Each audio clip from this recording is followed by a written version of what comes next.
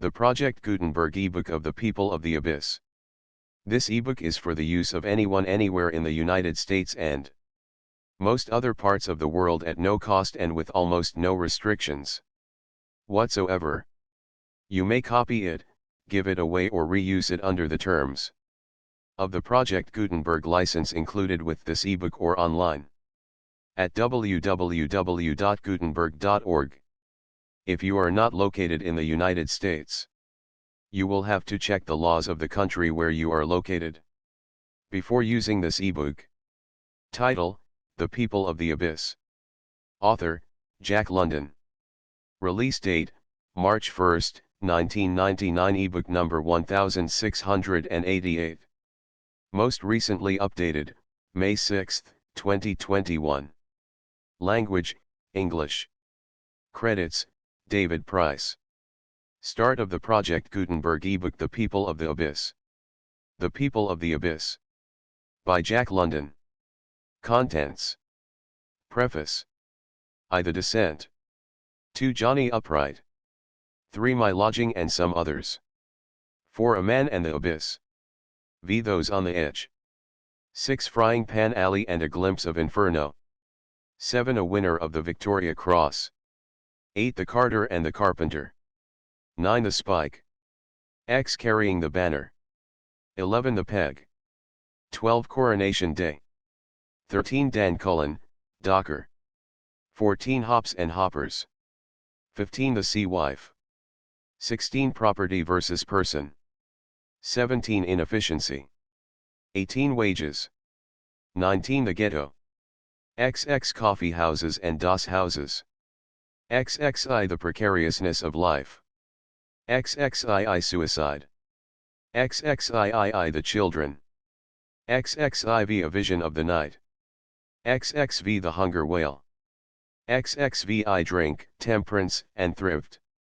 XXVII The Management. The Chief Priests and Rulers cry. O Lord and Master, not ours the guilt. We build but as our fathers built. Behold thine images how they stand. Sovereign and sole through all our land. Our task is hard with sword and flame. To hold thine earth forever the same. And with sharp crooks of steel to keep. Still as thou leftest them, thy sheep. Then Christ sought out an artisan. A low-browed, stunted, haggard man. And a motherless girl whose fingers thin. Crushed from her faintly want and sin. These set he in the midst of them. And as they drew back their garment hem. For fear of defilement, lo, here, said he. The images ye have made of me. James Russell Lowell. Preface. The experiences related in this volume fell to me in the summer of 1902. I went down into the underworld of London with an attitude of mind which I may best liken to that of the explorer. I was open to be convinced by the evidence of my eyes, rather than by the teachings of those who had not seen, or by the words of those who had seen and gone before. Further, I took with me certain simple criteria with which to measure the life of the underworld. That which made for more life, for physical and spiritual health, was good. That which made for less life, which hurt, and dwarfed, and distorted life, was bad. It will be readily apparent to the reader that I saw much that was bad. Yet it must not be forgotten that the time of which I write was considered good times in England. The starvation and lack of shelter I encountered constituted a chronic condition of misery which is never wiped out, even in the periods of greatest prosperity. Following the summer in question came a hard winter. Great numbers of the unemployed formed into processions, as many as a dozen at a time, and daily marched through the streets of London crying for bread. Mr. Justin McCarthy, writing in the month of January 1903 to the New York Independent, briefly epitomizes the situation as follows. The workhouses have no space left in which to pack the starving crowds who are craving every day and night at their doors for food and shelter. All the charitable institutions have exhausted their means in trying to raise supplies of food for the famishing residents of the garrets and cellars of London lanes and alleys. The quarters of the Salvation Army in various parts of London are nightly besieged by hosts of the unemployed and the hungry, for whom neither shelter nor the means of sustenance can be provided. It has been urged that the criticism I have passed on things as they are in England is too pessimistic. I must say, in extenuation, that of optimists I am the most optimistic. But I measure manhood less by political aggregations than by individuals. Society grows, while political machines rack to pieces and become scrap. For the English, so far as manhood and womanhood and health and happiness go, I see a broad and smiling future. But for a great deal of the political machinery, which at present mismanages for them, I see nothing else than the scrap heap. Jack London, Piedmont, California. Chapter I. The Descent. But you can't do it, you know, friends said, to whom I applied for assistance in the matter of sinking myself down into the East End of London. You had better see the police. For a guide, they added, on second thought, painfully endeavoring to adjust themselves to the psychological processes of a madman who had come to them with better credentials than brains. But I don't want to see the police, I protested. What I wish to do is to go down into the East End and see things for myself. I wish to know how those people are living there, and why they are living there, and what they are living for. In short, I am going to live there myself. You don't want to live down there, everybody said, with disapprobation writ large upon their faces. Why? It is said there are places where a man's life isn't worth twopence. The very places I wish to see, I broke in. But you can't, you know, was the unfailing rejoinder. Which is not what I came to see you about, I answered brusquely, somewhat nettled by their incomprehension. I am a stranger here, and I want you to tell me what you know of the East End, in order that I may have something to start on. But we know nothing of the East End. It is over there somewhere. And they waved their hands vaguely in the direction where the sun on rare occasions may be seen to rise. Then I shall go to Cook's, I announced. Oh yes, they said, with relief. Cook's. We'll be sure to know. But oh Cook, oh Thomas Cook and Son, pathfinders and trail clearers. Living signposts to all the world, and bestowers of first aid to bewildered travelers unhesitatingly and instantly, with ease and seal writing. Could you send me to darkest Africa or innermost Thibet, but to the East End of London, barely a stone's throw distant from Ludgate Circus, you know not the way. You can't do it, you know, said the Human Emporium of Roots and Fairs at Cook's Cheapside branch. It is so unusual. Consult the police, he concluded authoritatively, when I had persisted. We are not accustomed to taking travelers to the East End, we receive no call to take them there, and we know nothing whatsoever about the place at all. Never mind that, I interposed, to save myself from being swept out of the office by his flood of negations. Here's something you can do for me. I wish you to understand in advance what I intend doing, so that in case of trouble you may be able to identify me. Ah, I see, should you be murdered, we would be in position to identify the corpse. He said it so cheerfully and cold-bloodedly that on the instant I saw my stark and mutilated cadaver stretched upon a slab where cool waters trickle ceaselessly, and him I saw bending over and sadly and patiently identifying it as the body of the insane American who would see the East End. No, no, I answered, merely to identify me in Case I get into a scrape with the bobbies. This last I said with a thrill. Truly, I was gripping hold of the vernacular. That, he said, is a matter for the consideration of the chief office. It is so unprecedented, you know, he added apologetically. The man at the chief office hemmed and hawed. We make it a rule, he explained, to give no information concerning our clients. But in this case, I urged, it is the client who requests you to give the information concerning himself. Again he hemmed and hawed. Of course, I hastily anticipated, I know it is unprecedented, but, as I was about to remark, he went on steadily, it is unprecedented, and I don't think we can do anything for you. However, I departed with the address of a detective who lived in the East End, and took my way to the American Consul General. And here, at last, I found a man with whom I could do business. There was no hemming and hawing, no lifted brows, open incredulity, or blank amazement.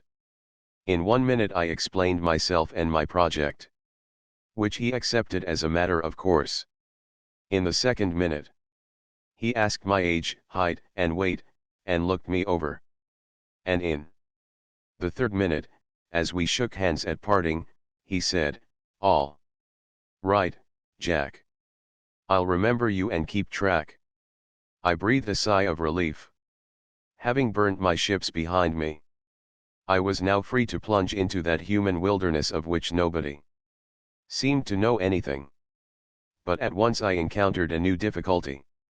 In the shape of my cabby, a grey-whiskered and eminently decorous personage, who had imperturbably driven me for several hours about the city.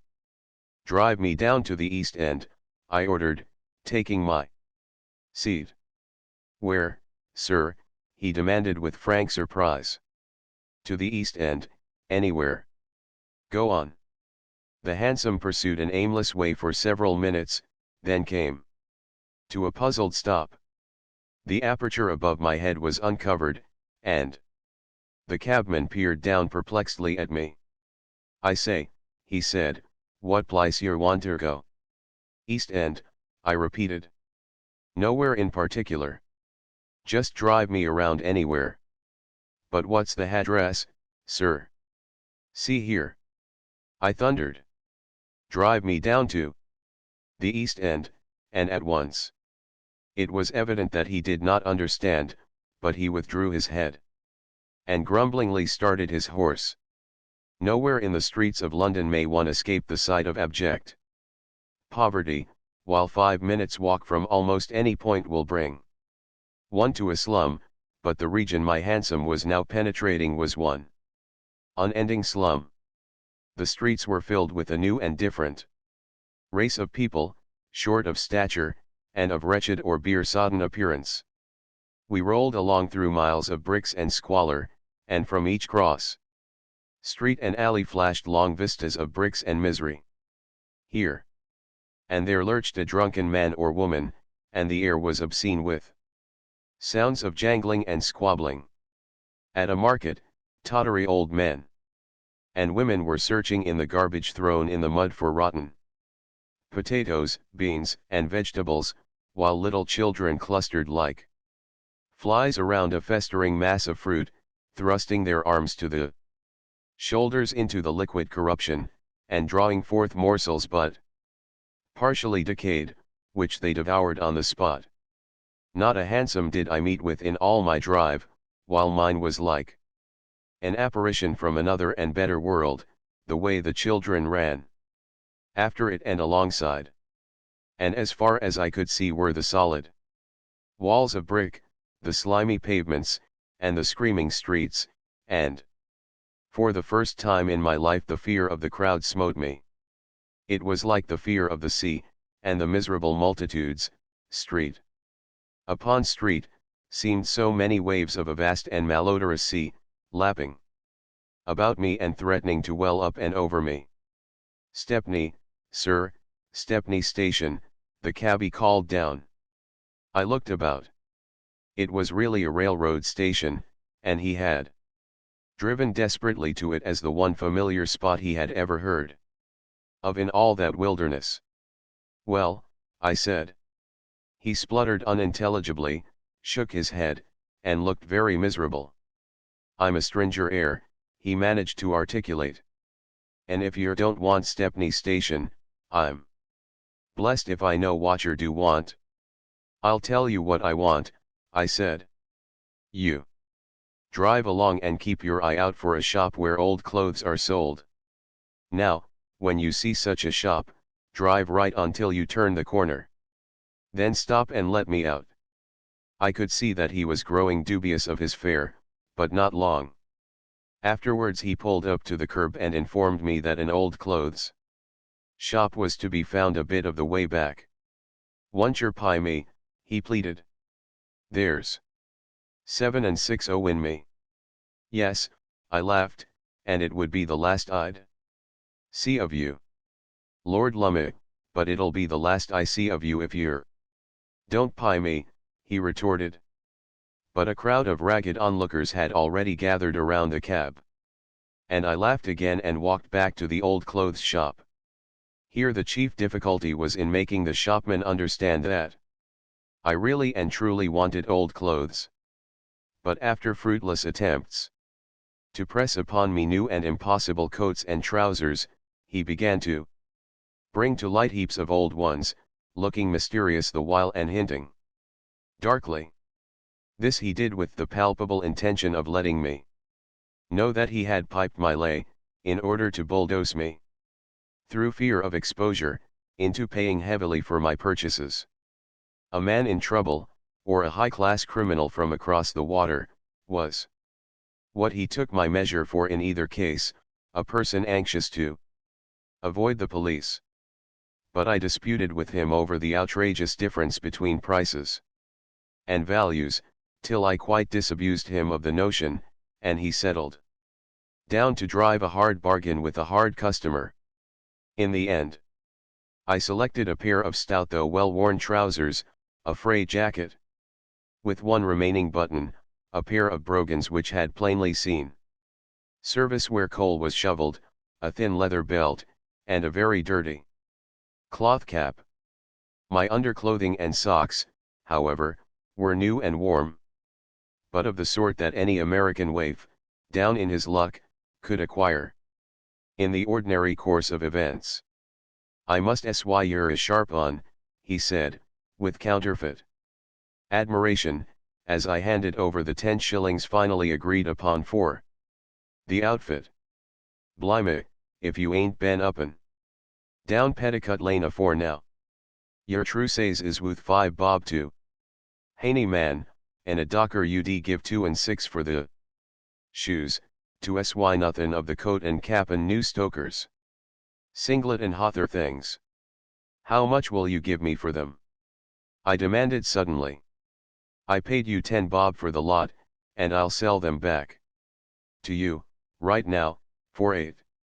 Come, it's a go."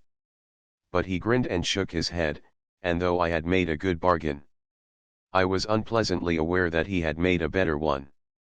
I found the cabby and a policeman with their heads together, but the latter, after looking me over sharply, and particularly scrutinizing the bundle under my arm, turned away and left the cabby to wax mutinous by himself.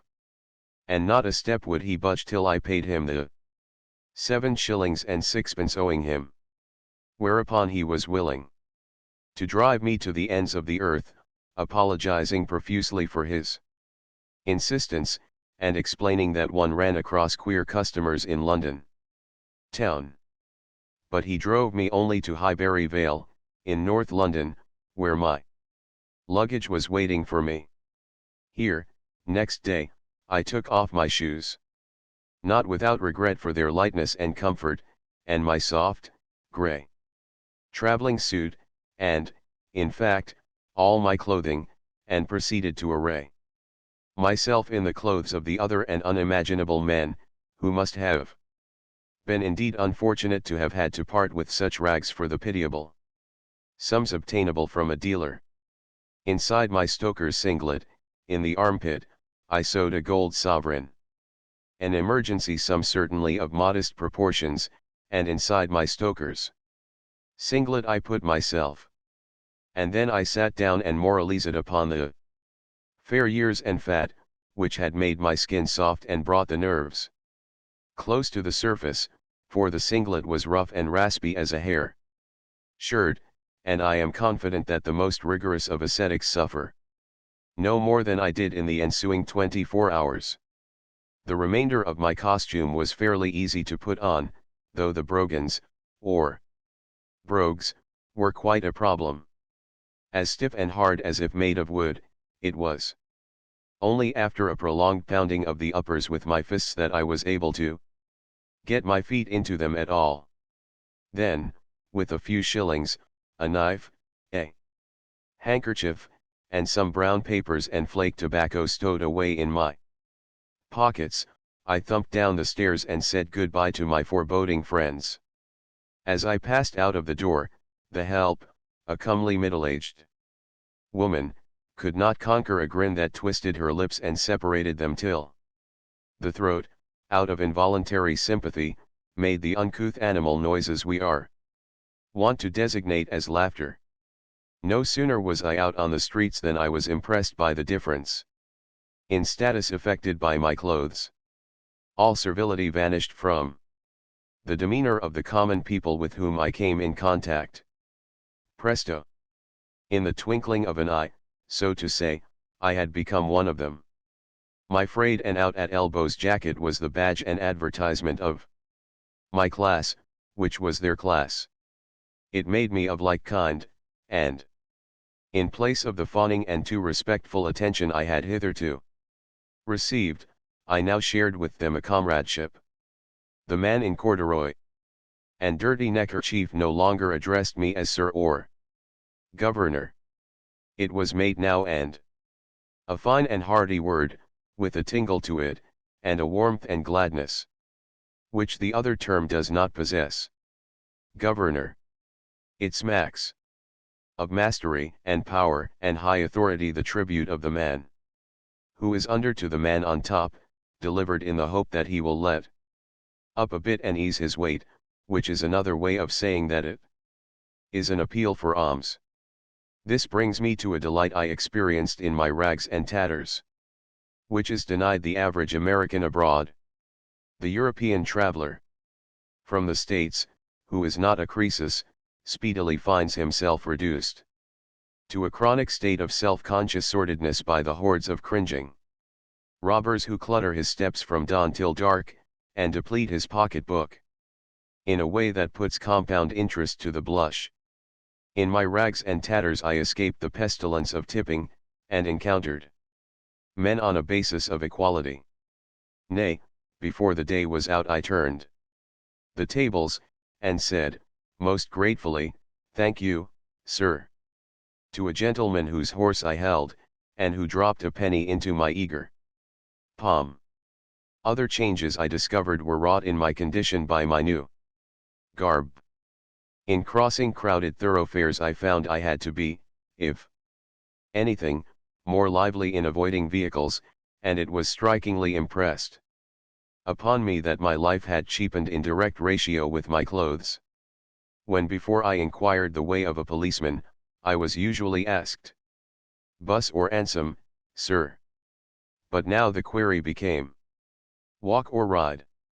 Also, at the railway stations, a third-class ticket was now shoved out to me as a matter of course. But there was compensation for it all. For the first time I met the English lower classes face to face, and knew them for what they were. When loungers and workmen, at street corners and in public houses, talked with me, they talked as one man to another, and they talked as natural men should talk, without the least idea of getting anything out of me for what they talked or the way they talked. And when at last I made into the East End, I was gratified to find that the fear of the crowd no longer haunted me. I had become a part of it. The vast and malodorous sea had welled up and over me, or I had slipped gently into it, and there was nothing fearsome about it with the one exception of the stoker's singlet. Chapter 2. Johnny Upright. I shall not give you the address of Johnny Upright. Let it suffice that he lives in the most respectable street in the East End, a street that would be considered very mean in America, but a veritable oasis in the desert of East London.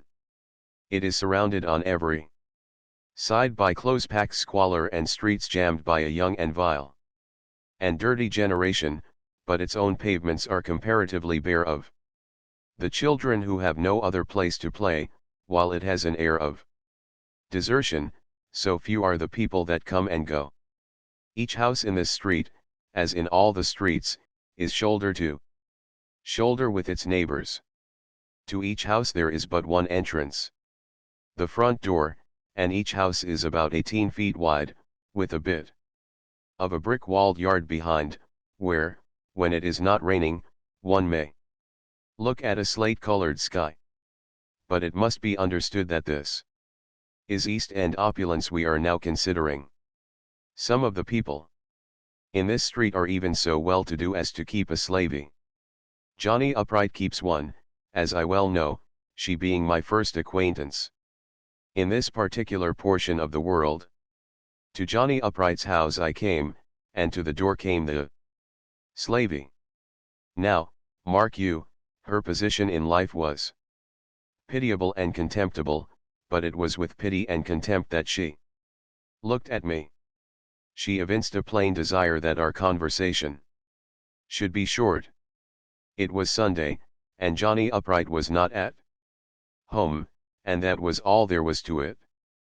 But I lingered, discussing whether or not it was all there was to it, till Mrs. Johnny Upright was attracted to the door, where she scolded the girl for not having closed it before turning her attention to me.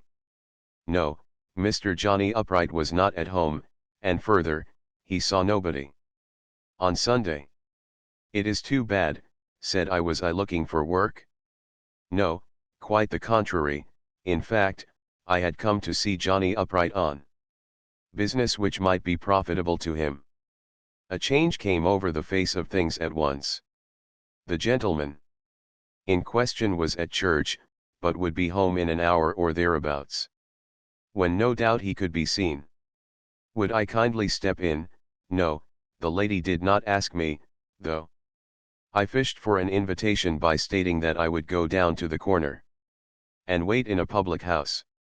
And down to the corner I went, but it being church time, the pub was closed. A miserable drizzle was falling, and, in lieu of better, I took a seat on a neighborly doorstep and waited. And here to the doorstep came the slavey, very frowsy and very perplexed, to tell me that the missus would let me come back and wait in the kitchen. So many people come 'ere lookin' for work, Mrs. Johnny Upright apologetically explained. So I 'ope you won't feel bad the way I spoke. Not at all, not at all, I replied in my grandest manner. For the nonce investing my rags with dignity. I quite understand. I assure you. I suppose people looking for work almost worry you to death. That they do, she answered, with an eloquent and expressive glance, and thereupon ushered me into, not the kitchen, but the dining room. A favor, I took it, in recompense for my grand manner. This dining room, on the same floor as the kitchen, was about 4 feet below the level of the ground, and so dark, it was midday, that I had to wait a space for my eyes to adjust themselves to the gloom. Dirty light filtered in through a window, the top of which was on a level with the sidewalk, and in this light I found that I was able to read newspaper print. And here, while waiting the coming of Johnny Upright, let me explain my errand. While living, eating, and sleeping with the people of the East End, it was my intention to have a port of refuge, not too far distant, into which I could run now and again to assure myself that good clothes and cleanliness still existed.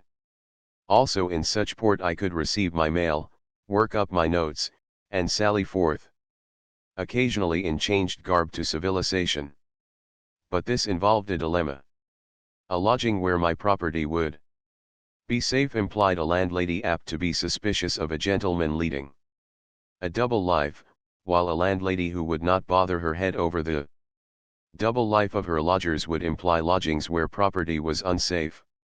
To avoid the dilemma was what had brought me to Johnny Upright, a detective of 30-odd years continuous service in the East End, known far and wide by a name given him by a convicted felon in the dock. He was just the man to find me an honest landlady, and make her rest easy concerning the strange comings and goings of which I might be guilty. His 2 daughters beat him home from church, and pretty girls they were in their Sunday dresses, withal it was the certain week-end delicate prettiness which characterizes the Cockney lasses, a prettiness which is no more than a promise with no grip on time, and doomed to fade quickly away like the color from a sunset sky. They looked me over with frank curiosity, as though I were some sort of a strange animal, and then ignored me utterly for the rest of my wait. Then Johnny Upright himself arrived, and I was summoned upstairs to confer with him. "Speak loud," he interrupted my opening words. "I've got a bad cold, and I can't hear well." Shades of Old Sleuth and Sherlock Holmes. I wondered as to where the assistant was located whose duty it was to take down whatever information I might loudly vouchsafe. And to this day, much as I have seen of Johnny Upright and much as I have puzzled over the incident, I have never been quite able to make up my mind as to whether or not he had a cold, or had an assistant planted in the other room.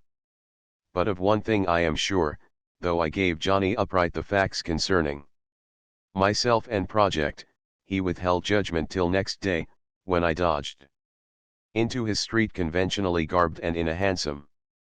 Then his greeting was cordial enough, and I went down into the dining room to join the family at tea. "We are humble here," he said, "not given to the flesh, and you must take us for what we are, in our humble way." The girls were flushed and embarrassed at greeting me, while he did not make it any the easier for them. "Ha, ha," he roared heartily, slapping the table with his open hand till the dishes rang.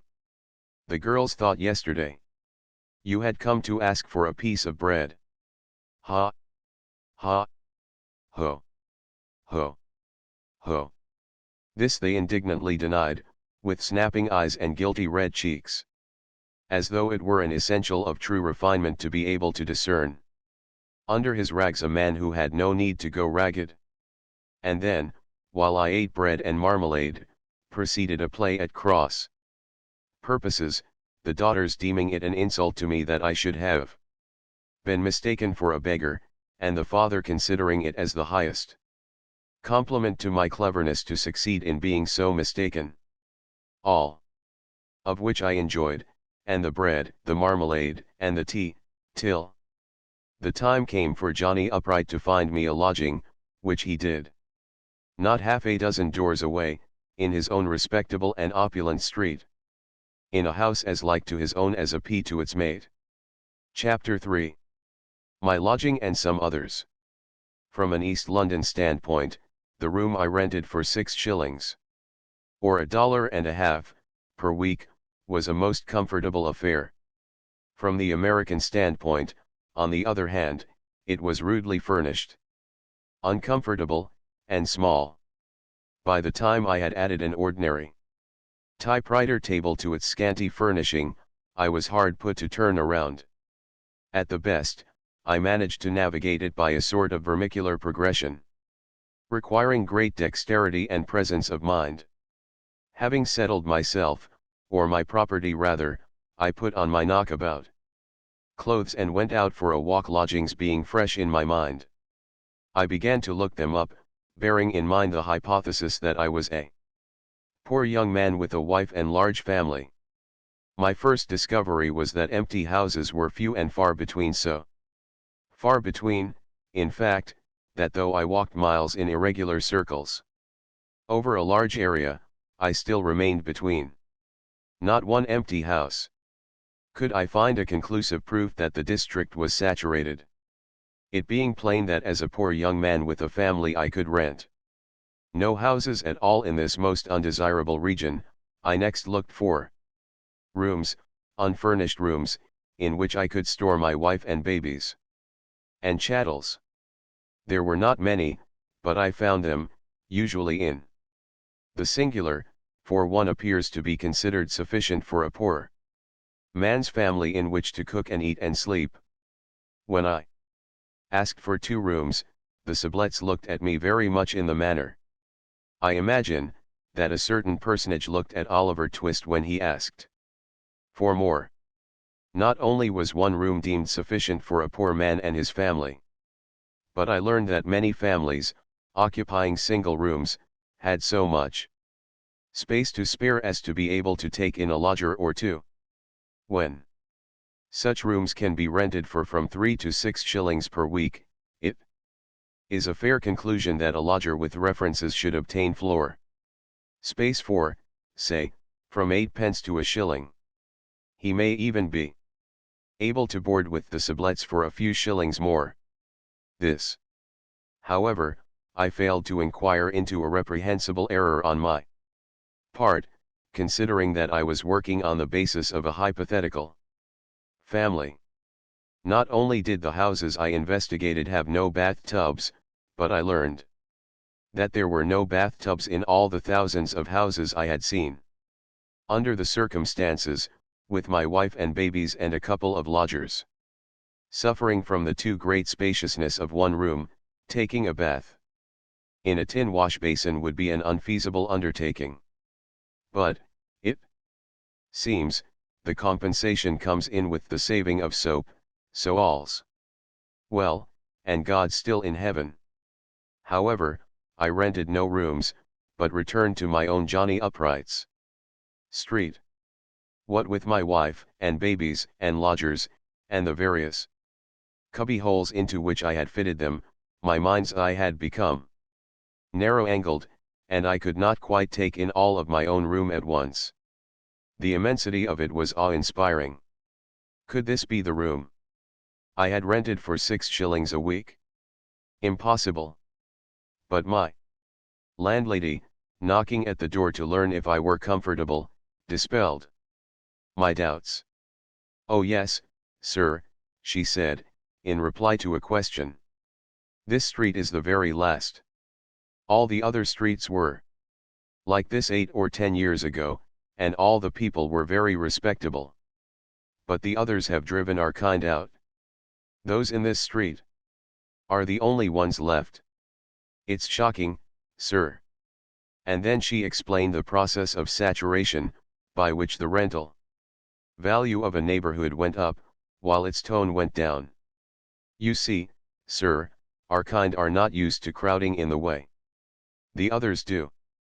We need more room. The others, the foreigners and lower class people, can get 5 and 6 families into this house, where we only get 1. So they can pay more rent for the house than we can afford.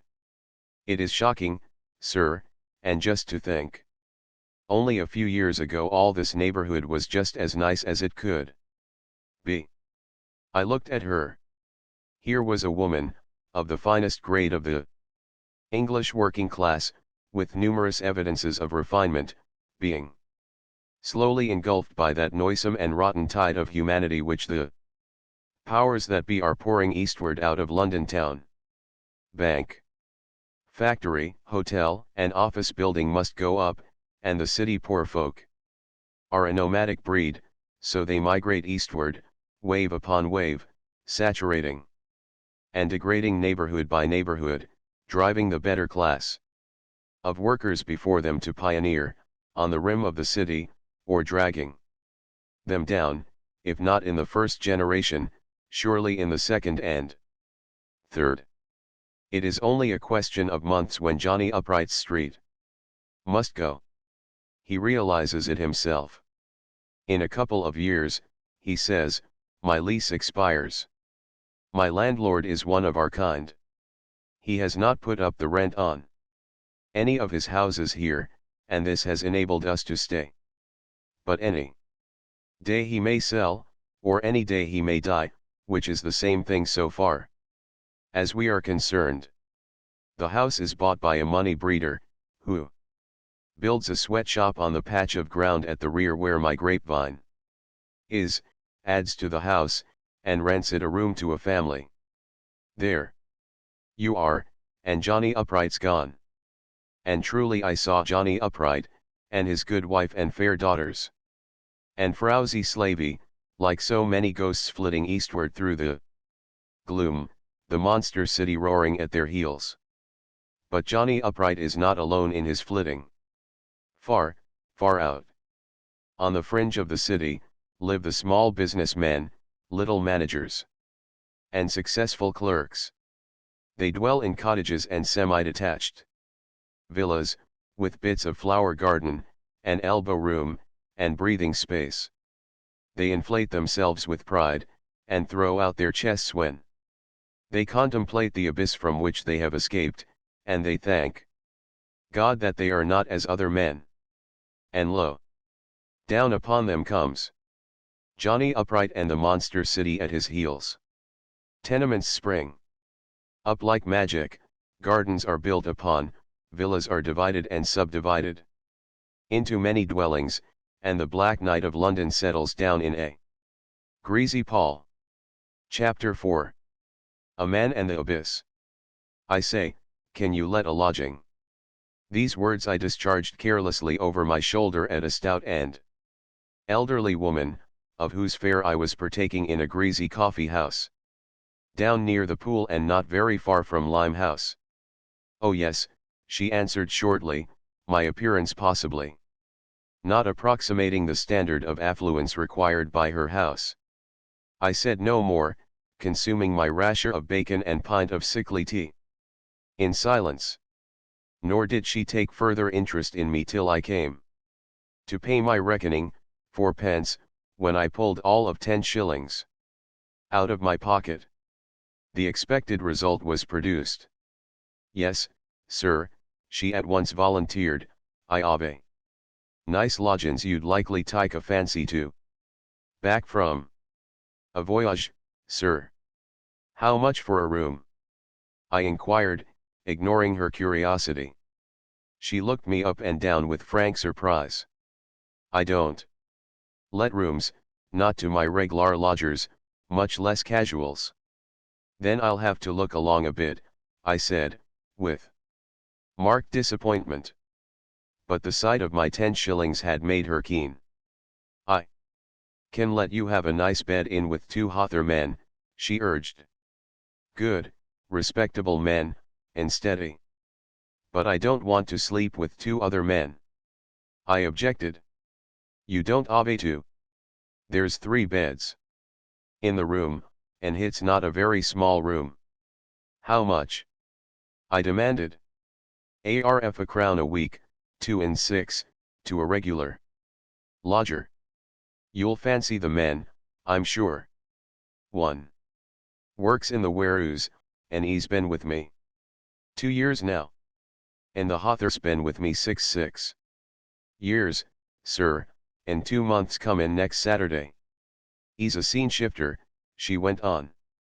A steady, respectable man, never missin' a night's work in the time he's been with me. And he likes the ooze, he says as it's the best he can do in the WY of lodgins. I board him, and the hother lodgers too. I suppose he's saving money right along, I insinuated innocently. Bless you, no. Nor can he do as well elsewhere with his money. And I thought of my own spacious West, with room under its sky and unlimited air for 1,000 Londons, and here was this man, a steady and reliable man, never missing a night's work, frugal and honest, lodging in one room with 2 other men, paying $2.50 per month for it, and out of his experience adjudging it to be the best he could do. And here was I, on the strength of the 10 shillings. In my pocket, able to enter in with my rags and take up my bed with him. The human soul is a lonely thing, but it must be very lonely. Sometimes when there are 3 beds to a room, and casuals with 10 shillings are admitted. How long have you been here? I asked. 13 years, sir, and don't you think you'll fancy the lodgin'? The while she talked she was shuffling ponderously about the small kitchen in which she cooked the food for her lodgers who were also boarders. When I first entered, she had been hard at work, nor had she let up once throughout the conversation. Undoubtedly she was a busy woman. Up at 5:30, to bed the last thing at night, work and fit her drop, 13 years of it, and for reward, grey hairs, frowsy clothes, stooped shoulders.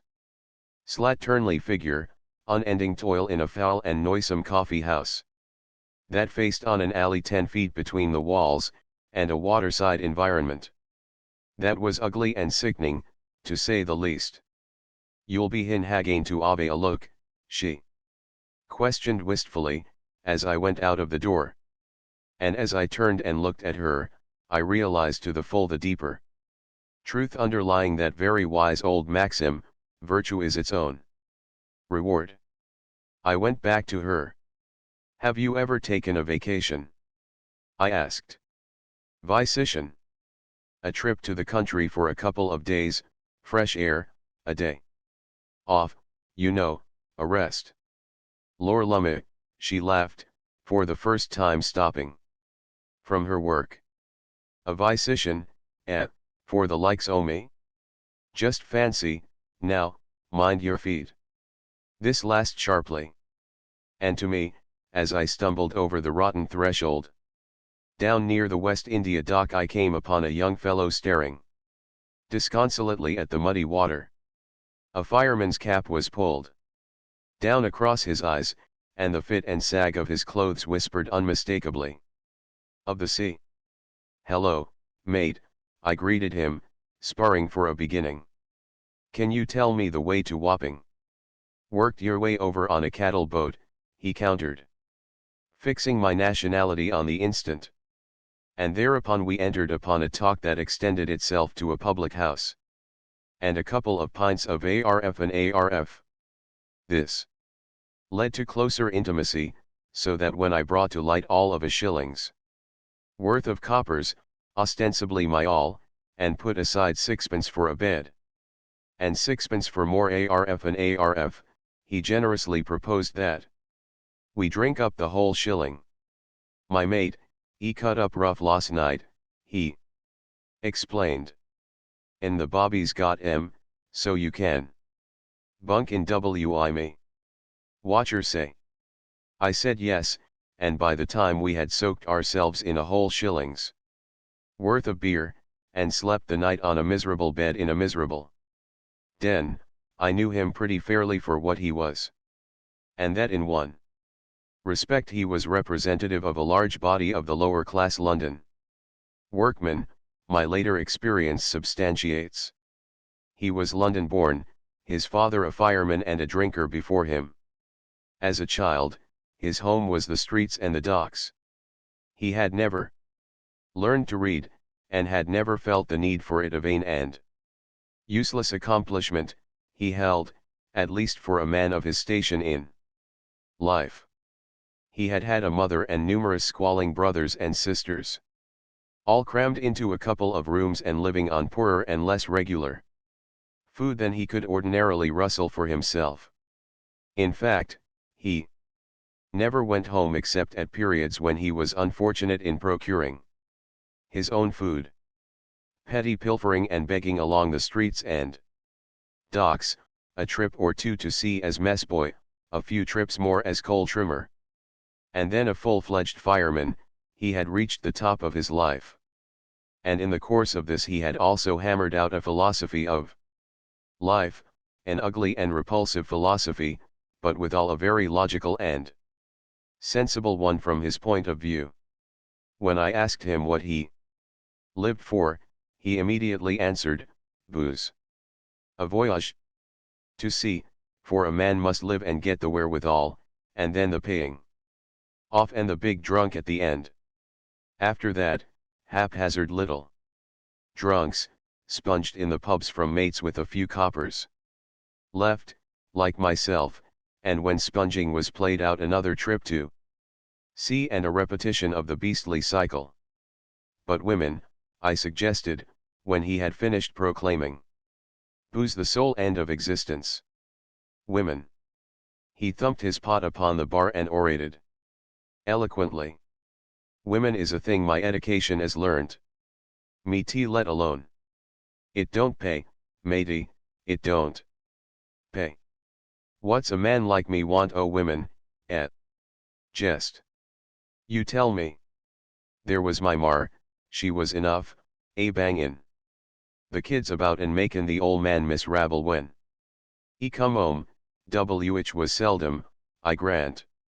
And for why? Becco's Omar. She didn't make is happy, that was why. Then, there's the other women, how do they treat a poor stoker with a few shillings? In his true says, a good drunk is what he's got in his pockets, a good long drunk, and the women skin I'm out of his money so quick he ain't ad ardly a glass. I know.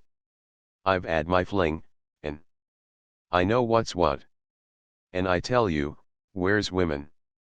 Is trouble screechin' and carryin' on, fightin', cuttin', bobbies, magistrates, and a month's ard labor back of it all, and no payday when you come out.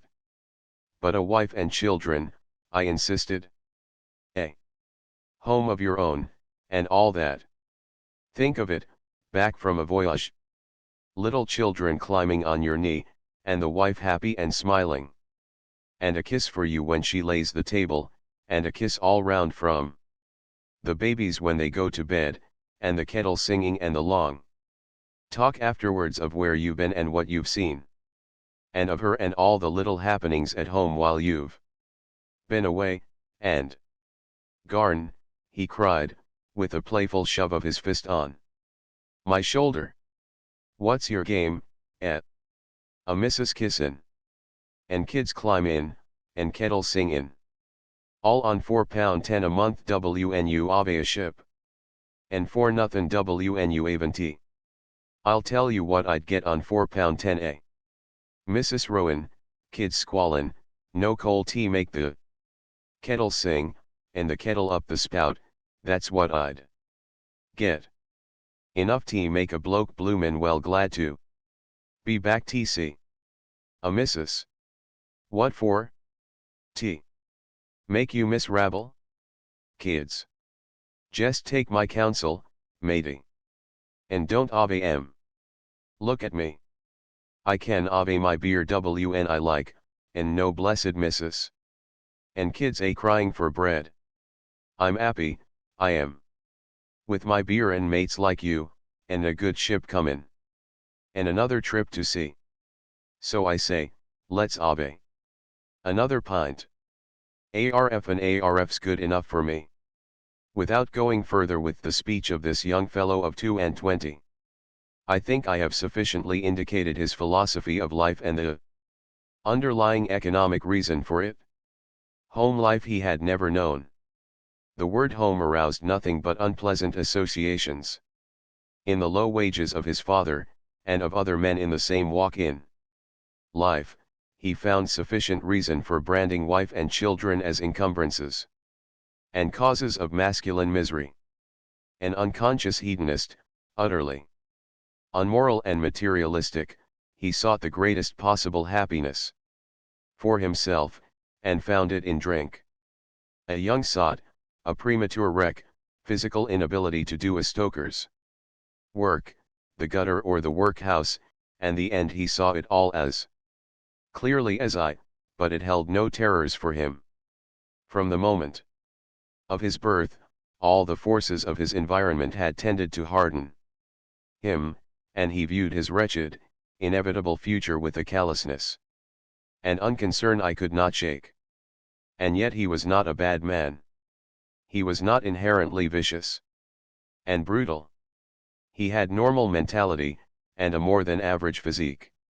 His eyes were blue and round, shaded by long lashes, and wide apart. And there was a laugh in them, and a fund of humor behind. The brow and general features were good, the mouth and lips sweet, though already developing a harsh twist. The chin was weak, but not too weak. I have seen men sitting in the high places with weaker. His head was shapely, and so gracefully was it poised upon a perfect neck that I was not surprised by his body that night when he stripped for bed. I have seen many men strip in gymnasium and training quarters, men of good blood and upbringing, but I have never seen one who stripped to better advantage than this young sot of 22. This young god doomed to rack and ruin in 4 or 5 short years, and to pass hence without posterity to receive the splendid heritage it was his to bequeath. It seemed sacrilege to waste such life, and yet I was forced to confess that he was right in not marrying on £4.10 in London town.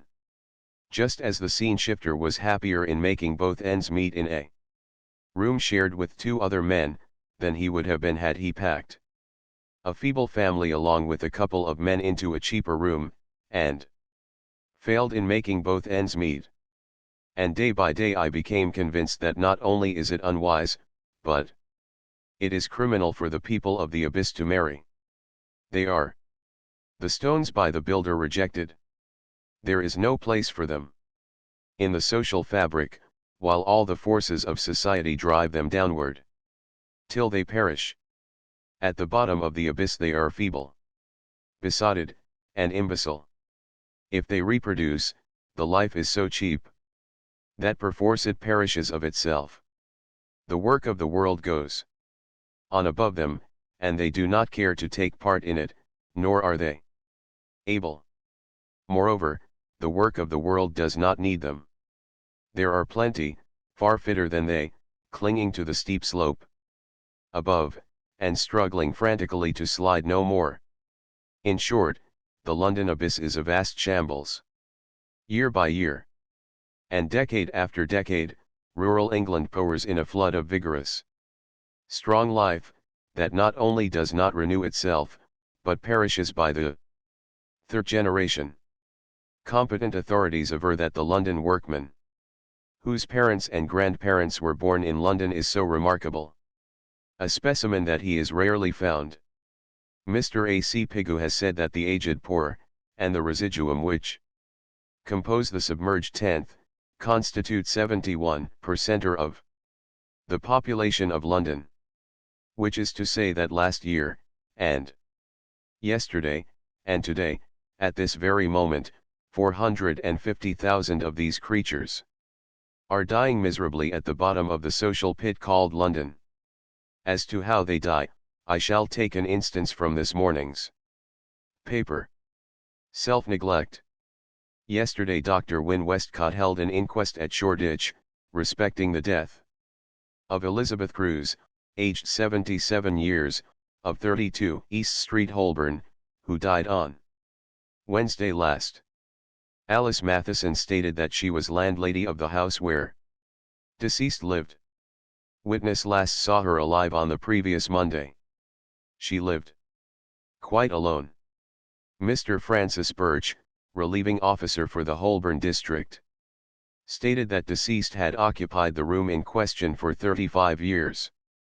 When witness was called, on the 1st, he found the old woman in a terrible state, and the ambulance and coachman had to be disinfected after the removal. Dr. Chase Fennell said death was due to blood poisoning from bed sores, due to self-neglect and filthy surroundings, and the jury returned a verdict to that effect. The most startling thing about this little incident of a woman's death is the smug complacency with which the officials looked upon it and rendered judgment.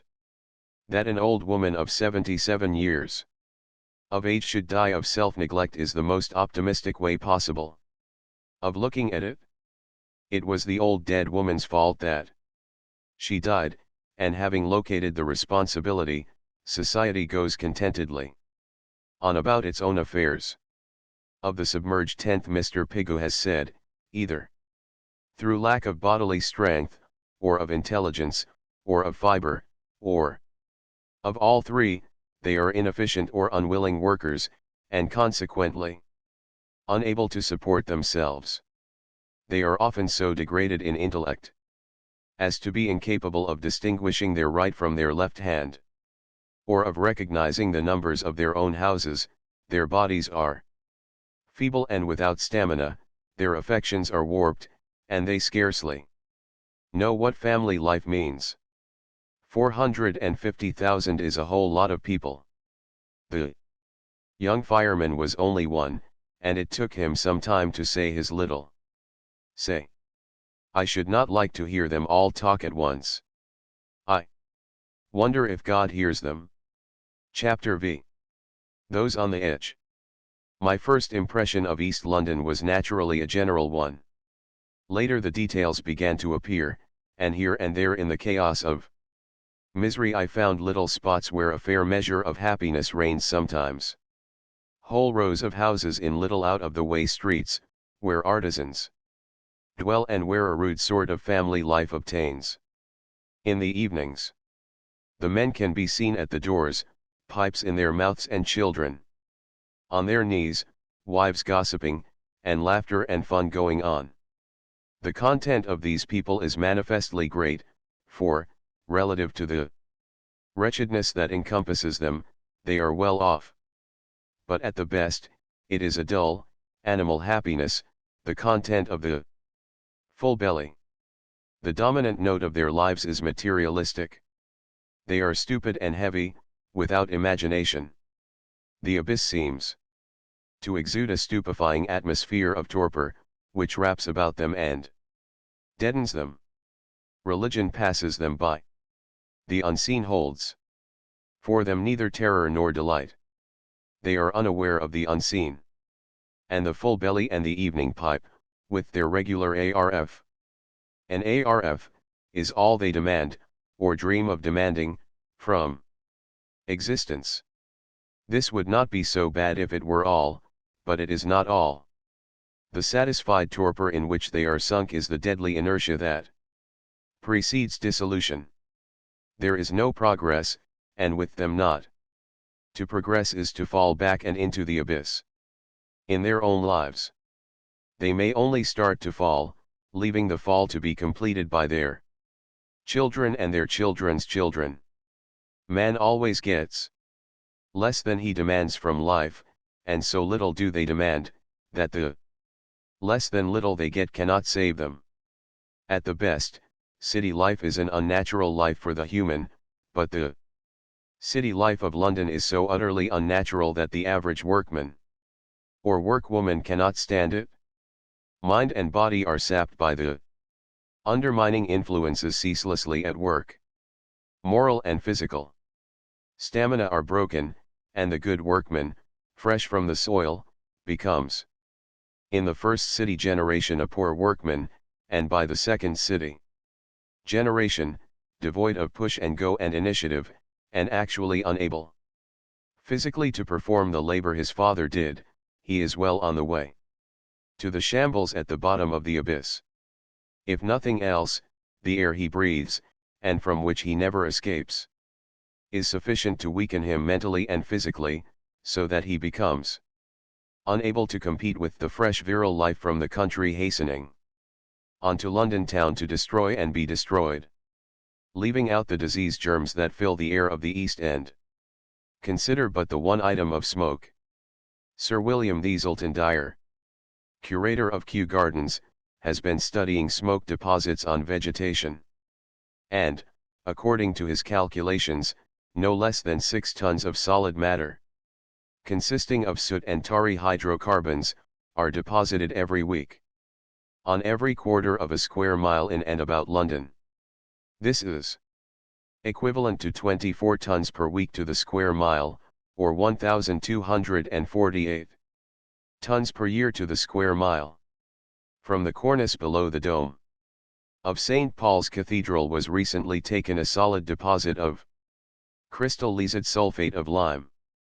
This deposit had been formed by the action of the sulfuric acid in the atmosphere upon the carbonate of lime in the stone. And this sulfuric acid in the atmosphere is constantly being breathed by the London workmen through all the days and nights of their lives. It is incontrovertible that the children grow up into rotten adults, without virility or stamina, a weak-kneed, narrow-chested, listless breed, that crumples up and goes down in the brute struggle for life with the invading hordes from the country. The railwaymen, carriers, omnibus drivers, corn and timber porters, and all those who require physical stamina, are largely drawn from the country, while in the metropolitan police there are, roughly, 12,000 country-born as against 3,000 London-born. So one is forced to conclude that the abyss is literally a huge man-killing machine, and when I pass along the little out-of-the-way streets with the full-bellied artisans at the doors, I am aware of a greater sorrow for them than for the 450,000 lost and hopeless wretches dying at the bottom of the pit. They, at least, are dying, that is the point. While these have yet to go through the slow and preliminary pangs extending through 2 and even 3 generations. And yet the quality of the life is good. All human potentialities are in it. Given proper conditions, it could live through the centuries, and great men, heroes, and masters, spring from it and make the world better by having lived. I talked with a woman who was representative of that type which has been jerked out of its little out-of-the-way streets and has started on the fatal fall to the bottom. Her husband was a fitter and a member of the engineers' union. That he was a poor engineer was evidenced by his inability to get regular employment. He did not have the energy and enterprise necessary to obtain or hold a steady position. The pair had 2 daughters, and the 4 of them lived in a couple of holes, called rooms by courtesy, for which they paid 7 shillings per week. They possessed no stove, managing their cooking on a single gas ring in the fireplace. Not being persons of property, they were unable to obtain an unlimited supply of gas. But a clever machine had been installed for their benefit. By dropping a penny in the slot, the gas was forthcoming, and when a penny's worth had forthcome, the supply was automatically shut off. A penny gone in no time, she explained, and the cookin' not arf done. Incipient starvation had been their portion for years. Month in and month out, they had arisen from the table able and willing to eat more. And when once on the downward slope, chronic innutrition is an important factor in sapping vitality and hastening the descent. Yet this woman was a hard worker. From 4:30 in the morning till the last light at night, she said, she had toiled at making cloth dress skirts, lined up and with 2 flounces, for 7 shillings a dozen. Cloth dress skirts, mark you, lined up with 2 flounces, for 7 shillings a dozen. This is equal to $1.75 per dozen, or 14.75 cents per skirt. The husband, in order to obtain employment, had to belong to the union, which collected 1 shilling and 6pence from him each week. Also, when strikes were afoot and he chanced to be working, he had at times been compelled to pay as high as 17 shillings into the union's coffers for the relief fund. One daughter, the elder, had worked as green hand for a dressmaker. For 1 shilling and 6pence per week, 37.5 cents per week, or a fraction over 5 cents per day. However, when the slack season came, she was discharged, though she had been taken on at such low pay, with the understanding that she was to learn the trade and work up After that she had been employed in a bicycle store for 3 years, for which she received 5 shillings per week, walking 2 miles to her work, and 2 back, and being fined for tardiness. As far as the man and woman were concerned, the game was played. They had lost handhold and foothold, and were falling into the pit. But what of the daughters? Living like swine, enfeebled by chronic innutrition, being sapped mentally, morally, and physically, what chance have they to crawl up and out of the abyss into which they were born? Falling. As I write this, and for an hour past, the air has been made hideous by a free-for-all, rough and tumble fight going on in the yard that is back to back with my yard. When the first sounds reached me, I took it for the barking and snarling of dogs, and some minutes were required to convince me that human beings, and women at that, could produce such a fearful clamour. Drunken women fighting. It is not nice to think of, it is far worse to listen to. Something like this it runs. Incoherent babble, shrieked at the top of the lungs of several women. A lull, in which is heard a child crying and a young girl's voice pleading tearfully. A woman's voice rises, harsh and grating. You at me. Just you at me, then, swat. Challenge accepted and fight rages afresh. The back windows of the houses commanding the scene are lined with enthusiastic spectators, and the sound of blows, and of oaths that make one's blood run cold, are borne to my ears. Happily, I cannot see the combatants. A lull, you let that child alone, child, evidently a few years, screaming in downright terror. A right. Repeated insistently and at top pitch 20 times straight running. You'll get this rock on the EAD, and then rock evidently on the head from the shriek that goes up. A lull, apparently one combatant temporarily disabled and being resuscitated. Child's voice audible again, but now sunk to a lower note of terror and growing exhaustion. Voices begin to go up the scale, something like this. Yes. Yes. Yes. Yes. Yes. Yes. Yes. Yes. Sufficient affirmation on both sides, conflict again precipitated. One combatant gets overwhelming advantage, and follows it up from the way the other combatant screams bloody murder. Bloody murder gurgles and dies out, undoubtedly throttled by a stranglehold. Entrance of new voices, a flank attack, stranglehold suddenly broken. From the way bloody murder goes up half an octave higher than before. General hullabaloo, everybody fighting. Lull, new voice, young girls, I'm goin'. Take my mother's part, dialogue, repeated about 5 times, I'll do as I like, blankety, blank, blank. I'd like ter see yer, blankety, blank, blank, renewed. Conflict, mothers, daughters, everybody, during which my landlady calls her young daughter in from the back steps, while I wonder what will be the effect of all that she has heard upon her moral fiber. Chapter 6. Frying Pan Alley and a Glimpse of Inferno. 3 of us walked down Mile End Road, and one was a hero. He was a slender lad of 19, so slight and frail, in fact, that, like Fra Lippo Lippi, a puff of wind might double him up and turn him over. He was a burning young socialist, in the first throes of enthusiasm and ripe for martyrdom.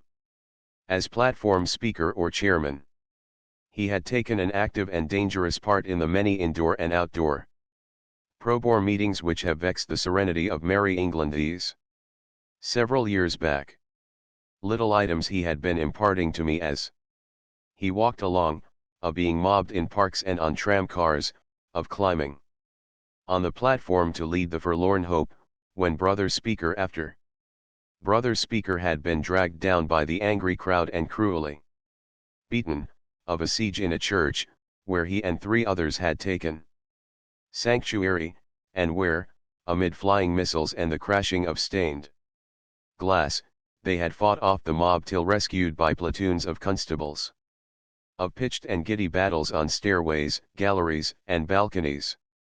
Of smashed windows, collapsed stairways, wrecked lecture halls, and broken heads and bones. And then, with a regretful sigh, he looked at me and said, "How I envy you big, strong men. I'm such a little mite I can't do much when it comes to fighting." And I, walking head and shoulders above my two companions, remembered my own husky West, and the stalwart men it had been my custom, in turn, to envy there. Also, as I looked at the might of a youth with the heart of a lion, I thought, this is the type that on occasion rears barricades and shows the world that men have not forgotten how to die. But up spoke my other companion, a man of 28, who eked out a precarious existence in a sweating den. "I'm a earty man, I am," he announced. "Not like the other chaps at my shop, I ain't. They consider me a fine specimen of manhood. Yet. No, I weigh 10 stone. I was ashamed to tell him that I weighed 170 pounds, or over 12 stone, so I contented myself with taking his measure. Poor, misshapen little man. His skin an unhealthy color, body gnarled and twisted out of all decency, contracted chest. Shoulders bent prodigiously from long hours of toil, and head hanging heavily forward and out of place. A earty man. He was. "How tall are you?" "5'2", he answered proudly, "and the chaps at the shop." "Let me see that shop," I said. The shop was idle just then, but I still desired to see it. Passing Lehman Street, we cut off to the left into Spitalfields, and dived into Frying Pan Alley. A spawn of children cluttered the slimy pavement, for all the world like tadpoles just turned frogs on the bottom of a dry pond. In a narrow doorway, so narrow that perforce we stepped over her, sat a woman with a young babe, nursing at breasts grossly naked and libeling all the sacredness of motherhood. In the black and narrow hall behind her we waded through a mess of young life, and essayed an even narrower and fouler stairway. Up we went, 3 flights, each landing 2 feet by 3 in area, and heaped with filth and refuse. There were 7 rooms in this abomination called a house. In 6 of the rooms, 20-odd people, of both sexes and all ages, cooked, ate, slept, and worked. In size the rooms averaged 8 feet by 8, or possibly 9. The 7th room we entered. It was the den in which 5 men sweated. It was 7 feet wide by 8 long, and the table at which the work was performed took up the major portion of the space. On this table were 5 lasts, and there was barely room for the men to stand to their work. For the rest of the space was heaped with cardboard, leather, bundles of shoe uppers, and a miscellaneous assortment of materials used in attaching the uppers of shoes to their soles. In the adjoining room lived a woman and 6 children. In another vile hole lived a widow, with an only son of 16 who was dying of consumption. The woman hawked sweetmeats on the street, I was told, and more often failed than not to supply her son with the 3 quarts of milk he daily required. Further, this son, weak and dying, did not taste meat oftener than once a week, and the kind and quality of this meat cannot possibly be imagined by people who have never watched human swine eat. "The wye coughs is something terrible," volunteered my sweated friend, referring to the dying boy. "We 'ere I'm 'ere, while we're workin'. And it's terrible, I say, terrible." And, what of the coughing and the sweetmeats, I found another menace. added to the hostile environment of the children of the slum. My sweated friend, when work was to be had, toiled with 4 other men in his 8x7 room. In the winter a lamp burned nearly all the day and added its fumes to the overloaded air, which was breathed, and breathed, and breathed again. In good times, when there was a rush of work, this man told me that he could earn as high as 30 bob a week. 30 shillings. $7 and a half. But it's only the best of us can do it, he qualified. And then we work 12, 13, and 14 hours a day, just as fast as we can. And you should see us sweat. Just running from us. If you could see us, it'd dazzle your eyes. Tacks flying out of mouth like from a machine. Look at my mouth. I looked. The teeth were worn down by the constant friction of the metallic brads, while they were coal black and rotten. I clean my teeth, he added, else they'd be worse. After he had told me that the workers had to furnish their own tools. Brads, grindery, cardboard, rent, light, and what not. It was plain that his 30 bob was a diminishing quantity. But how long does the rush season last, in which you receive this high wage of 30 bob? I asked. 4 months, was the answer, and for the rest of the year, he informed me, they average from half a quid to a quid a week, which is equivalent to from $2.50 to $5. The present week was half gone, and he had earned 4 bob, or $1. And yet I was given to understand that this was one of the better grades of sweating. I looked out of the window, which should have commanded the back yards of the neighboring buildings. But there were no backyards.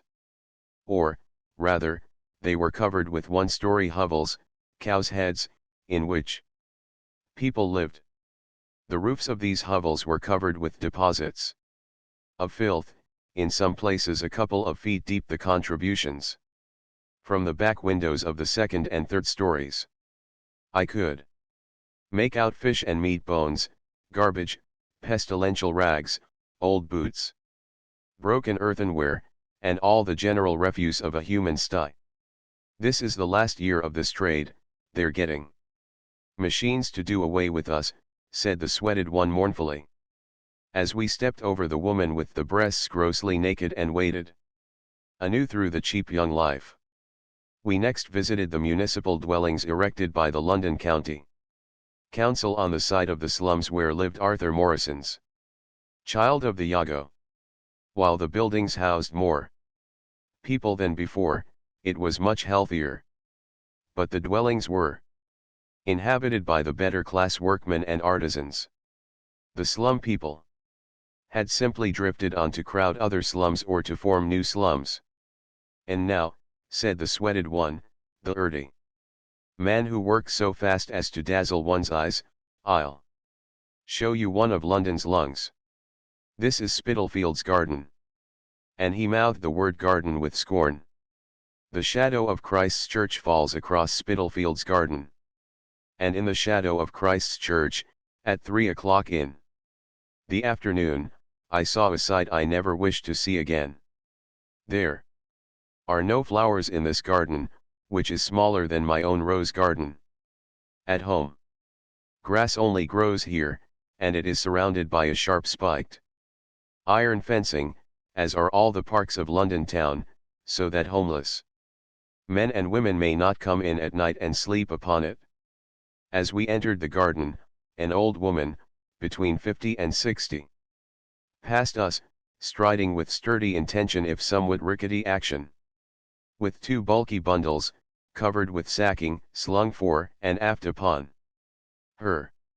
She was a woman tramp, a houseless soul, too independent to drag her failing carcass through the workhouse door.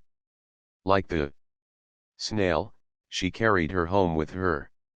In the 2 sacking covered bundles were her household goods, her wardrobe, linen, and dear feminine possessions. We went up the narrow gravelled walk. On the benches on either side arrayed a mass of miserable and distorted humanity, the sight of which would have impelled Dorry to more diabolical flights of fancy than he ever succeeded in achieving. It was a welter of rags and filth, of all manner of loathsome skin diseases, open sores, bruises, grossness, indecency, leering monstrosities, and bestial faces. A chill, raw wind was blowing, and these creatures huddled therein. Their rags, sleeping for the most part, or trying to sleep. Here were a dozen women, ranging in age from 20 years to 70. Next a babe, possibly of 9 months, lying asleep, flat on the hard bench, with neither pillow nor covering, nor with any one looking after it. Next half a dozen men, sleeping bolt upright or leaning against one another in their sleep. In one place a family group, a child asleep in its sleeping mother's arms, and the husband, or male mate, clumsily mending a dilapidated shoe. On another bench a woman trimming the frayed strips of her rags with a knife, and another woman, with thread and needle, sewing up rents. Adjoining, a man holding a sleeping woman in his arms. Farther on, a man, his clothing caked with gutter mud, asleep, with head in the lap of a woman, not more than 25 years old, and also asleep. It was the sleeping that puzzled me. Why were 9 out of 10 of them asleep or trying to sleep? But it was not till afterwards that I learned. It is a law of the powers that be that the homeless shall not sleep by night. On the pavement, by the portico of Christ's church, where the stone pillars rise toward the sky in a stately row, were whole rows of men lying asleep or drowsing, and all too deep sunk in torpor to rouse or be made curious by our intrusion. A lung of London, I said, nay, an abscess, a great putrescent sore. Oh, why did you bring me here? Demanded the burning young socialist, his delicate face white with sickness of soul and stomach. Sickness. Those women there, said our guide, will sell themselves for 3 pence, or 2 pence, or a loaf of stale bread. He said it with a cheerful sneer. But what more he might have said I do not know, for the sick man cried, for heaven's sake let us get out of this. Chapter 7. A winner of the Victoria Cross. I have found that it is not easy to get into the casual ward of the workhouse. I have made 2 attempts now, and I shall shortly make a third.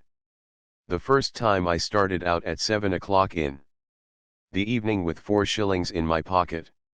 Herein I committed 2 errors.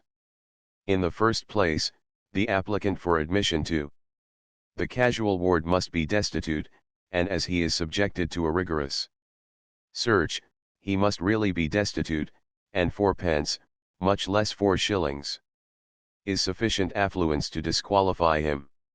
In the second place, I made the mistake of tardiness. 7 o'clock in the evening is too late in the day for a pauper to get a pauper's bed. For the benefit of gently nurtured and innocent folk, let me explain what a ward is. It is a building where the homeless, bedless, penniless man, if he be lucky, may casually rest his weary bones, and then work like a navvy next day to pay for it. My second attempt to break into the casual ward began more auspiciously. I started in the middle of the afternoon, accompanied by the burning young socialist and another friend, and all I had in my pocket was 3 pence. They piloted me to the Whitechapel workhouse, at which I peered from around a friendly corner. It was a few minutes past 5 in the afternoon, but already a long and melancholy line was formed, which strung out around the corner of the building and out of sight. It was a most woeful picture, men and women waiting in the cold grey end of the day for a pauper's shelter from the night, and I confess, it almost unnerved me. Like the boy before the dentist's door, I suddenly discovered a multitude of reasons for being elsewhere. Some hints of the struggle going on within must have shown in my face. For one of my companions said, "Don't funk, you can do it." Of course I could do it, but I became aware that even through pence in my pocket was too lordly a treasure for such a throng, and, in order that all invidious distinctions might be removed, I emptied out the coppers. Then I bade goodbye to my friends, and with my heart going pit-a-pat, slouched down the street and took my place at the end of the line. Woeful it looked, this line of poor folk tottering on the steep pitch to death. How woeful it was I did not dream. Next to me stood a short, stout man. Hale and hearty, though aged, strong-featured, with the tough and leathery skin produced by long years of sunbeat and weather-beat.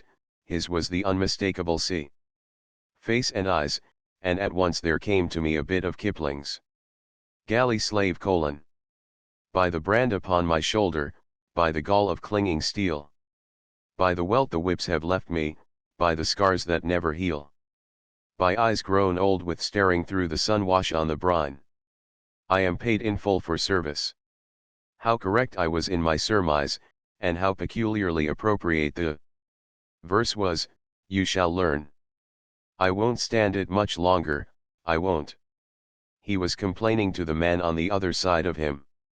I'll smash a windy, a big un, and get run in for 14 days. Then I'll have a good place to sleep, never fear, and better grub than you get here. Though I'd miss my bit of baccy this. As an afterthought, and said regretfully and resignedly. I been out 2 nights now, he went on, wet to the skin night before last, and I can't stand it much longer. I'm gettin' old, and some mornin' they'll pick me up dead. He whirled with fierce passion on me, don't you ever let yourself grow old, lad. Die when you're young, or you'll come to this. I'm tellin' you sure. 80 years am I, and served my country like a man. 3. Good conduct stripes and the Victoria Cross, and this is what I get for it. I wish I was dead, I wish I was dead. Can't come any too quick for me, I tell you. The moisture rushed into his eyes, but, before the other man could comfort him, he began to hum a lilting sea song as though there was no such thing as heartbreak in the world. Given encouragement, this is the story he told while waiting in line at the workhouse after 2 nights of exposure in the streets. As a boy he had enlisted in the British Navy, and for 20 years and more served faithfully and well. Names, dates, commanders, ports, ships, engagements, and battles, rolled from his lips in a steady stream, but it is beyond me to remember them all, for it is not quite in keeping to take notes at the poorhouse door. He had been through the first war in China, as he termed it, had enlisted with the East India Company and served 10 years in India, was back in India again, in the English Navy, at the time of the mutiny, had served in the Burmese War and in the Crimea, and all this in addition to having fought and toiled for the English flag pretty well over the rest of the globe. Then the thing happened. A little thing, it could only be traced back to first causes. Perhaps the lieutenant's breakfast had not agreed with him, or he had been up late the night before, or his debts were pressing, or the commander had spoken brusquely to him. The point is, that on this particular day the lieutenant was irritable. The sailor, with others, was setting up the fore-rigging. Now, mark you, the sailor had been over 40 years in the Navy, had 3 good conduct stripes, and possessed the Victoria Cross for distinguished service in battle, so he could not have been such an altogether bad sort of a sailorman. The lieutenant was irritable, the lieutenant Called him a name, well, not a nice sort of name. It referred to his mother. When I was a boy, it was our boys' code to fight like little demons should such an insult be given our mothers. And many men have died in my part of the world for calling other men this name. However, the lieutenant called the sailor this name. At that moment it chanced the sailor had an iron lever or bar in his hands. He promptly struck the lieutenant over the head with it, knocking him out of the rigging and overboard. And then, in the man's own words, I saw what I had done. I knew the regulations, and I said to myself, it's all up with you, Jack, my boy, so here goes. And I jumped over after him, my mind made up to drown us both. And I'd done it, too, only the pinnace from the flagship was just come in alongside. Up we came to the top, me a hold of him, and punchin' him. This was what settled for me. If I hadn't been strikin' him, I could have claimed that. Seein' what I had done, I jumped over to save him. Then came the court-martial, or whatever name a sea trial goes by. He recited his sentence, word for word, as though memorized and gone over in bitterness many times. And here it is, for the sake of discipline and respect to officers not always gentlemen, the punishment of a man who was guilty of manhood, to be reduced to the rank of ordinary seaman, to be debarred all prize money due him, to forfeit all rights to pension, to resign the Victoria Cross, to be discharged from the Navy with a good character, this being his first offence, to receive 50 lashes, and to serve 2 years in prison.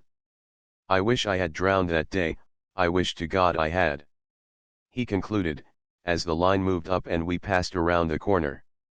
At last the door came in sight, through which the paupers were being admitted in bunches.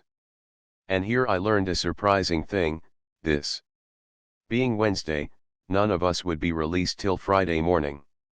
Furthermore, and oh, you tobacco users, take heed, we would not be permitted to take in any tobacco. This we would have to surrender as we entered. Sometimes, I was told, it was returned on leaving. And sometimes it was destroyed.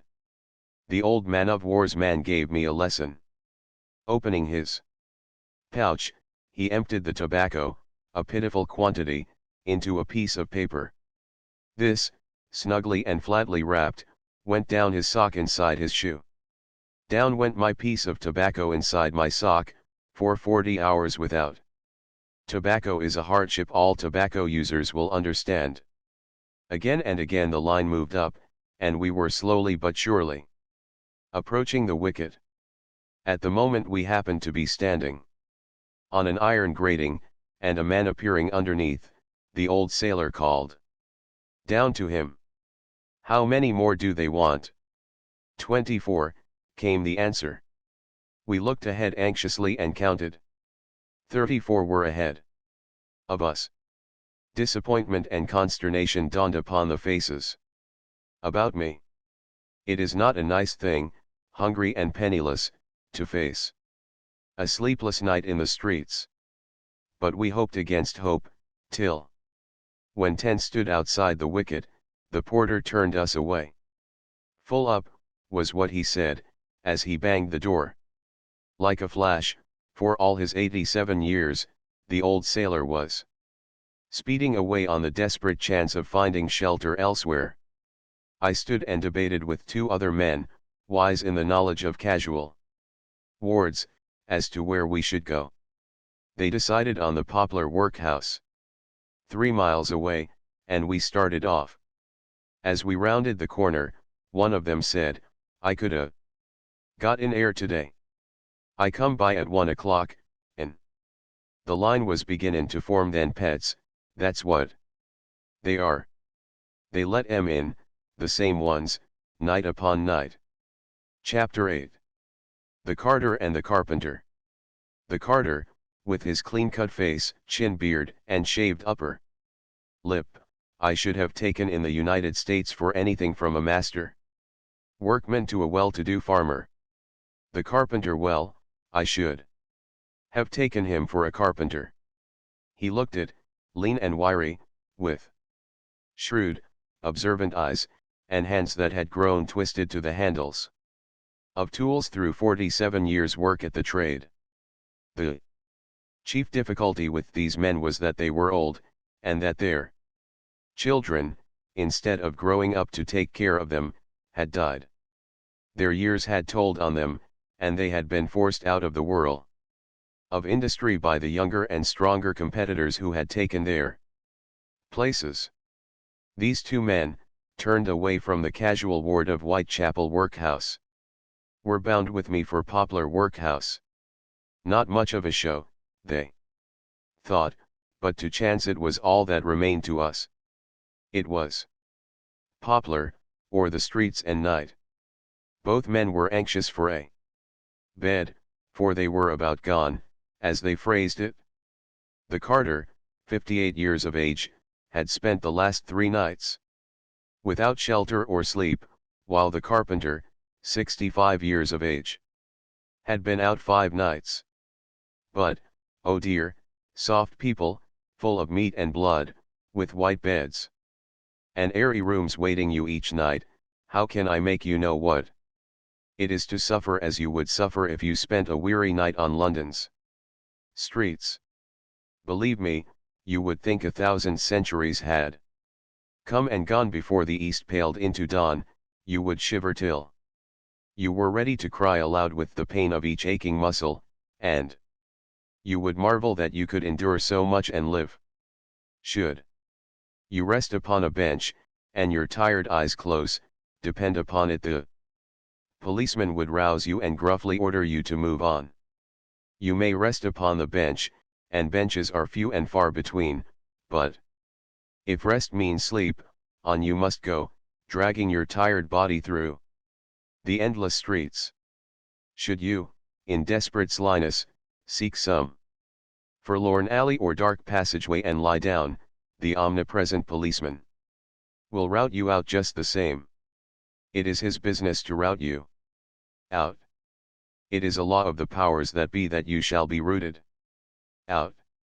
But when the dawn came, the nightmare over, you would hale you home to refresh yourself, and until you died you would tell the story of your adventure to groups of admiring friends. It would grow into a mighty story. Your little 8-hour night would become an Odyssey, and you a Homer. Not so with these homeless ones who walked to Poplar Workhouse with me. And there are 35,000 of them, men and women, in London town this night. Please don't remember it as you go to bed. If you are as soft as you ought to be, you may not rest so well as usual. But for old men of 60, 70, and 80, ill-fed, with neither meat nor blood, to greet the dawn unrefreshed, and to stagger through the day in mad search for crusts, with relentless night rushing down upon them again, and to do this 5 nights and days, oh dear, soft people, full of meat and blood, how can you ever understand? I walked up Mile End Road between the carter and the carpenter. Mile End Road is a wide thoroughfare, cutting the heart of East London. And there were tens of thousands of people abroad on it. I tell you this so that you may fully appreciate what I shall describe in the next paragraph. As I say, we walked along, and when they grew bitter and cursed the land, I cursed with them, cursed as an American waif would curse, stranded in a strange and terrible land.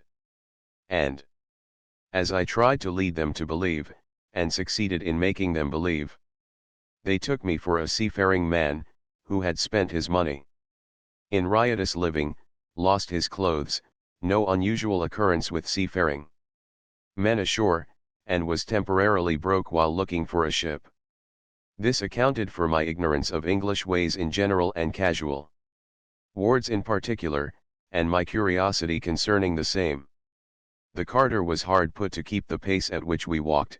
He told me that he had eaten nothing that day, but the carpenter, lean and hungry, his grey and ragged overcoat flapping mournfully in the breeze, swung on in a long and tireless stride which reminded me strongly of the plains wolf or coyote. Both kept their eyes upon the pavement as they walked and talked, and every now and then one or the other would stoop and pick something up, never missing the stride the while. I thought it was cigar and cigarette stumps they were collecting, and for some time took no notice. Then I did notice.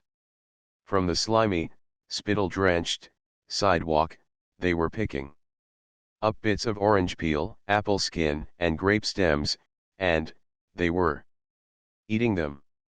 The pits of green gauge plums they cracked between their teeth for the kernels inside.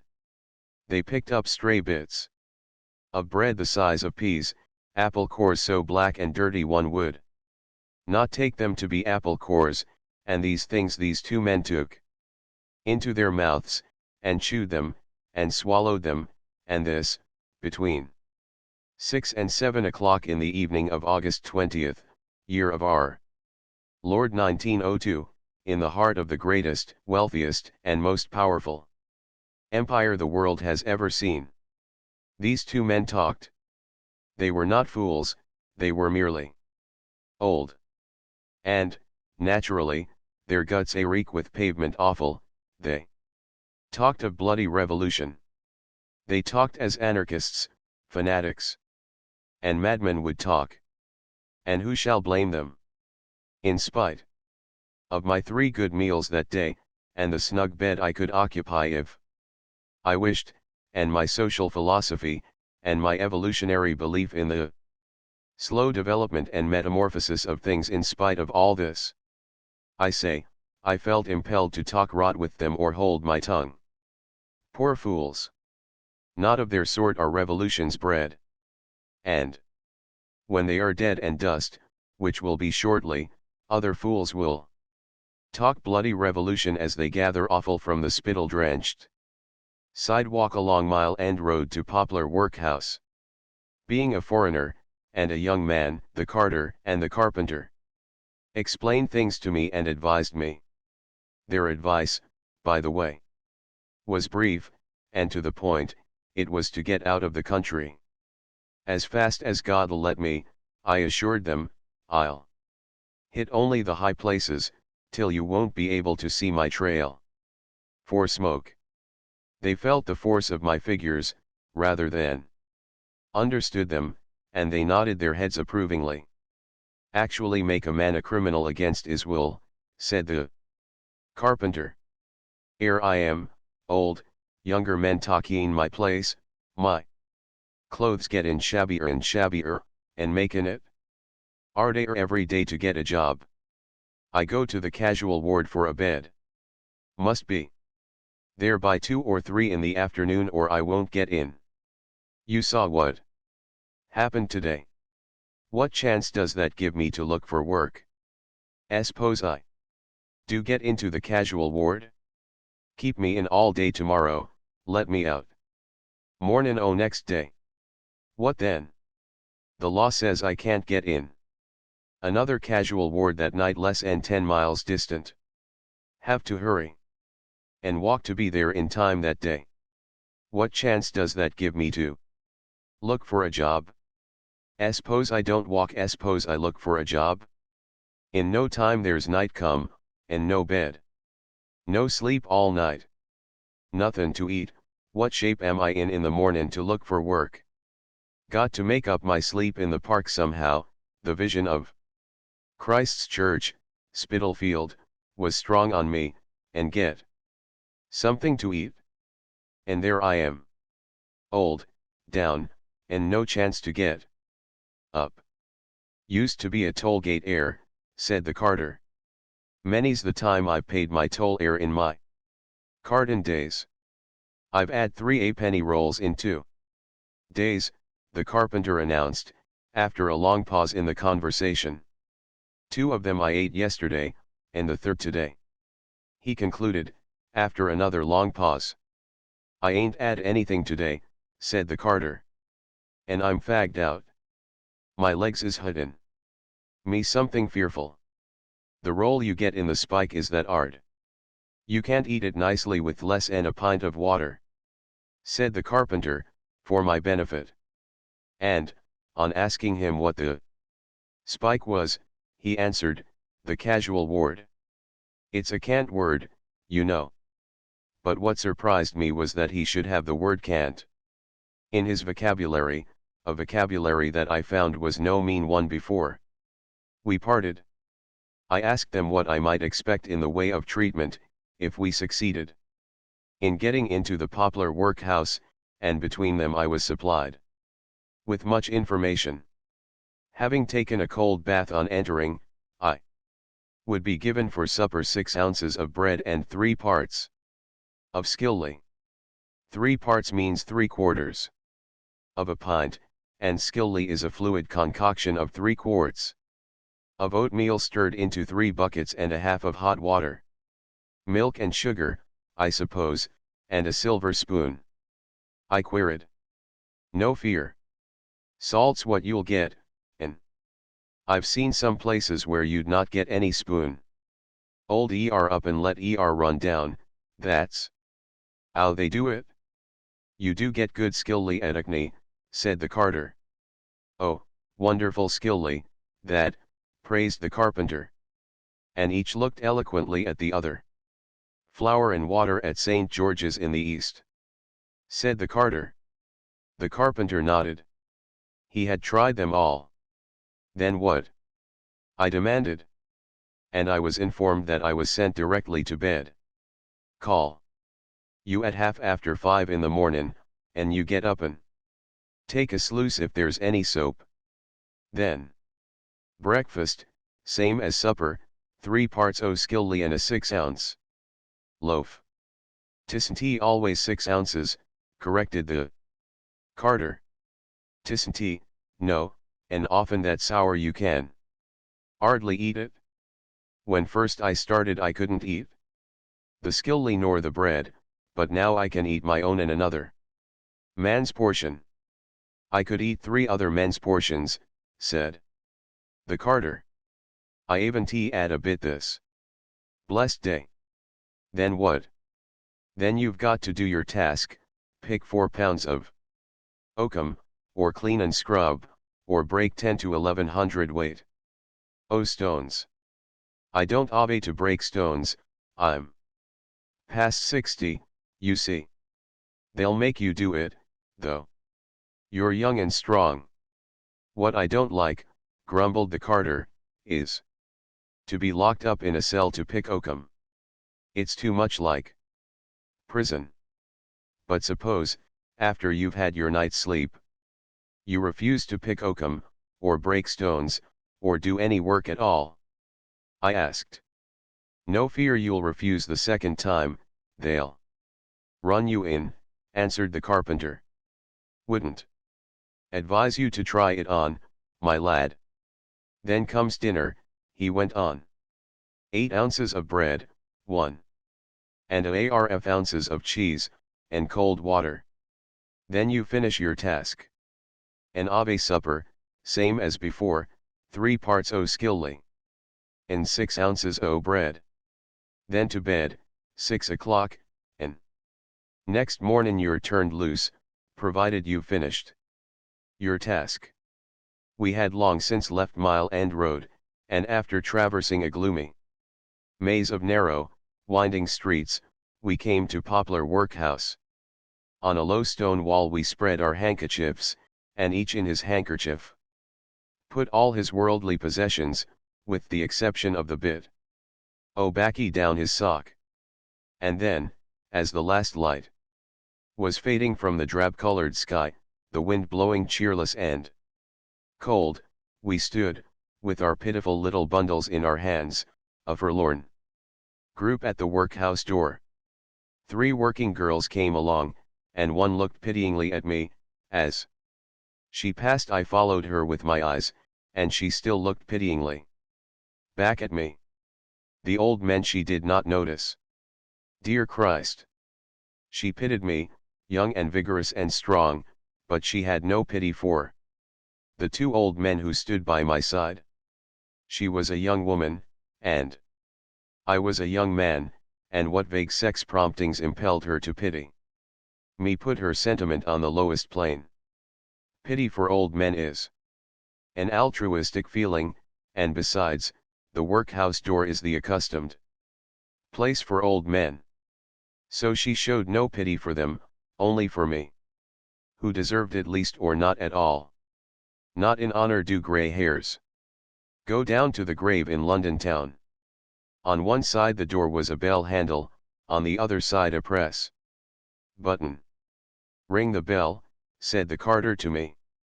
And just as I ordinarily would at anybody's door, I pulled out the handle and rang a peal. Oh! Oh! They cried in one terrified voice. Not so hard. I let go, and they looked reproachfully at me, as though I had imperiled their chance for a bed and 3 parts of skilly. Nobody came. Luckily it was the wrong bell, and I felt better. Press the button, I said to the carpenter. No, no, wait a bit, the carter hurriedly interposed.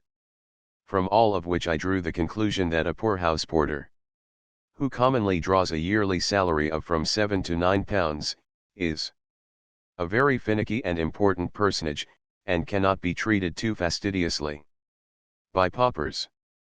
So we waited, 10 times a decent interval, when the carter stealthily advanced a timid forefinger to the button, and gave it the faintest, shortest possible push. I have looked at waiting men where life or death was in the issue, but anxious suspense showed less plainly on their faces than it showed on the faces of these 2 men as they waited on the coming of the porter. He came. He barely looked at us. Full up, he said, and shut the door. Another night of it, groaned the carpenter. In the dim light the carter looked wan and grey. Indiscriminate charity is vicious, say the professional philanthropists. Well, I resolved to be vicious. Come on, get your knife out and come here, I said to the carter, drawing him into a dark alley. He glared at me in a frightened manner, and tried to draw back. Possibly he took me for a latter-day Jack the Ripper, with a penchant for elderly male paupers. Or he may have thought I was inveigling him into the commission of some desperate crime. Anyway, he was frightened. It will be remembered, at the outset, that I sewed a pound inside my stoker's singlet under the armpit. This was my emergency fund, and I was now called upon to use it for the first time. Not until I had gone through the acts of a contortionist, and shown the round coin sewed in, did I succeed in getting the carter's help. Even then his hand was trembling so that I was afraid he would cut me instead of the stitches, and I was forced to take the knife away and do it myself. Out rolled the gold piece, a fortune in their hungry eyes, and away we stampeded for the nearest coffee house. Of course I had to explain to them that I was merely an investigator, a social student, seeking to find out how the other half lived. And at once they shut up like clams. I was not of their kind. My speech had changed, the tones of my voice were different, in short, I was a superior, and they were superbly class-conscious. What will you have? I asked, as the waiter came for the order. 2 slices and a cup of tea, meekly said the carter. 2 slices and a cup of tea, meekly said the carpenter. Stop a moment, and consider the situation. Here were 2 men invited by me into the coffee house. They had seen my gold piece, and they could understand that I was no pauper. One had eaten a halfpenny roll that day, the other had eaten nothing. And they called for 2 slices and a cup of tea. Each man had given a 2-penny order. 2 slices, by the way, means 2 slices of bread and butter. This was the same degraded humility that had characterized their attitude toward the poorhouse porter. But I wouldn't have it Step by step I increased their order: eggs, rashers of bacon, more eggs, more bacon, more tea, more slices, and so forth, they denying wistfully all the while that they cared for anything more, and devouring it ravenously as fast as it arrived. "First cup o' tea I've 'ad in a fortnight," said the carter. "Wonderful tea, that," said the carpenter. They each drank 2 pints of it, and I assure you that it was slops. It resembled tea less than lager beer resembles champagne. Nay, it was water bewitched, and did not resemble tea at all. It was curious, after the first shock, to notice the effect the food had on them. At first they were melancholy, and talked of the divers times they had contemplated suicide. The carter, not a week before, had stood on the bridge and looked at the water, and pondered the question. Water, the carpenter insisted with heat, was a bad route. He, for one, he knew, would struggle. A bullet was handier, but how under the sun was he to get hold of a revolver? That was the rub. They grew more cheerful as the hot tea soaked in, and talked more about themselves. The carter had buried his wife and children, with the exception of one son, who grew to manhood and helped him in his little business. Then the thing happened. The son, a man of 31, died of the smallpox. No sooner was this over than the father came down with fever and went to the hospital for 3 months. Then he was done for. He came out weak, debilitated, no strong young son to stand by him, his little business gone glimmering, and not a farthing. The thing had happened, and the game was up. No chance for an old man to start again. Friends all poor and unable to help. He had tried for work when they were putting up the stands for the first coronation parade. And I got fair sick of the answer, no, no, no. It rang in my ears at night when I tried to sleep, always the same. No, no, no. Only the past week he had answered an advertisement in Hackney, and on giving his age was told, "Oh, too old by far." The carpenter had been born in the army, where his father had served 22 years. Likewise, his 2 brothers had gone into the army, one, troop sergeant major of the 7th Hussars, dying in India after the mutiny, the other, after 9 years under Roberts in the East, had been lost in Egypt. The carpenter had not gone into the army. So here he was, still on the planet. "But give me your end," he said, ripping open his ragged shirt. "I'm fit for the anatomist. That's all. I'm wastin' away, sir, actually. Wastin' away for want of food. Feel my ribs and you'll see." I put my hand under his shirt and felt. The skin was stretched like parchment over the bones, and the sensation produced was for all the world like running one's hand over a washboard. 7 years o' bliss I 'ad, he said. A good missus and 3 bonny lassies. But they all died. Scarlet fever took the girls inside a fortnight. After this, sir, said the carter, indicating the spread, and desiring to turn the conversation into more cheerful channels, after this, I wouldn't be able to eat a workhouse breakfast in the morning. Nor I, agreed the carpenter, and they fell to discussing belly delights and the fine dishes their respective wives had cooked in the old days. "I've gone 3 days and never broke my fast," said the carter. "And I, 5, his companion added, turning gloomy with the memory of it. 5 days once, with nothing on my stomach but a bit of orange peel, an outraged nature wouldn't stand it, sir, and I near died. Sometimes, walk in the streets.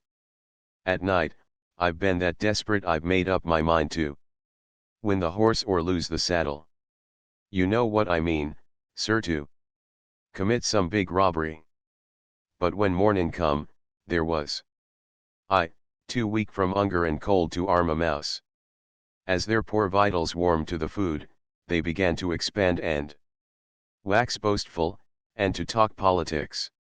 I can only say that they talked politics as well as the average middle-class man, and a great deal better than some of the middle-class men I have heard. What surprised me was the hold they had on the world, its geography and peoples, and on recent and contemporaneous history. As I say, they were not fools, these two men.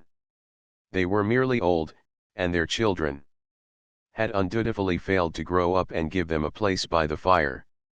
One last incident, as I bade them goodbye on the corner, happy with a couple of shillings in their pockets and the certain prospect of a bed for the night. Lighting a cigarette, I was about to throw away the burning match when the carter reached for it. I proffered him the box, but he said, "Never mind, won't waste it, sir."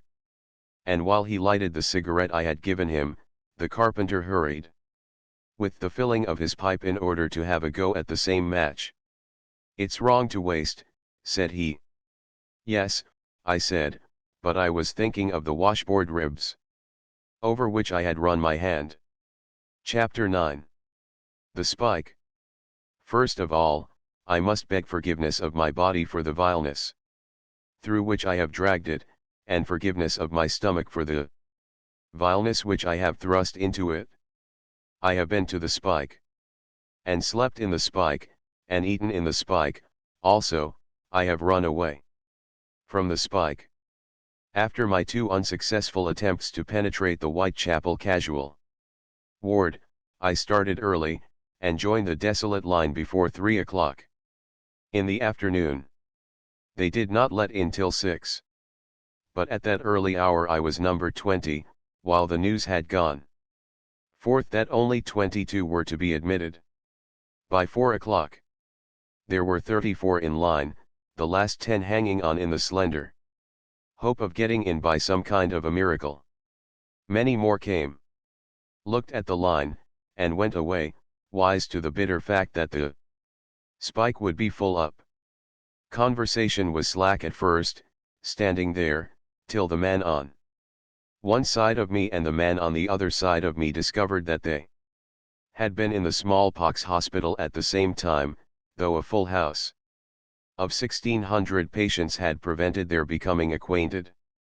But they made up for it, discussing and comparing the more loathsome features of their disease in the most cold-blooded, matter-of-fact way.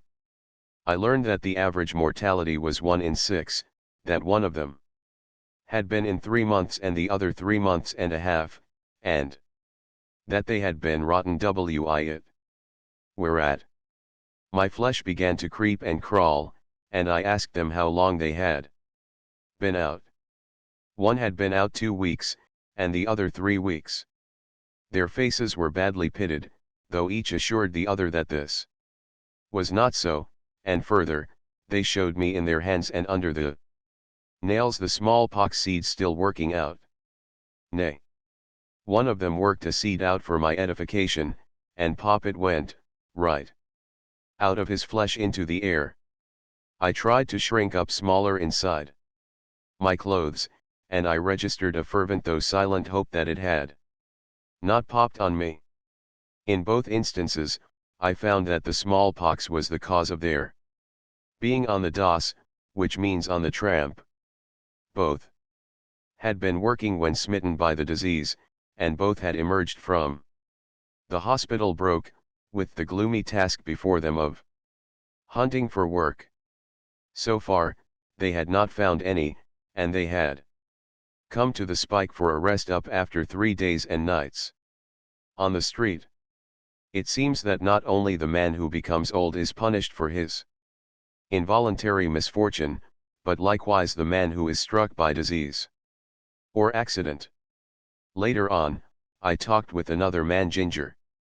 We called him who stood at the head of the line a sure indication that he had been waiting since 1 o'clock. A year before. One day, while in the employ of a fish dealer, he was carrying a heavy box of fish which was too much for him. Result, something broke, and there was the box on the ground, and he on the ground beside it. At the first hospital, whither he was immediately carried, they said it was a rupture, reduced the swelling, gave him some Vaseline to rub on it, kept him 4 hours, and told him to get along. But he was not on the streets more than 2 or 3 hours when he was down on his back again. This time he went to another hospital and was patched up. But the point is, the employer did nothing, positively nothing, for the man injured in his employment, and even refused him a light job now and again, when he came out. As far as Ginger is concerned, he is a broken man. His only chance to earn a living was by heavy work. He is now incapable of performing heavy work, and from now until he dies, the spike, the peg, and the streets are all he can look forward to in the way of food and shelter. The thing happened, that is all. He put his back under too great a load of fish, and his chance for happiness in life was crossed off the books.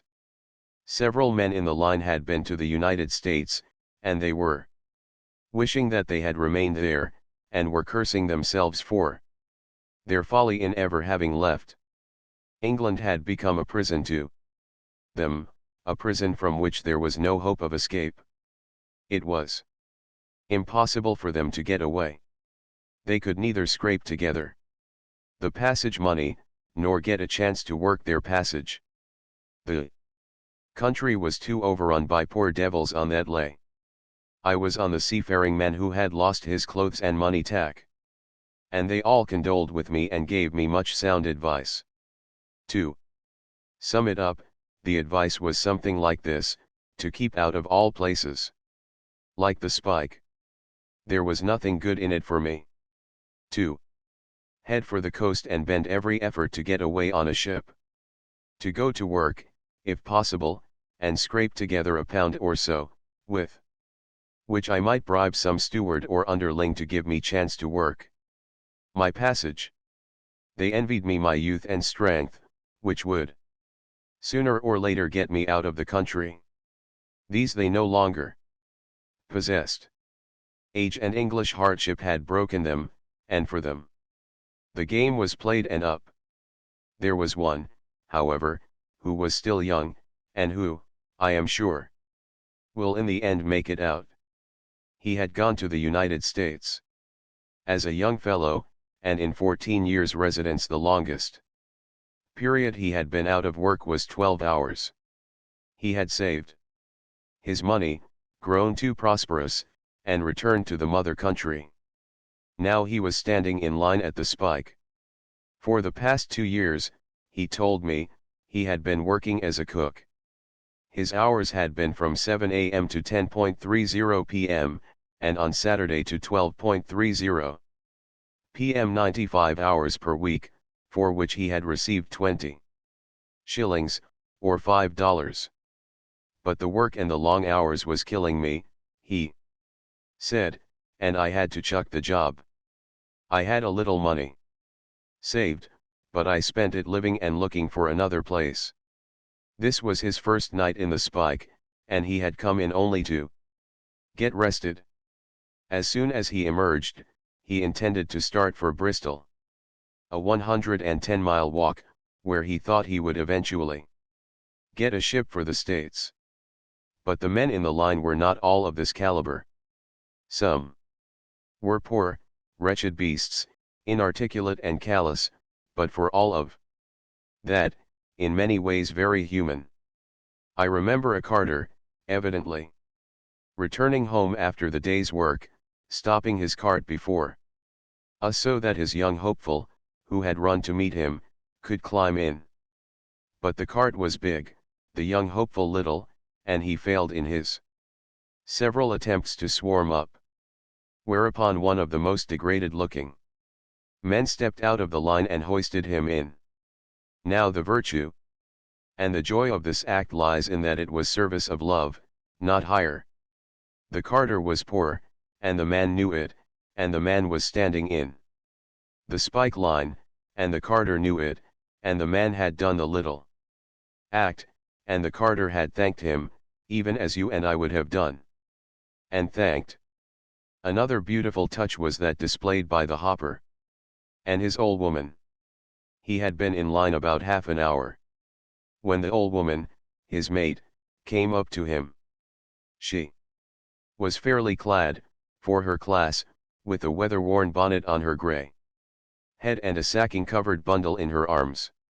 As she talked to him, he reached forward, caught the one stray wisp of the white hair that was flying wild, deftly twirled it between his fingers, and tucked it back properly behind her ear.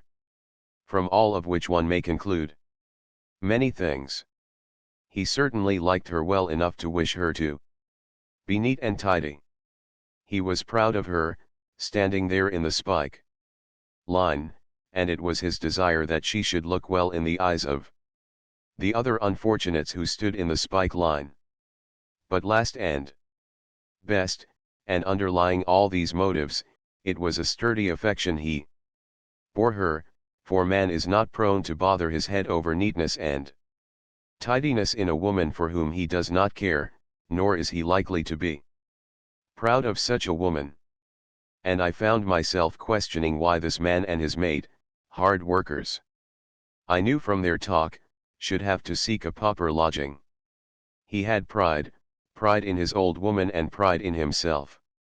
When I asked him what he thought I, a greenhorn, might expect to earn at hopping, he sized me up, and said that it all depended.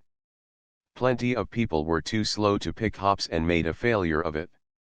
A man, to succeed, must use his head and be quick with his fingers. Must be exceeding quick with his fingers. Now he and his old woman could do very well at it, working the one bin between them and not going to sleep over it, but then, they had been at it for years. I 'ad a mate as went down last year, spoke up a man. It was his first time, but he come back. Wi £2.10 in his pocket, and he was only gone a month. There you are, said the hopper, a wealth of admiration in his voice. He was quick. He was just Nat Rally born to it, he was. £2.10 $12.50 for a month's work when one is just Nat Rally born to it. And in addition, sleeping out without blankets and living the Lord knows how. There are moments when I am thankful that I was not just Nat Rally born a genius for anything, not even hop picking. In the matter of getting an outfit for the hops, the hopper gave me some sterling advice, to which same give heed, you soft and tender people, in case you should ever be stranded in London town. If you ain't got tins and cookin' things, all as you can get'll be bread and cheese. No bloomin' good that. You must have a OTT, and vegetables. And a bit o' meat, now and again, if you're goin' to do work as is work. Can't ye do it on cold wittles? Tell you what you do, lad. Run around in the mornin', and look in the dustpans. You'll find plenty o' tins to cook in. Fine tins, wonderful good some o' them. Me and the old woman got ours that way. He pointed at the bundle she held, while she nodded proudly, beaming on me with good nature and consciousness of success and prosperity. This overcoat is as good as a blanket, he went on, advancing the skirt of it that I might feel its thickness. And knows, I may find a blanket before long. Again the old woman nodded and beamed, this time with the dead certainty that he would find a blanket before long. I call it a holiday, oppen, he concluded rapturously. A tidy way o' gettin' 2 or 3 pounds together and fixin' up for winter. The only thing I don't like and here was the rift. Within the loot is pattin' the oof down there.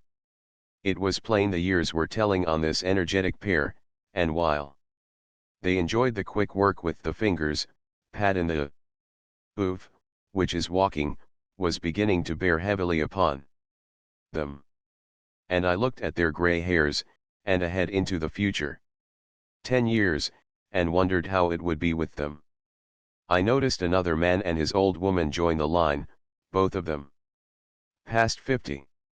The woman, because she was a woman, was admitted into the spike, but he was too late, and, separated from his mate, was turned away to tramp the streets all night. The street on which we stood, from wall to wall, was barely 20 feet wide. The sidewalks were 3 feet wide. It was a residence street.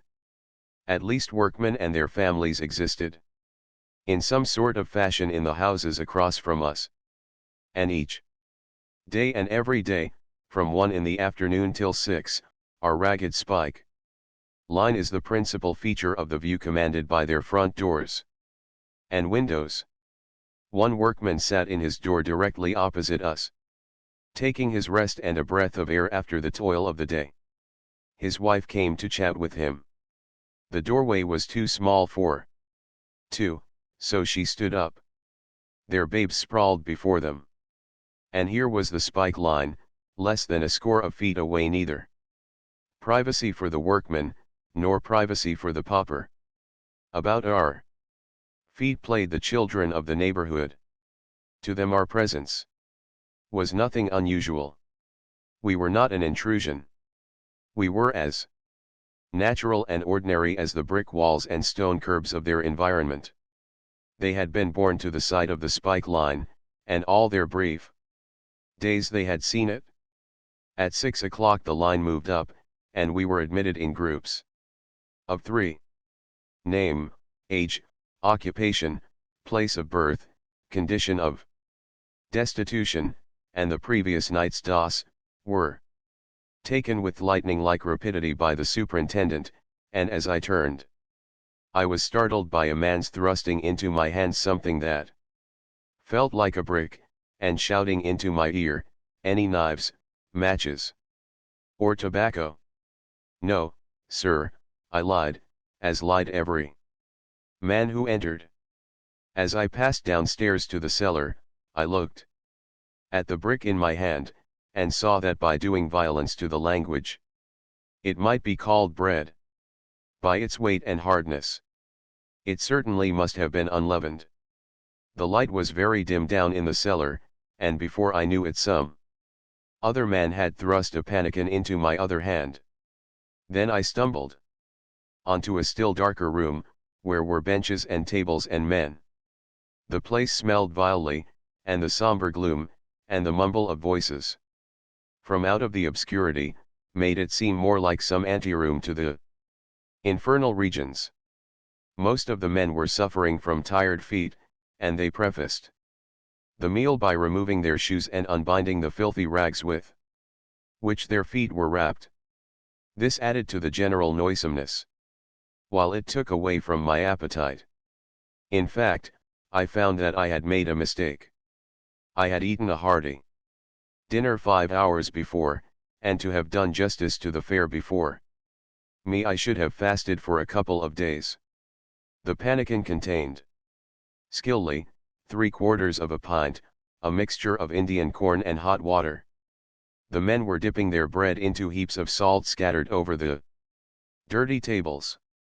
I attempted the same, but the bread seemed to stick in my mouth, and I remembered the words of the carpenter, "You need a pint of water to eat the bread nicely." I went over into a dark corner where I had observed other men going, and found the water. Then I returned and attacked the skilly.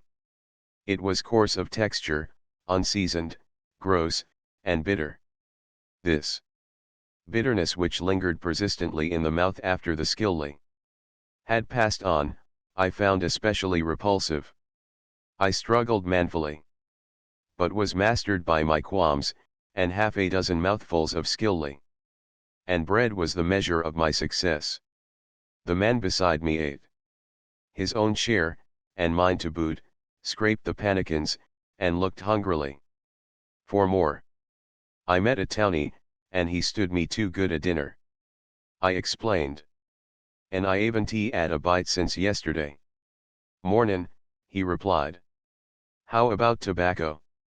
I asked. Will the bloke bother with a fellow now?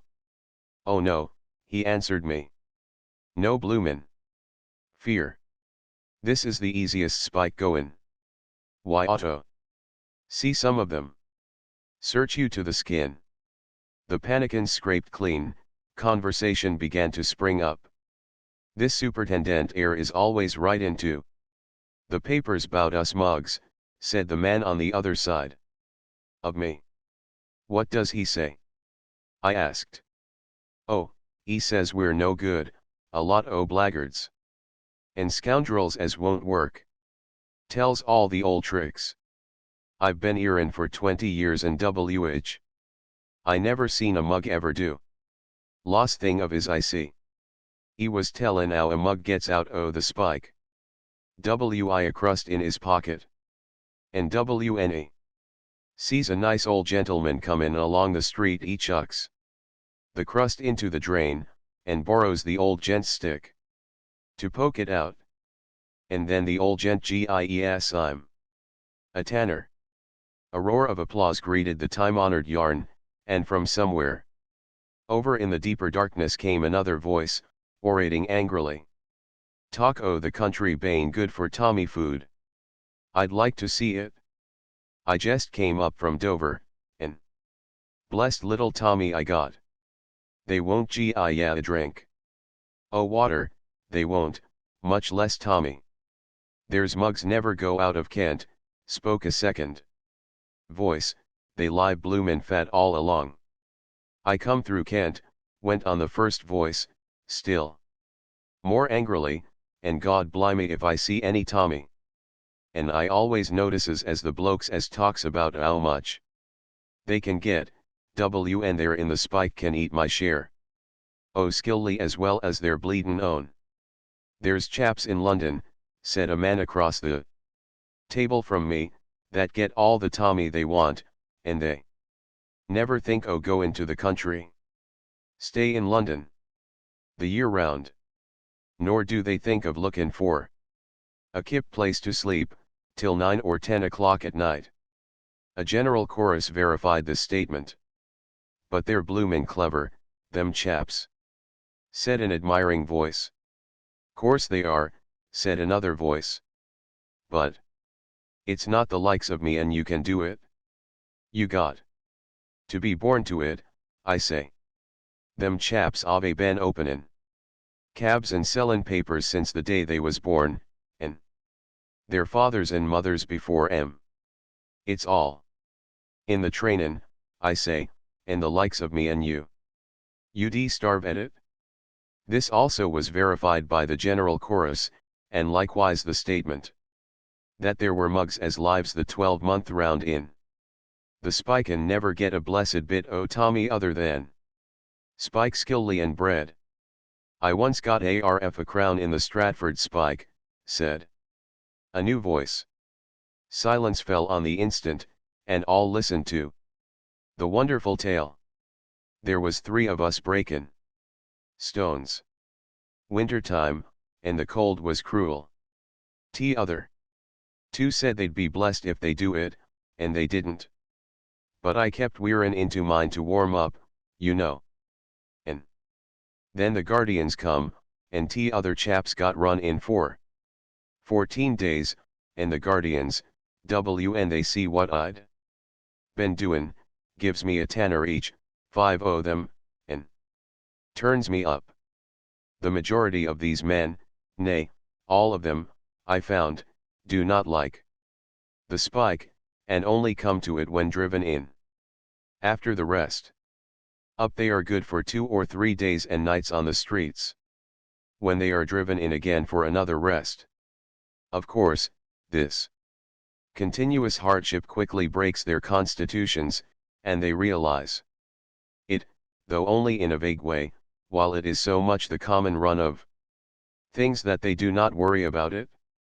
On the DOS, they call vagabondage here, which corresponds to on the road in the United States.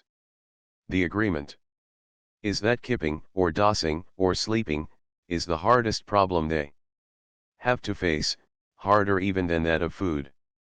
The inclement weather and the harsh laws are mainly responsible for this, while the men themselves ascribe their homelessness to foreign immigration, especially of Polish and Russian Jews, who take their places at lower wages and establish the sweating system. By 7 o'clock we were called away to bathe and go to bed. We stripped our clothes, wrapping them up in our coats and buckling our belts about them, and deposited them in a heaped rack and on the floor, a beautiful scheme for the spread of vermin. Then, 2 by 2, we entered the bathroom. There were 2 ordinary tubs. And this I know, the 2 men preceding had washed in that water, we washed in the same water, and it was not changed for the 2 men that followed us. This I know, but I am also certain that the 22 of us washed in the same water. I did no more than make a show of splashing some of this dubious liquid at myself, while I hastily brushed it off with a towel wet from the bodies of other men. My equanimity was not restored by seeing the back of one poor wretch a mass of blood from attacks of vermin and retaliatory scratching. A shirt was handed me which I could not help but wonder how many other men had worn, and with a couple of blankets under my arm, I trudged off to the sleeping apartment. This was a long, narrow room, traversed by 2 low iron rails. Between these rails were stretched, not hammocks, but pieces of canvas, 6 feet long and less than 2 feet wide. These were the beds, and they were 6 inches apart and about 8 inches above the floor. The chief difficulty was that the head was somewhat higher than the feet, which caused the body constantly to slip down. Being slung to the same rails, when one man moved, no matter how slightly, the rest were set rocking, and whenever I dozed somebody was sure to struggle back to the position from which he had slipped, and arouse me again. Many hours passed before I went to sleep. It was only 7 in the evening, and the voices of children, in shrill outcry, playing in the street, continued till nearly midnight. The smell was frightful and sickening, while my imagination broke loose, and my skin crept and crawled till I was nearly frantic. Grunting, groaning, and snoring arose like the sounds emitted by some sea monster, and several times, afflicted by nightmare, one or another, by his shrieks and yells, aroused the lot of us. Toward morning I was awakened by a rat or some similar animal on my breast. In the quick transition from sleep to waking, before I was completely myself, I raised a shout to wake the dead. At any rate, I woke the living, and they cursed me roundly for my lack of manners. But morning came, with a 6 o'clock breakfast of bread and skilly, which I gave away, and we were told off to our various tasks. Some were set to scrubbing and cleaning, others to picking oakum, and 8 of us were convoyed across the street to the Whitechapel Infirmary, where we were set at scavenger work. This was the method by which we paid for our skilly and canvas, and I, for one, know that I paid in full many times over. Though we had most revolting tasks to perform, our allotment was considered the best, and the other men deemed themselves lucky in being chosen to perform it. "Don't touch it, mate, the nurse says it's deadly," warned my working partner, as I held open a sack into which he was emptying a garbage can. It came from the sick wards, and I told him that I purposed neither to touch it, nor to allow it to touch me. Nevertheless, I had to carry the sack, and other sacks, down 5 flights of stairs and empty them in a receptacle where the corruption was speedily sprinkled with strong disinfectant. Perhaps there is a wise mercy in all this. These men of the spike, the peg, and the street, are encumbrances. They are of no good or use to anyone, nor to themselves. They clutter the earth with their presence, and are better out of the way. Broken by hardship, ill-fed, and worse nourished, they are always the first to be struck down by disease, as they are likewise the quickest to die. They feel, themselves, that the forces of society tend to hurl them out of existence. We were sprinkling disinfectant by the mortuary, when the dead wagon drove up and 5 bodies were packed into it. The conversation turned to the white potion and blackjack, and I found they were all agreed that the poor person, man or woman, who in the infirmary gave too much trouble or was in a bad way, was polished off. That is to say, the incurables and the obstreperous were given a dose of black jack or the white potion, and sent over the divide. It does not matter in the least whether this be actually so or not. The point is, they have the feeling that it is so, and they have created the language with which to express that feeling: blackjack, white potion, polishing off. At 8 o'clock we went down into a cellar under the infirmary, where tea was brought to us, and the hospital scraps. These were heaped high on a huge platter in an indescribable mess: pieces of bread, chunks of grease and fat pork, the burnt skin from the outside of roasted joints, bones, in short, all the leavings from the fingers and mouths of the sick ones suffering from all manner of diseases. Into this mess the men plunged their hands, digging, pawing, turning over, examining, rejecting, and scrambling for. It wasn't pretty. Pigs couldn't have done worse. But the poor devils were hungry, and they ate ravenously of the swill, and when they could eat no more they bundled what was left into their handkerchiefs and thrust it inside their shirts.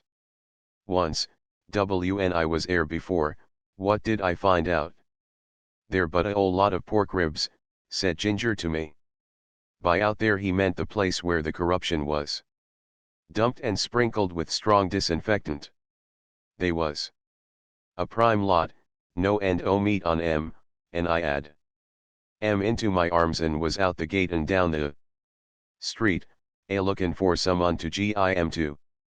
Couldn't see a soul, and I was runnin' round clean crazy, the bloke runnin' after me and thinkin' I was slingin' my okay running away. But just before he got me, I got a old woman and poked him into her apron. O charity, O philanthropy, descend to the spike and take a lesson from Ginger. At the bottom of the abyss he performed as purely an altruistic act as was ever performed outside the abyss. It was fine of Ginger, and if the old woman caught some contagion from the no end o' meat on the pork ribs, it was still fine, though not so fine. But the most salient thing in this incident, it seems to me, is poor Ginger, clean crazy at sight of so much food going to waste. It is the rule of the casual ward that a man who enters must stay 2 nights and a day, but I had seen sufficient for my purpose, had paid for my skilly and canvas, and was preparing to run for it. Come on, let's sling it, I said to one of my mates, pointing toward the open gate through which the dead wagon had come. And get 14 days. No, get away. Ah, I come 'ere for a rest, he said complacently. And another night's kip won't hurt me. None. They were all of this opinion, so I was forced to sling it alone. You can't ever come back 'ere again for a doss. They warned me. No fear, said I, with an enthusiasm they could not comprehend, and, dodging out the gate, I sped down the street. Straight to my room I hurried, changed my clothes, and less than an hour from my escape, in a Turkish bath, I was sweating out whatever germs and other things had penetrated my epidermis, and wishing that I could stand a temperature of 320 rather than 220. Chapter X.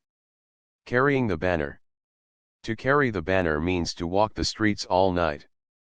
And I, with the figurative emblem hoisted, went out to see what I could see. Men and women walk the streets at night all over this great city, but I selected the West End, making Leicester Square my base, and scouting about from the Thames Embankment to Hyde Park. The rain was falling heavily when the theatres let out, and the brilliant throng which poured from the places of amusement was hard put to find cabs. The streets were so many wild rivers of cabs, most of which were engaged, however. And here I saw the desperate attempts of ragged men and boys to get a shelter from the night by procuring cabs for the cabless ladies and gentlemen. I use the word desperate advisedly, for these wretched, homeless ones were gambling a soaking against a bed, and most of them, I took notice, got the soaking and missed the bed. Now, to go through a stormy night with wet clothes, and, in addition, to be ill-nourished and not to have tasted meat for a week or a month, is about as severe a hardship as a man can undergo. Well fed and well clad, I have traveled all day with the spirit thermometer down to 74 degrees below zero, 106 degrees of frost 1. And though I suffered, it was a mere nothing compared with carrying the banner. For a night, ill-fed, ill-clad, and soaking wet. 1. This in the Klondike JL. The streets grew very quiet and lonely after the theater crowd had gone home. Only were to be seen the ubiquitous policemen, flashing their dark lanterns into doorways and alleys, and men and women and boys taking shelter in the lee of buildings from the wind and rain. Piccadilly, however, was not quite so deserted. Its pavements were brightened by well-dressed women without escort, and there was more life and action there than elsewhere, due to the process of finding escort. But by 3 o'clock the last of them had vanished. And it was then indeed lonely.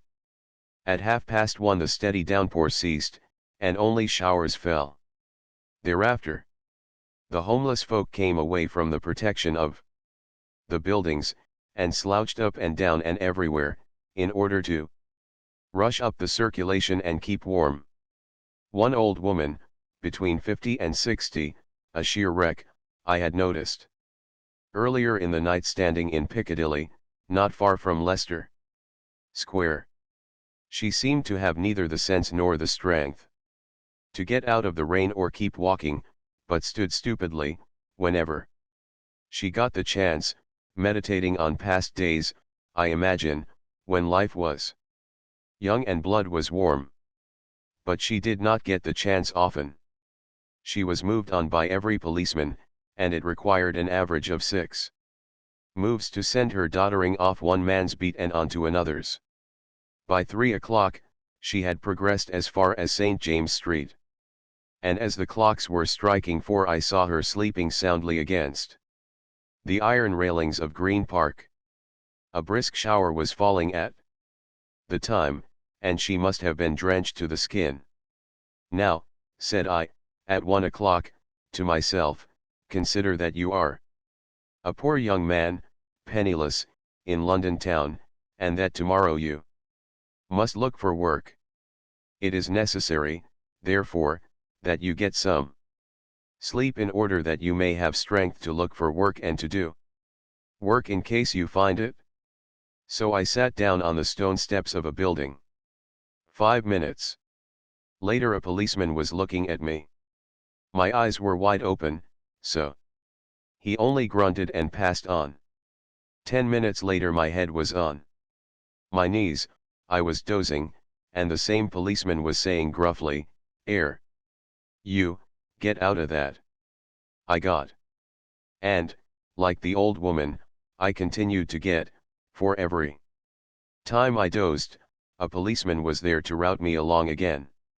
Not long after, when I had given this up, I was walking with a young Londoner, who had been out to the colonies and wished he were out to them again, when I noticed an open passage leading under a building and disappearing in darkness.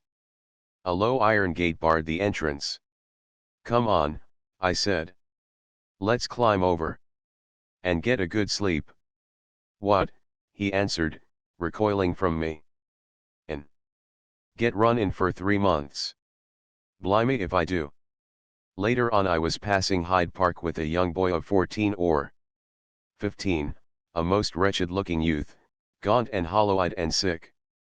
"Let's go over the fence," I proposed, "and crawl into the shrubbery for a sleep. The bobbies couldn't find us there." "No fear," he answered. "There's the park guardians, and they'd run you in for 6 months. Times have changed, alas. When I was a youngster I used to read of homeless boys sleeping in doorways. Already the thing has become a tradition.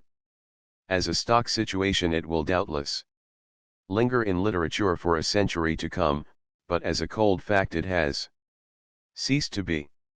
Here are the doorways, and here are the boys, but happy conjunctions are no longer effected.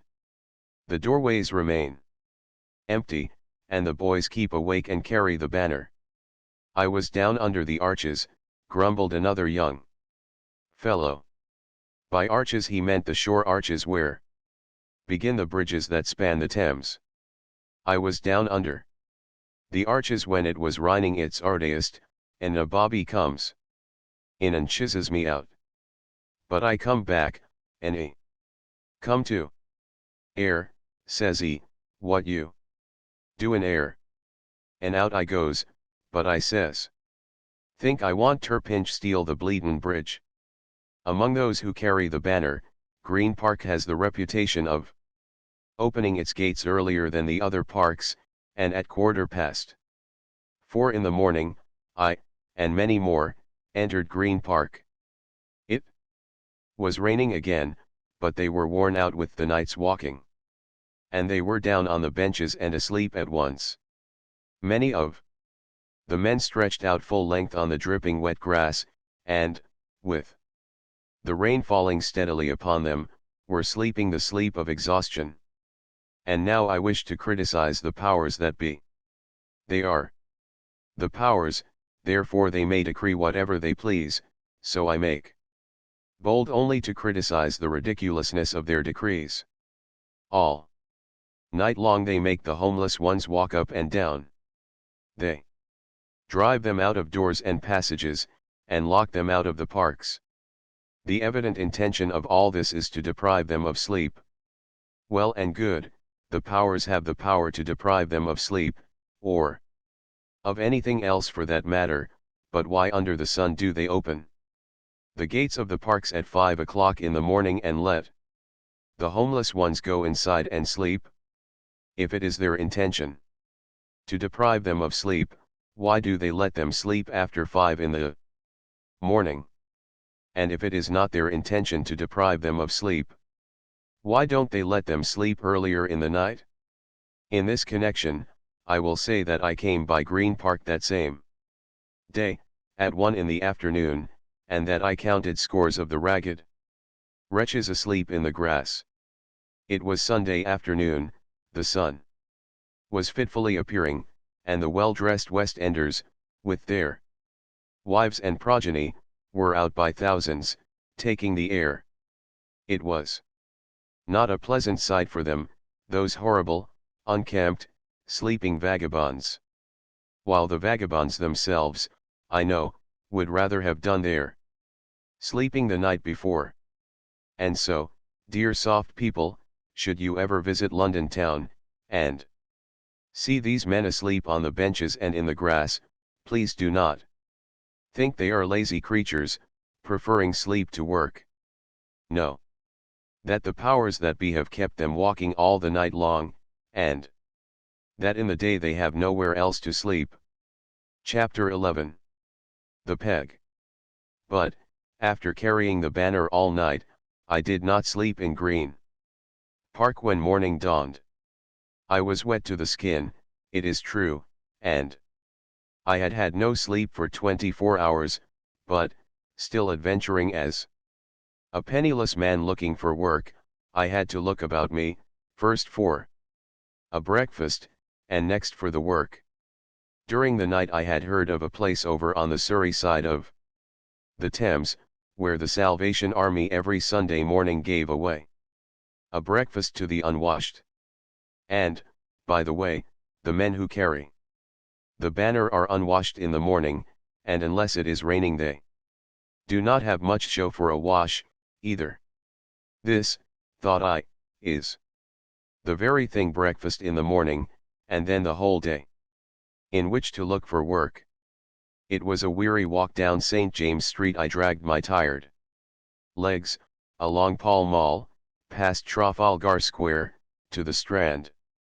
I crossed the Waterloo Bridge to the Surrey side, cut across to Blackfriars Road, coming out near the Surrey Theatre, and arrived at the Salvation Army Barracks before 7 o'clock.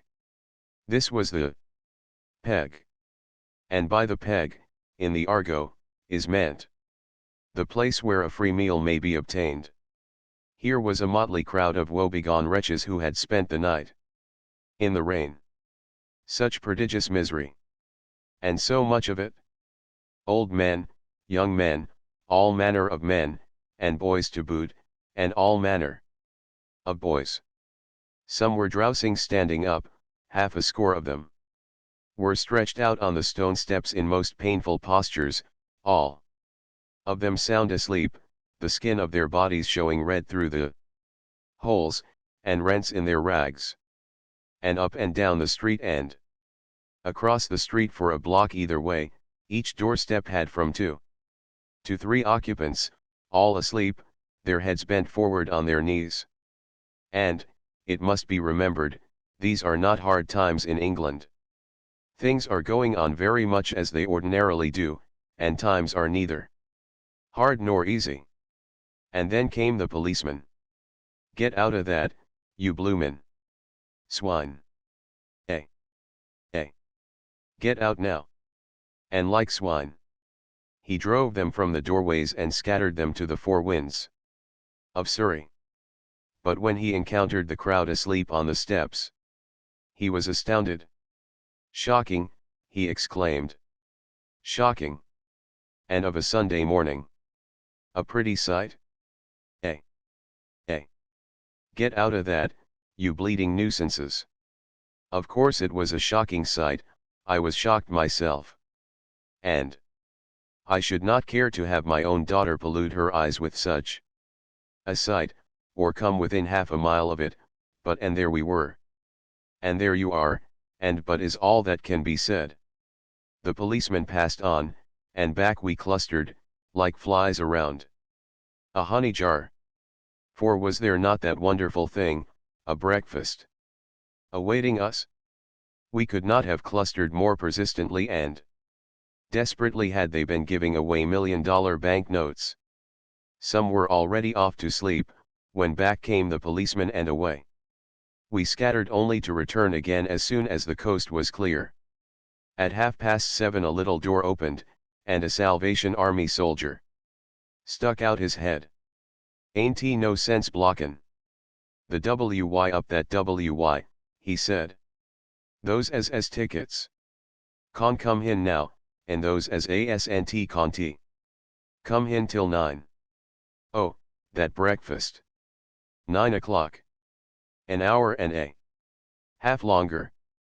The men who held tickets were greatly envied.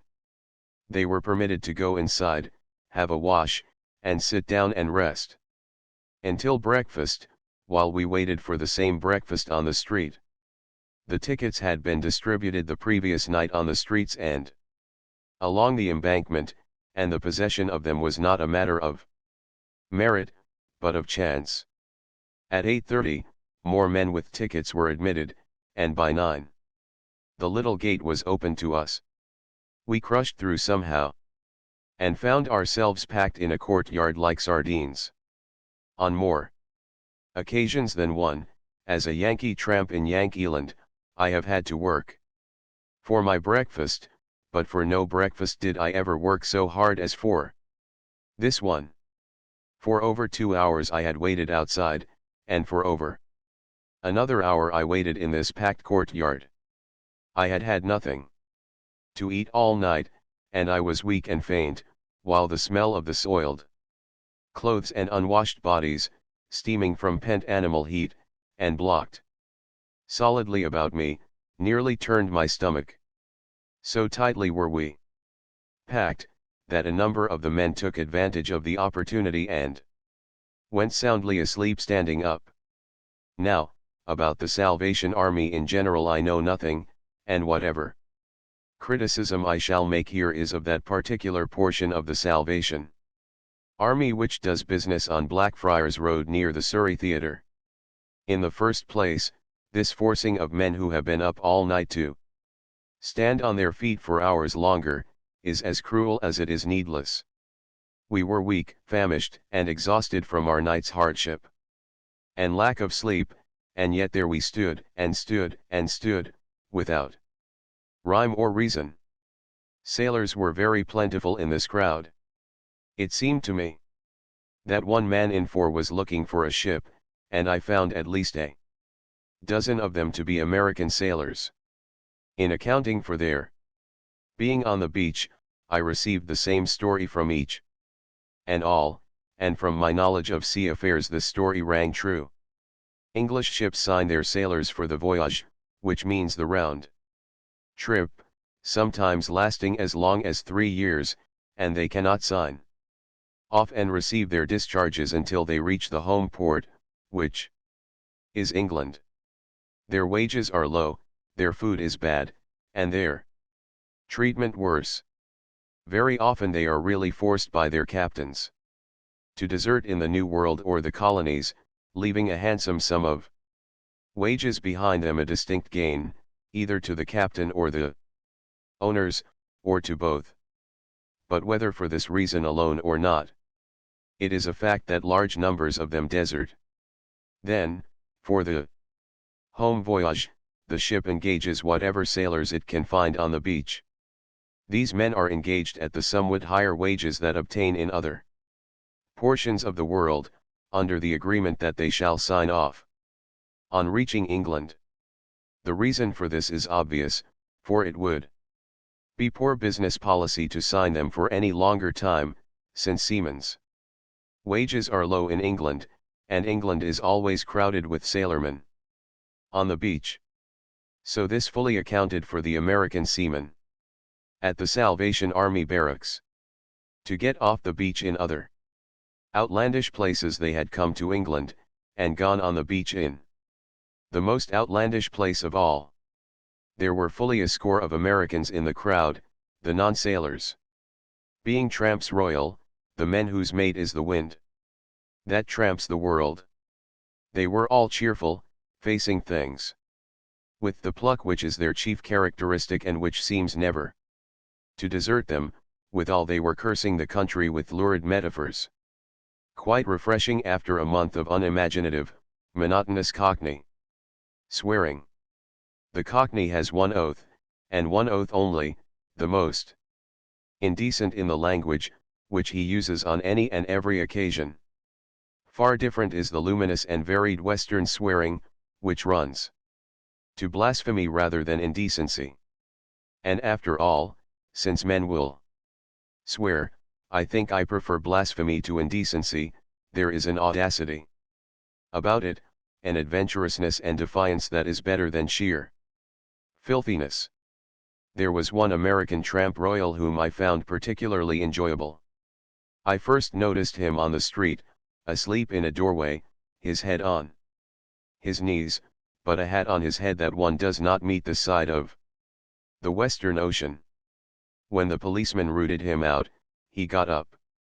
Slowly and deliberately, looked at the policeman, yawned and stretched himself, looked at the policeman again as much as to say he didn't know whether he would or wouldn't, and then sauntered leisurely down the sidewalk. At the outset I was sure of the hat, but this made me sure of the wearer of the hat. In the jam inside I found myself alongside of him, and we had quite a chat. He had been through Spain, Italy, Switzerland, and France, and had accomplished the practically impossible feat of beating his way 300 miles on a French railway without being caught at the finish. Where was I hanging out? He asked. And how did I manage for kipping, which means sleeping? Did I know the rounds yet? He was getting on, though the country was horsestill and the cities were bum fierce, wasn't it? Couldn't batter, beg anywhere without being pinched. But he wasn't going to quit it. Buffalo Bill's show was coming over soon. And a man who could drive 8 horses was sure of a job any time. These mugs over here didn't know beans about driving anything more than a span.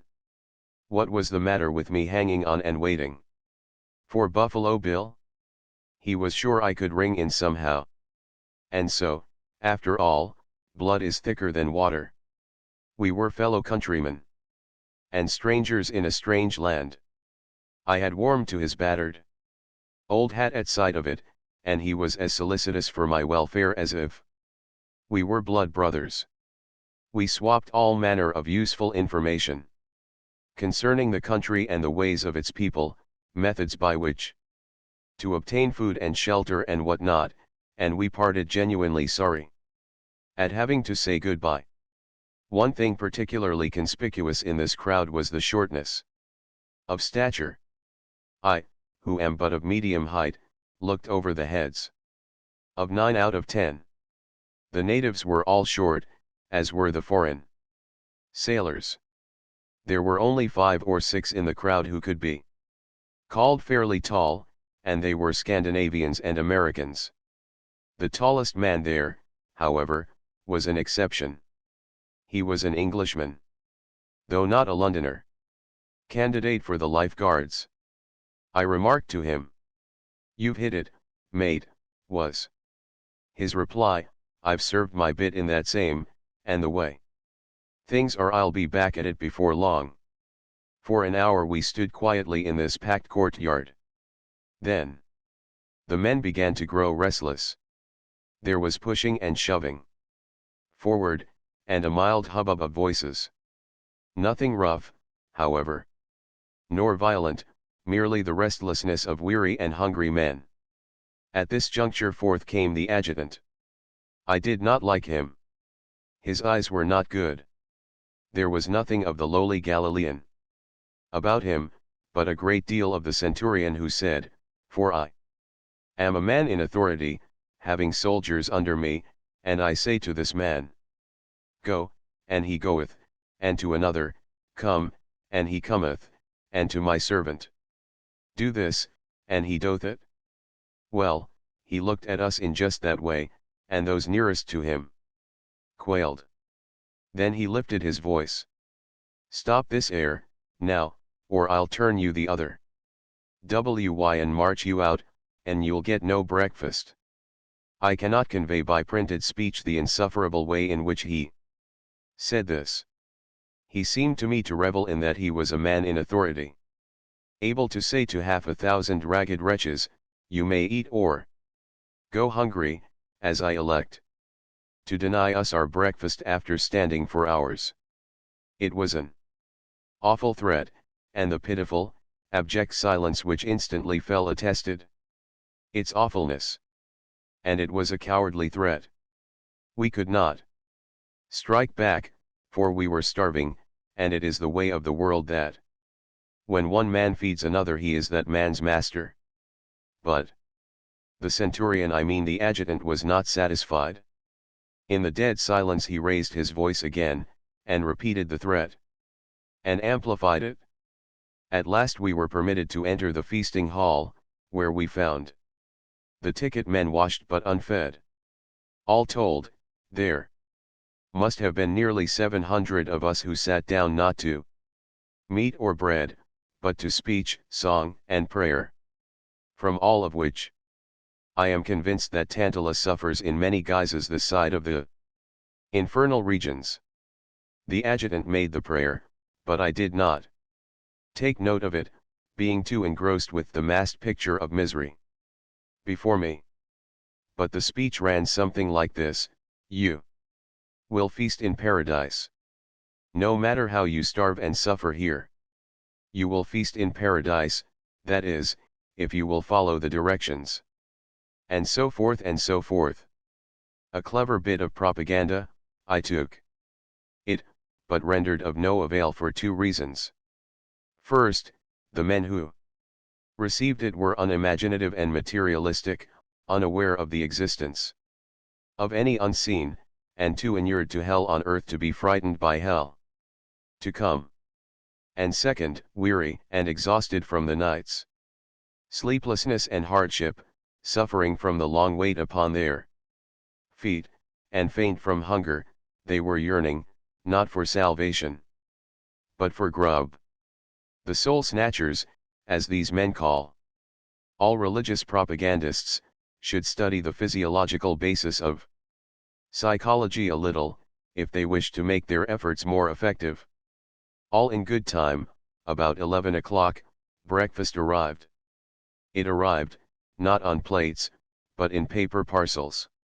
I did not have all I wanted, and I am sure that no man there had all he wanted, or half of what he wanted or needed. I gave part of my bread to the tramp royal who was waiting for Buffalo Bill, and he was as ravenous at the end as he was in the beginning. This is the breakfast: 2 slices of bread, 1 small piece of bread with raisins in it and called cake, a wafer of cheese, and a mug of water. Bewitched. Numbers of the men had been waiting since 5 o'clock for it, while all of us had waited at least 4 hours. And in addition, we had been herded like swine, packed like sardines, and treated like curs, and been preached at, and sung to, and prayed for. Nor was that all. No sooner was breakfast over, and it was over almost as quickly as it takes to tell, than the tired heads began to nod and droop, and in 5 minutes half of us were sound asleep. There were no signs of our being dismissed, while there were unmistakable signs of preparation for a meeting. I looked at a small clock hanging on the wall. It indicated 25 minutes to 12. Hey ho, thought I, time is flying, and I have yet to look for work. I want to go, I said to a couple of waking men near me. Got Thursday for the service, was the answer. Do you want to stay? I asked. They shook their heads. Then let us go and tell them we want to get out, I continued. Come on. But the poor creatures were aghast. So I left them to their fate, and went up to the nearest Salvation Army man. I want to go, I said. I came here for breakfast in order that I might be in shape to look for work. I didn't think it would take so long to get breakfast. I think I have a chance for work in Stepney, and the sooner I start, the better chance I'll have of getting it. He was really a good fellow, though he was startled by my request. "Why," he said, "we're goin' to old services, and you'd better stay." "But that will spoil my chances for work," I urged. "And work is the most important thing for me just now." As he was only a private, he referred me to the adjutant, and to the adjutant I repeated my reasons for wishing to go, and politely requested that he let me go. "But it can't be done," he said, waxing virtuously indignant at such ingratitude. "The idea," he snorted. "The idea? Do you mean to say that I can't get out of here?" I demanded. That you will keep me here against my will. Yes, he snorted. I do not know what might have happened, for I was waxing indignant myself, but the congregation had piped the situation, and he drew me over to a corner of the room, and then into another room. Here he again demanded my reasons for wishing to go. I want to go, I said, because I wish to look for work over in Stepney, and every hour lessens my chance of finding work. It is now 25 minutes to 12. I did not think when I came in that it would take so long to get a breakfast. You have a business, eh? He sneered. A man of business you are, eh? Then what did you come here for? I was out all night, and I needed a breakfast in order to strengthen me to find work. That is why I came here. A nice thing to do, he went on in the same sneering manner. A man with business shouldn't come here. You've taken some poor man's breakfast here this morning.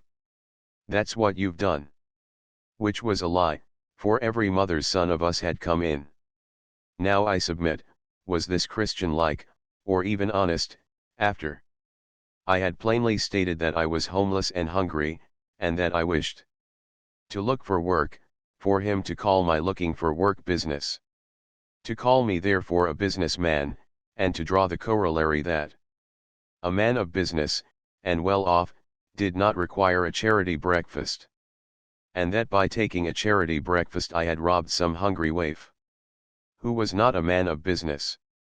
I kept my temper, but I went over the facts again, and clearly and concisely demonstrated to him how unjust he was and how he had perverted the facts.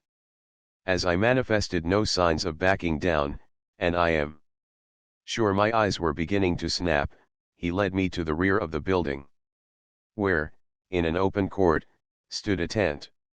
In the same sneering tone, he informed a couple of privates standing there that "'ere is a fellow that as business and he wants to go before services."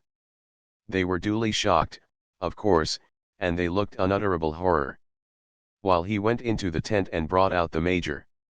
Still in the same sneering manner, laying particular stress on the business, he brought my case before the commanding officer. The major was of a different stamp of man. I liked him as soon as I saw him, and to him I stated my case in the same fashion as before. "Didn't you know you had to stay for services?" he asked. "Certainly not," I answered, "or I should have gone without my breakfast." "You have no placards posted to that effect, nor was I so informed when I entered the place." He meditated a moment. "You can go," he said.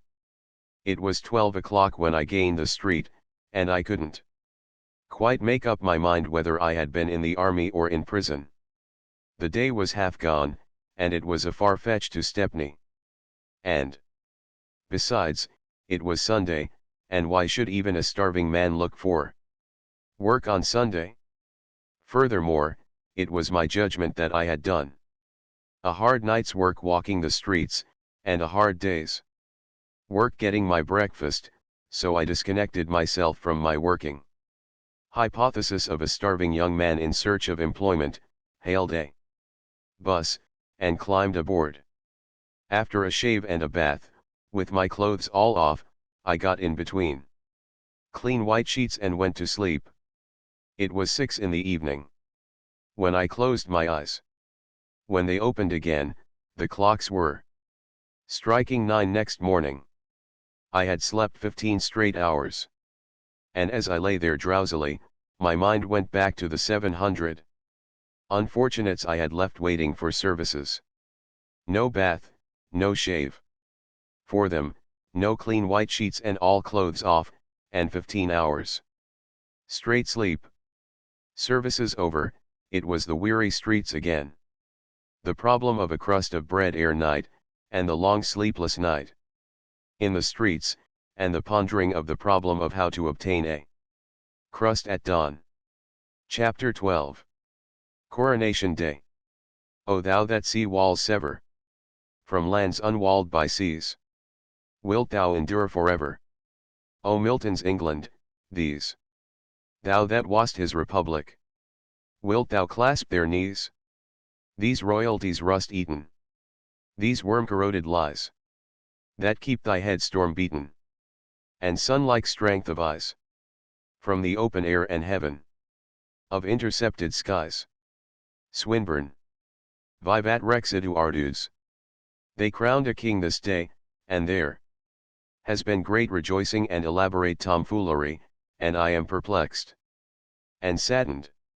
I never saw anything to compare with the pageant, except Yankee circuses and Alhambra ballets, nor did I ever see anything so hopeless and so tragic. To have enjoyed the coronation procession, I should have come straight from America to the Hotel Cecil, and straight from the Hotel Cecil to a 5-guinea seat among the washed. My mistake was in coming from the unwashed of the East End. There were not many who came from that quarter. The East End, as a whole, remained in the East End and got drunk. The Socialists, Democrats, and Republicans went off to the country for a breath of fresh air, quite unaffected by the fact that 400 millions of people were taking to themselves a crowned and anointed ruler. 6,500 prelates, priests, statesmen, princes, and warriors beheld the crowning and anointing, and the rest of us the pageant as it passed. I saw it at Trafalgar Square, the most splendid sight in Europe, and the very innermost heart of the empire. There were many thousands of us, all checked and held in order by a superb display of armed power. The line of march was double-walled with soldiers. The base of the Nelson column was triple-fringed with blue jackets. Eastward, at the entrance to the square, stood the Royal Marine Artillery. In the triangle of Pall Mall and Cockspur Street, the statue of George III was buttressed on either side by the Lancers and Hussars. To the west were the redcoats of the Royal Marines, and from the Union Club to the embouchure of Whitehall swept the glittering, massive curve of the First Life Guards, gigantic men mounted on gigantic chargers. Steel breastplated, steel helmeted, steel caparisoned, a great war sword of steel ready to the hand of the powers that be. And further, throughout the crowd, were flung long lines of the Metropolitan Constabulary, while in the rear were the reserves, tall, well-fed men, with weapons to wield and muscles to wield them in ease of need. And as it was thus at Trafalgar Square, so was it along the whole line of march. Force, overpowering force, myriads of men, splendid men, the pick of the people, whose sole function in life is blindly to obey, and blindly to kill and destroy and stamp out life. And that they should be well fed, well clothed, and well armed, and have ships to hurl them to the ends of the earth, the East End of London, and the East End of all England, toils, and rots and dies.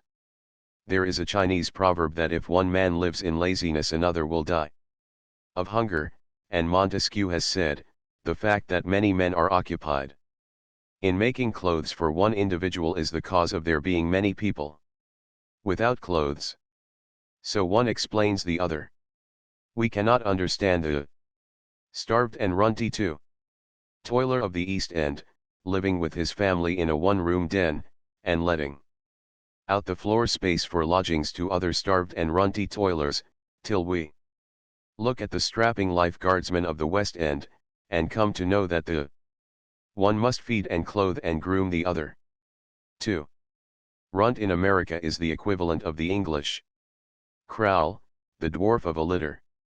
And while in Westminster Abbey the people were taking unto themselves a king, I, jammed between the lifeguards and constabulary of Trafalgar Square, was dwelling upon the time when the people of Israel first took unto themselves a king. You all know how it runs. The elders came to the prophet Samuel, and said, Make us a king to judge us like all the nations. And the Lord said unto Samuel, Now therefore hearken unto their voice, howbeit thou shalt show them the manner of the king that shall reign over them. And Samuel told all the words of the Lord unto the people that asked of him a king, and he said, This will be the manner of the king that shall reign over you, he will take your sons, and appoint them unto him, for his chariots, and to be his horsemen, and they shall run before his chariots. And he will appoint them unto him for captains of thousands, and captains of fifties, and he will set some to plough his ground, and to reap his harvest, and to make his instruments of war, and the instruments of his chariots. And he will take your daughters to be confectionaries, and to be cooks, and to be bakers. And he will take your fields and your vineyards, and your olive yards, even the best of them, and give them to his servants. And he will take a tenth of your seed, and of your vineyards, and give to his officers, and to his servants. And he will take your menservants, and your maidservants, and your goodliest young men, and your asses, and put them to his work. He will take a tenth of your flocks, and ye shall be his servants. And ye shall call out in that day because of your king which ye shall have chosen you, and the Lord will not answer you in that day. All of which came to pass in that ancient day, and they did cry out to Samuel, saying, Pray for thy servants unto the Lord thy God, that we die not, for we have added unto all our sins this evil, to ask us a king. And after Saul, David, and Solomon, came Rehoboam, who answered the people roughly, saying, My father made your yoke heavy, but I will add to your yoke. My father chastised you with whips, but I will chastise you with scorpions. And in these latter days, 500 hereditary peers own 1/5 of England, and they, and the officers and servants under the king, and those who go to compose the powers that be, yearly spend in wasteful luxury $1,850,000,000, or £370 million, which is 32% of the total wealth produced by all the toilers of the country. At the abbey, clad in wonderful golden raiment, amid fanfare of trumpets and throbbing of music, surrounded by a brilliant throng of masters, lords, and rulers, the king was being invested with the insignia of his sovereignty. The spurs were placed to his heels by the Lord Great Chamberlain, and a sword of state, in purple scabbard, was presented him by the Archbishop of Canterbury, with these words, Receive this kingly sword brought now from the altar of God, and delivered to you by the hands of the bishops and servants of God, though unworthy. Whereupon, being girded, he gave heed to the archbishop's exhortation.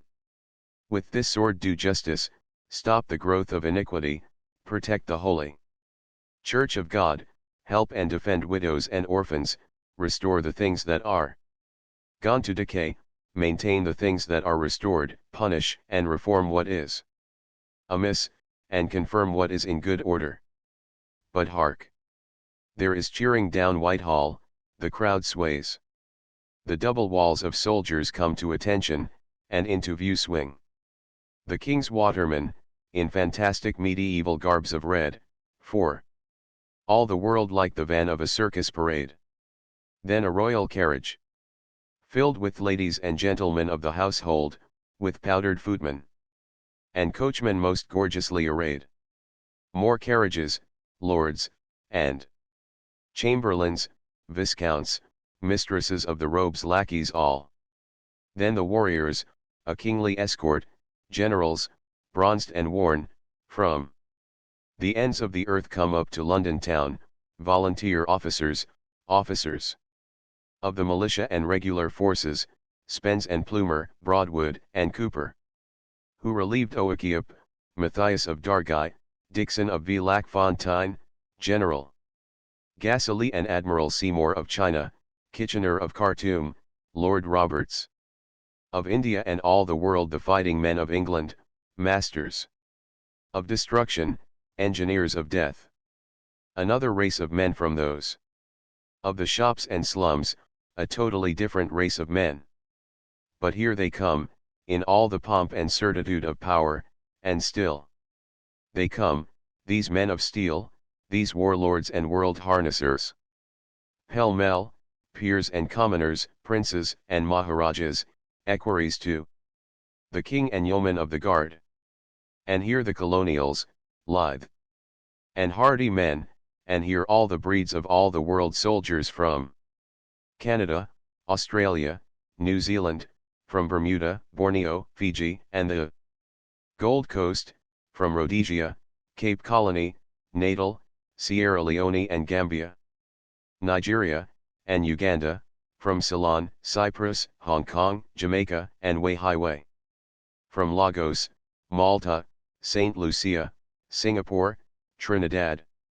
And here the conquered men of Ind, swarthy horsemen and sword-wielders, fiercely barbaric, blazing in crimson and scarlet, Sikhs, Rajputs, Burmese, province by province, and caste by caste. And now the horse guards, a glimpse of beautiful cream ponies, and a golden panoply, a hurricane of cheers, the crashing of bands. The king. The king. God save the king. Everybody has gone mad. The contagion is sweeping me off my feet. I, too, want to shout, the king. God save the king. Ragged men about me, tears in their eyes, are tossing up their hats and crying ecstatically, bless him. Bless him. Bless him. See, there he is, in that wondrous golden coach, the great crown flashing on his head, the woman in white beside him likewise crowned. And I check myself with a rush, striving to convince myself that it is all real and rational, and not some glimpse of fairyland. This I cannot succeed in doing, and it is better so. I much prefer to believe that all this pomp, and vanity, and show, and mumbo-jumbo foolery has come from fairyland, than to believe it the performance of sane and sensible people who have mastered matter and solved the secrets of the stars. Princes and princelings, dukes, duchesses, and all manner of coroneted folk of the royal train are flashing past, more warriors and lackeys and conquered peoples, and the pageant is over. I drift with the crowd out of the square into a tangle of narrow streets, where the public houses are a roar with drunkenness, men, women, and children mixed together in colossal debauch. And on every side is rising the favorite song of the coronation. Oh, on coronation day, on coronation day, we'll have a spree, a jubilee, and shout, hip, hip, hooray. For we'll all be merry, drinking whiskey, wine, and sherry. We'll all be merry on coronation day. The rain is pouring down. Up the street come troops of the auxiliaries, black Africans and yellow Asiatics, beturbaned and befeezed. And coolies swinging along with machine guns and mountain batteries on their heads, and the bare feet of all, in quick rhythm, going slish, slish, slish through the pavement mud. The public houses empty by magic, and the swarthy allegiants are cheered by their British brothers, who return at once to the carouse. And how did you like the procession, mate? I asked an old man on a bench in Green Park. How did I like it? A bloomin' good chance, says I to myself, for asleep, wi all the coppers I. So I turned into the corner there, along wi 50 others. But I couldn't sleep, a lyin' there and thinkin' how I'd worked all the years o' my life'n. Now I'd no place to rest my ead, and the music comin' to me, and the cheers and cannon, till I got almost a hanarchist, and wanted to blow out the brains o' the Lord Chamberlain. Why the Lord Chamberlain I could not precisely see, nor could he, but that was The way he felt, he said conclusively, and there was no more discussion. As night drew on, the city became a blaze of light. Splashes of color, green, amber, and ruby, caught the eye at every point, and ER, in great crystal letters and backed by flaming gas, was everywhere. The crowds in the streets increased by hundreds of thousands, and though the police sternly put down mafficking, drunkenness, and rough play abounded, the tired workers seemed to have gone mad with the relaxation and excitement, and they surged and danced down the streets, men and women, old and young, with linked arms and in long rows, singing, "I may be crazy, but I love you, Dolly Gray," and the honeysuckle and the bee. The last rendered something like this: "You are the any, Ezekiel, oi am there be. Oi'd like ter sip there any from those red lips, you see." I sat on a bench on the Thames embankment, looking across the illuminated water. It was approaching midnight, and before me poured the better class of merrymakers, shunning the more riotous streets and returning home. On the bench beside me sat two ragged creatures, a man and a woman, nodding and dozing. The woman sat with her arms clasped across the breast, holding tightly, her body in constant play, now dropping forward till it seemed its balance would be overcome and she would fall to the pavement, now inclining to the left, sideways, till her head rested on the man's shoulder, and now to the right, stretched and strained, till the pain of it awoke her and she sat bolt upright. Whereupon the dropping forward would begin again and go through its cycle till she was aroused by the strain and stretch. Every little while boys and young men stopped long enough to go behind the bench and give vent to sudden and fiendish shouts. This always jerked the man and woman abruptly from their sleep, and at sight of the startled woe upon their faces the crowd would roar with laughter as it flooded past. This was the most striking thing, the general heartlessness exhibited on every hand. It is a commonplace, the homeless on the benches, the poor miserable folk who may be teased and are harmless. 50,000 people must have passed the bench while I sat upon it, and not one, on such a jubilee occasion as the crowning of the king, felt his heartstrings touched sufficiently to come up and say to the woman, "Here's sixpence, go and get a bed." But the women, especially the young women, made witty remarks upon the woman, nodding, and invariably set their companions laughing. To use a Briticism, it was cruel, the corresponding Americanism was more appropriate, it was fierce. I confess I began to grow incensed at this happy crowd streaming by, and to extract a sort of satisfaction from the London statistics which demonstrate that 1 in every 4 adults is destined to die on public charity, either in the workhouse, the infirmary, or the asylum. I talked with the man. He was 54 and a broken down docker. He could only find odd work when there was a large demand for labor, for the younger and stronger men were preferred when times were slack. He had spent a week, now, on the benches of the embankment.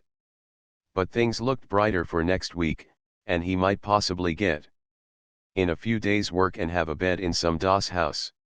He had lived all his life in London, save for 5 years, when, in 1878, he saw foreign service in India. Of course he would eat, so would the girl.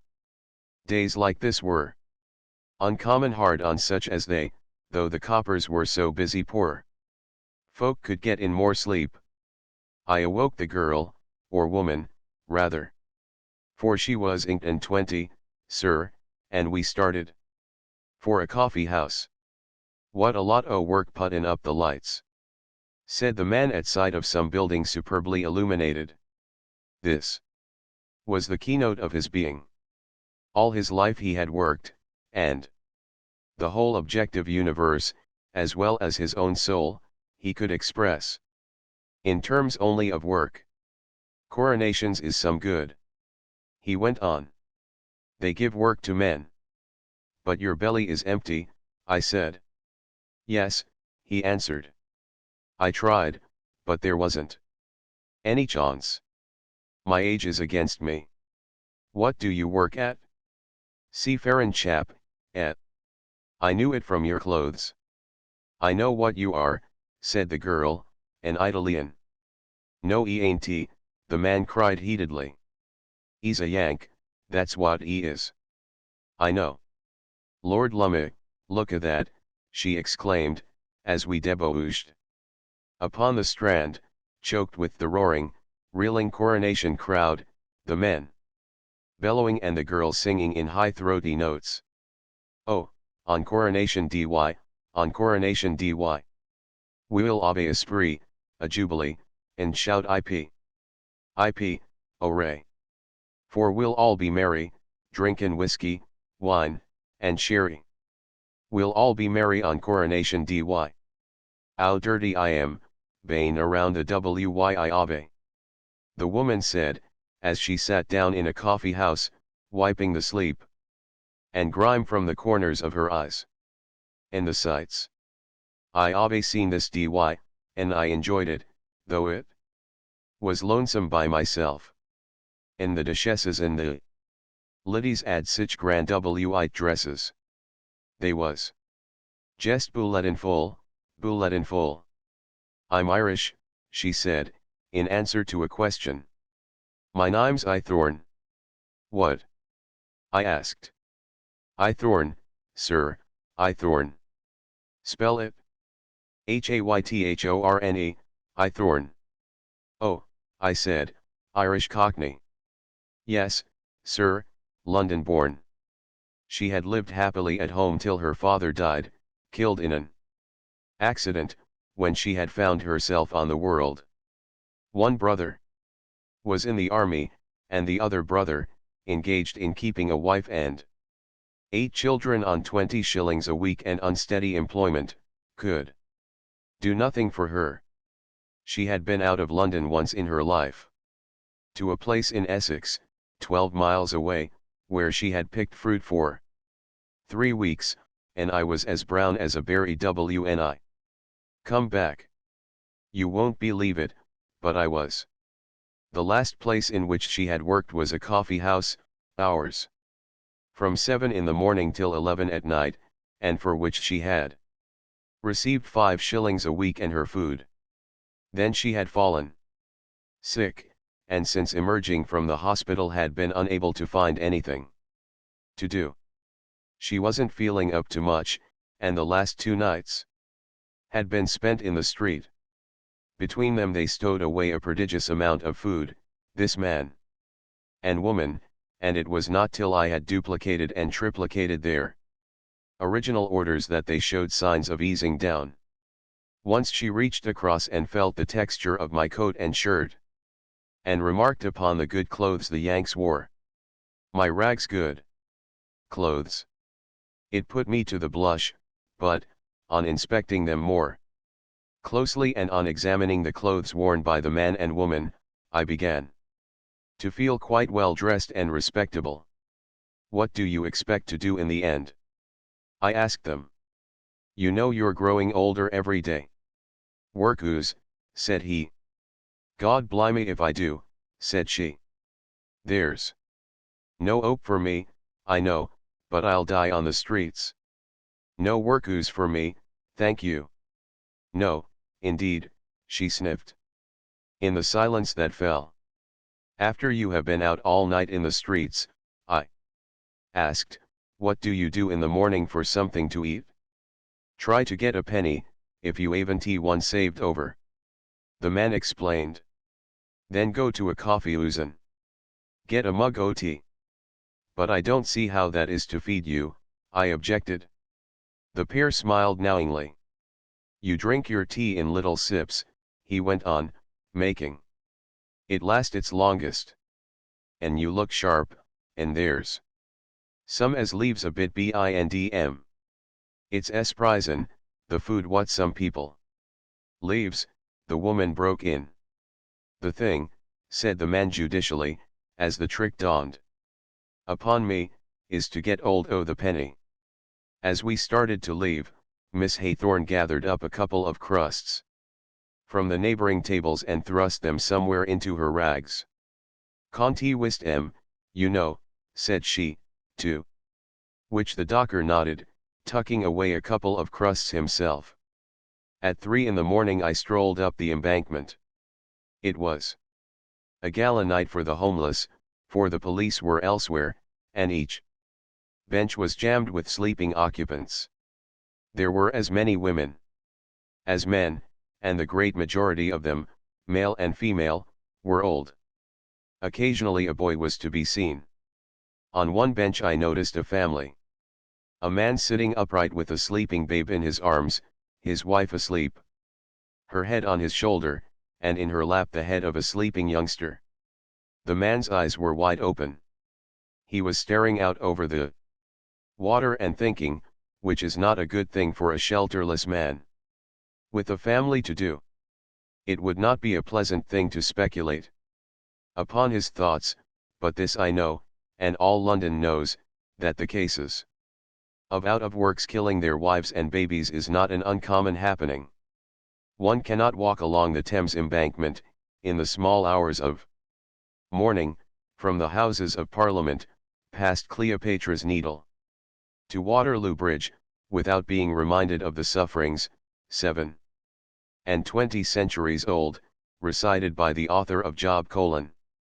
There are that remove the landmarks, they violently take away flocks and feed them. They drive away the ass of the fatherless, they take the widow's ox for a pledge. They turn the needy out of the way, the poor of the earth hide themselves together. Behold, as wild asses in the desert they go forth to their work. Seeking diligently for meat, the wilderness yieldeth them food for their children. They cut their provender in the field, and they glean the vintage of the wicked. They lie all night naked without clothing, and have no covering in the cold. They are wet with the showers of the mountains, and embrace the rock for want of a shelter. There are that pluck the fatherless from the breast, and take a pledge of the poor, so that they go about naked without clothing, and being an hungered. They carry the sheep's job XXIV. 2 to 10. 7 and 20 centuries agone. And it is all as true and apposite today in the innermost center of this Christian civilization, whereof Edward VII is king. Chapter 13. Dan Cullen, Docker. I stood, yesterday, in a room in one of the municipal dwellings, not far from Leman Street. If I looked into a dreary future and saw that I would have to live in such a room until I died, I should immediately go down, plump into the Thames, and cut the tenancy short. It was not a room. Courtesy to the language will no more permit it to be called a room than it will permit a hovel to be called a mansion. It was a den, a lair. 7 feet by 8 were its dimensions. And the ceiling was so low as not to give the cubic air space required by a British soldier in barracks. A crazy couch, with ragged coverlets, occupied nearly half the room. A rickety table, a chair, and a couple of boxes left little space in which to turn around. $5 would have purchased everything in sight. The floor was bare, while the walls and ceiling were literally covered with blood marks and splotches. Each mark represented a violent death of an insect, for the place swarmed with vermin, a plague with which no person could cope single-handed. The man who had occupied this hole, one Dan Cullen, Docker, was dying in hospital. Yet he had impressed his personality on his miserable surroundings sufficiently to give an inkling as to what sort of man he was. On the walls were cheap pictures of Garibaldi, Engels, Dan Burns, and other labor leaders, while on the table lay one of Walter Besant's novels. He knew his Shakespeare, I was told, and had read history, sociology, and economics. And he was self-educated. On the table, amidst a wonderful disarray, lay a sheet of paper on which was scrawled, "Mr. Cullen, please return the large white jug and corkscrew I lent you articles loaned, during the first stages of his sickness, by a woman neighbor, and demanded back in anticipation of his death. A large white jug and a corkscrew are far too valuable to a creature of the abyss to permit another creature to die in peace. To the last, Dan Cullen's soul must be harrowed by the sordidness out of which it strove vainly to rise. It is a brief little story, the story of Dan Cullen, but there is much to read between the lines. He was born lowly, in a city and land where the lines of caste are tightly drawn. All his days he toiled hard with his body, and because he had opened the books, and been caught up by the fires of the spirit, and could write a letter like a lawyer, he had been selected by his fellows to toil hard for them with his brain. He became a leader of the fruit porters, represented the dockers on the London Trades Council, and wrote trenchant articles for the labor journals. He did not cringe to other men, even though they were his economic masters, and controlled the means whereby he lived, and he spoke his mind freely, and fought the good fight. In the great dock strike he was guilty of taking a leading part. And that was the end of Dan Cullen. From that day he was a marked man. And every day, for 10 years and more, he was paid off for what he had done. A docker is a casual laborer. Work ebbs and flows, and he works or does not work according to the amount of goods on hand to be moved. Dan Cullen was discriminated against. While he was not absolutely turned away, which would have caused trouble, and which would certainly have been more merciful, he was called in by the foreman to do not more than 2 or 3 days' work per week. This is what is called being disciplined, or drilled. It means being starved. There is no politer word. 10 years of it broke his heart, and broken-hearted men cannot live. He took to his bed in his terrible den, which grew more terrible with his helplessness. He was without kith or kin, a lonely old man, embittered and pessimistic, fighting vermin the while and looking at Garibaldi, Engels, and Dan Burns gazing down at him from the blood-bespattered walls. No one came to see him in that crowded municipal barracks. He had made friends with none of them, and he was left to rot. But from the far reaches of the East End came a cobbler and his son, his sole friends. They cleansed his room, brought fresh linen from home, and took from off his limbs the sheets, greyish black with dirt. And they brought to him one of the Queen's bounty nurses from Aldgate. She washed his face, shook up his couch, and talked with him. It was interesting to talk with him until he learned her name. Oh, yes, Blank was her name, she replied innocently, and Sir George Blank was her brother. Sir George Blank, thundered old Dan Cullen on his deathbed, Sir George Blank, solicitor to the docks at Cardiff, who, more than any other man, had broken up the Dockers' Union of Cardiff, and was knighted. And she was his sister? Thereupon Dan Cullen sat up on his crazy couch and pronounced anathema upon her and all her breed, and she fled, to return no more, strongly impressed with the ungratefulness of the poor. Dan Cullen's feet became swollen with dropsy. He sat up all day on the side of the bed, to keep the water out of his body. No mat on the floor, a thin blanket on his legs, and an old coat around his shoulders. A missionary brought him a pair of paper slippers, worth 4 pence. I saw them, and proceeded to offer up 50 prayers. or so for the good of Dan Cullen's soul. But Dan Cullen was the sort of man that wanted his soul left alone. He did not care to have Tom, Dick, or Harry, on the strength of fourpenny slippers, tampering with it. He asked the missionary kindly to open the window, so that he might toss the slippers out.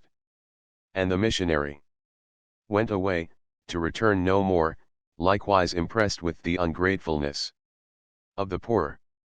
The cobbler, a brave old hero himself, though unnailed and unsung, went privily to the head office of the big fruit brokers for whom Dan Cullen had worked as a casual laborer for 30 years.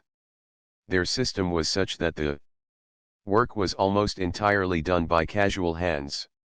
The cobbler told them the man's desperate plight, old, broken, dying, without help or money. Reminded them that he had worked for them 30 years, and asked them to do something for him. "Oh," said the manager, remembering Dan Cullen without having to refer to the books, "you see, we make it a rule never to help casuals, and we can do nothing." Nor did they do anything, not even sign a letter asking for Dan Cullen's admission to a hospital. And it is not so easy to get into a hospital in London town. At Hampstead, if he passed the doctors, at least 4 months would elapse before he could get in, there were so many on the books ahead of him. The cobbler finally got him into the Whitechapel Infirmary, where he visited him frequently. Here he found that Dan Cullen had succumbed to the prevalent feeling, that, being hopeless, they were hurrying him out of the way. A fair and logical conclusion, one must agree, for an old and broken man to arrive at, who has been resolutely disciplined and drilled for 10 years. When they sweated him for Bright's disease to remove the fat from the kidneys, Dan Cullen contended that the sweating was hastening his death, while Bright's disease, being a wasting away of the kidneys, there was therefore no fat to remove, and the doctor's excuse was a palpable lie. Whereupon the doctor became wroth, and did not come near him for 9 days. Then his bed was tilted up so that his feet and legs were elevated. At once dropsy appeared in the body, and Dan Cullen contended that the thing was done in order to run the water down into his body from his legs and kill him more quickly. He demanded his discharge, though they told him he would die on the stairs, and dragged himself, more dead than alive, to the cobbler's shop. At the moment of writing this, he is dying at the Temperance Hospital, into which place his staunch friend, the cobbler, moved heaven and earth to have him admitted. Poor Dan Cullen, a Jude the obscure, who reached out after knowledge, who toiled with his body in the day and studied in the watches of the night, who dreamed his dream and struck valiantly for the cause. A patriot, a lover of human freedom, and a fighter unafraid, and in the end, not gigantic enough to beat down the conditions which baffled and stifled him, a cynic and a pessimist, gasping his final agony on a pauper's couch in a charity ward for a man to die who might have been wise and was not. This I call a tragedy. Chapter 14. Hops and Hoppers. So far has the divorcement of the worker from the soil proceeded, that the farming districts, the civilized world over, are dependent upon the cities for the gathering of the harvests. Then it is, when the land is spilling its ripe wealth to waste, that the street folk, who have been driven away from the soil, are called back to it again. But in England they return, not as prodigals, but as outcasts. Still, as vagrants and pariahs, to be doubted and flouted by their country brethren, to sleep in jails and casual wards, or under the hedges, and to live the Lord knows how. It is estimated that Kent alone requires 80,000 of the street people to pick her hops. And out they come, obedient to the call. which is the call of their bellies and of the lingering dregs of adventure lust. Still in them, slum, stews, and ghetto pour them forth, and the festering contents of slum, stews, and ghetto are undiminished. Yet they overrun the country like an army of ghouls, and the country does not want them. They are out of place. As they drag their squat, misshapen bodies along the highways and byways, they resemble some vile spawn from underground. Their very presence, the fact of their existence, is an outrage to the fresh, bright sun and the green and growing things. The clean, upstanding trees cry shame upon them, and their withered crookedness, and their rottenness is a slimy desecration of the sweetness and purity of nature. Is the picture overdrawn? It all depends. For one who sees and thinks life in terms of shares and coupons, it is certainly overdrawn. But for one who sees and thinks life in terms of manhood and womanhood, it cannot be overdrawn. Such hordes of beastly wretchedness and inarticulate misery are no compensation for a millionaire brewer who lives in a West End palace, sates himself with the sensuous delights of London's golden theatres, hobnobs with lordlings and princelings, and is knighted by the king. Wins his spurs, God forbid. In old time the great blonde beasts rode in the battles van and won their spurs by cleaving men from pate to chine.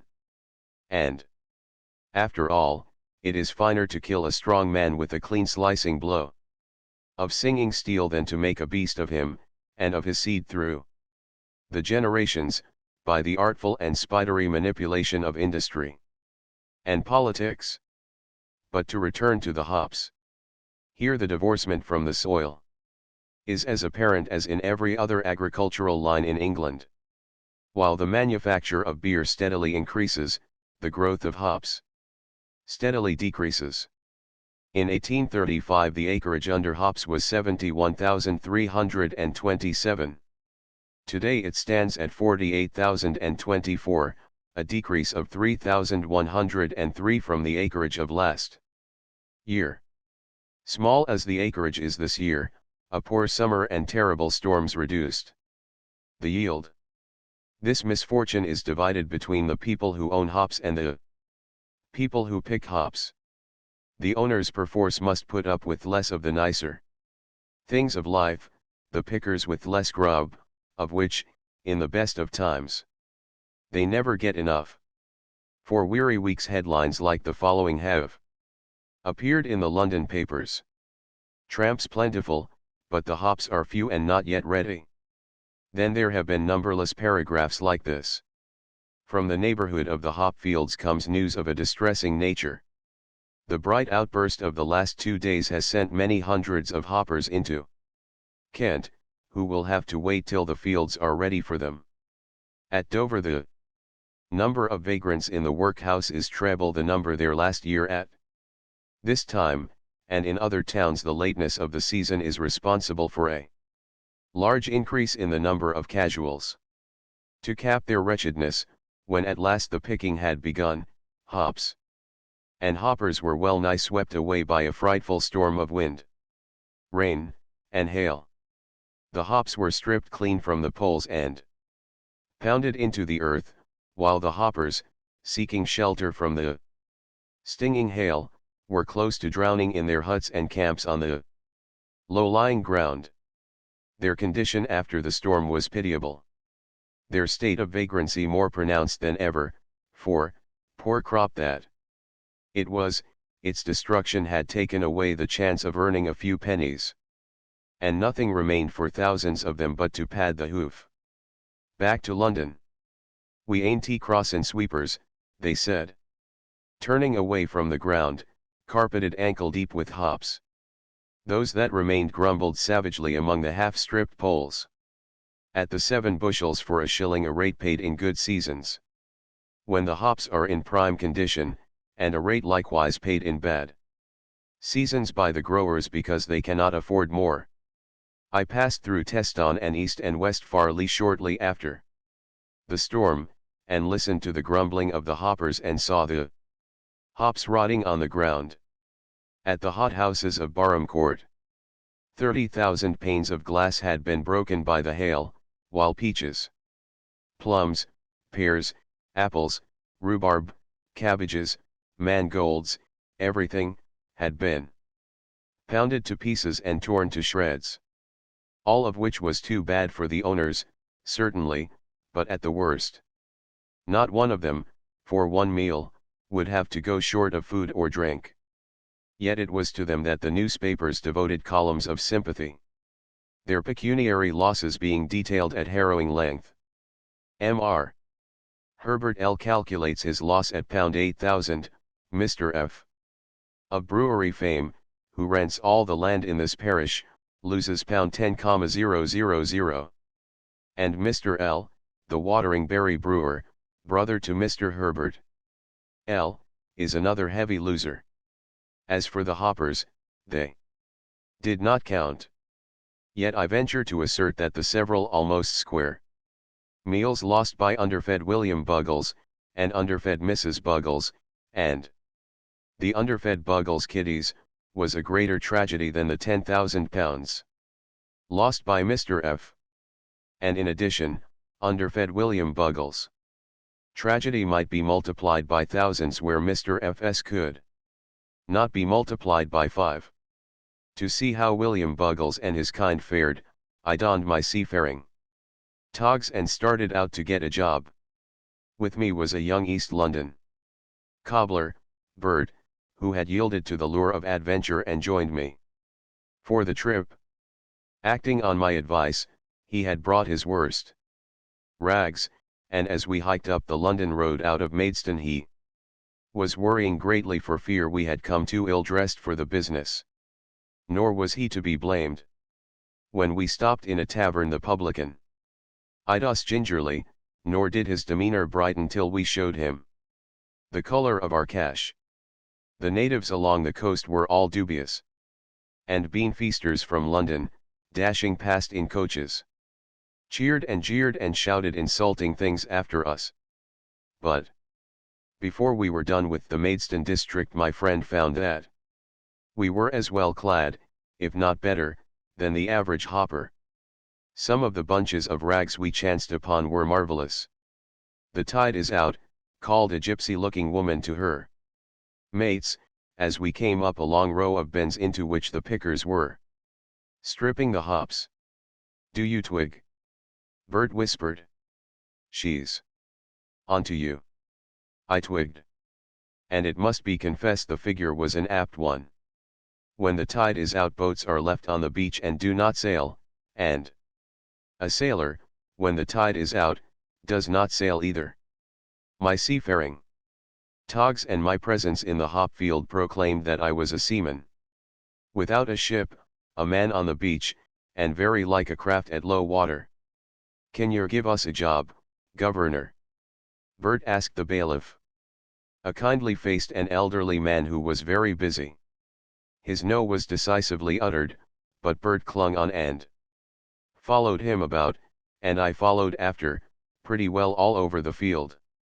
Whether our persistency struck the bailiff as anxiety to work, or whether he was affected by our hard luck appearance and tale, neither Bert nor I succeeded in making out, but in the end he softened his heart and found us the one unoccupied bin in the place of bin deserted by 2 other men, from what I could learn, because of inability to make living wages.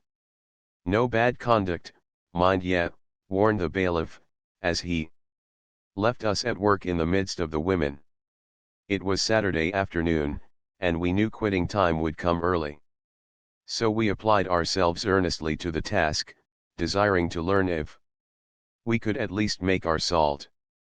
It was simple work, woman's work, in fact, and not man's. We sat on the edge of the bin, between the standing hops, while a pole puller supplied us with great fragrant branches. In an hour's time we became as expert as it is possible to become.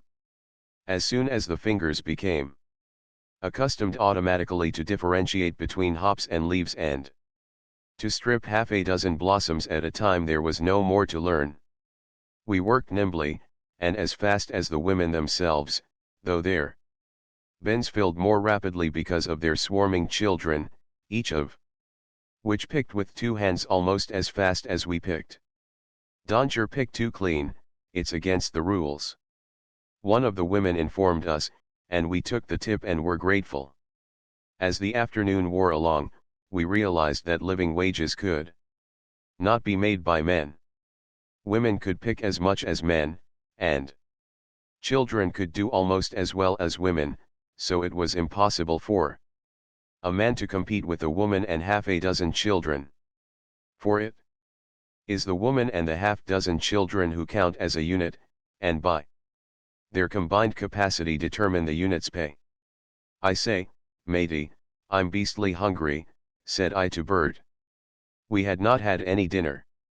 "Blimey, but I could eat the ops," he replied. Whereupon we both lamented our negligence in not rearing up a numerous progeny to help us in this day of need. And in such fashion we whiled away the time and talked for the edification of our neighbors. We quite won the sympathy of the pole puller, a young country yokel, who now and again emptied a few picked blossoms into our bin, it being part of his business to gather up the stray clusters torn off in the process of pulling. With him we discussed how much we could sub, and were informed that while we were being paid a shilling for 7 bushels, we could only sub, or have advanced to us, a shilling for every 12 bushels. Which is to say that the pay for 5 out of every 12 bushels was withheld, a method of the grower to hold the hopper to his work whether the crop runs good or bad, and especially if it runs bad. After all, it was pleasant sitting there in the bright sunshine, the golden pollen showering from our hands, the pungent aromatic odor of the hops biting our nostrils, and the while remembering dimly the sounding cities whence these people came. Poor street people. Poor gutter folk. Even they grow earth hungry, and yearn vaguely for the soil from which they have been driven, and for the free life in the open, and the wind and rain and sun all undefiled by city smirches.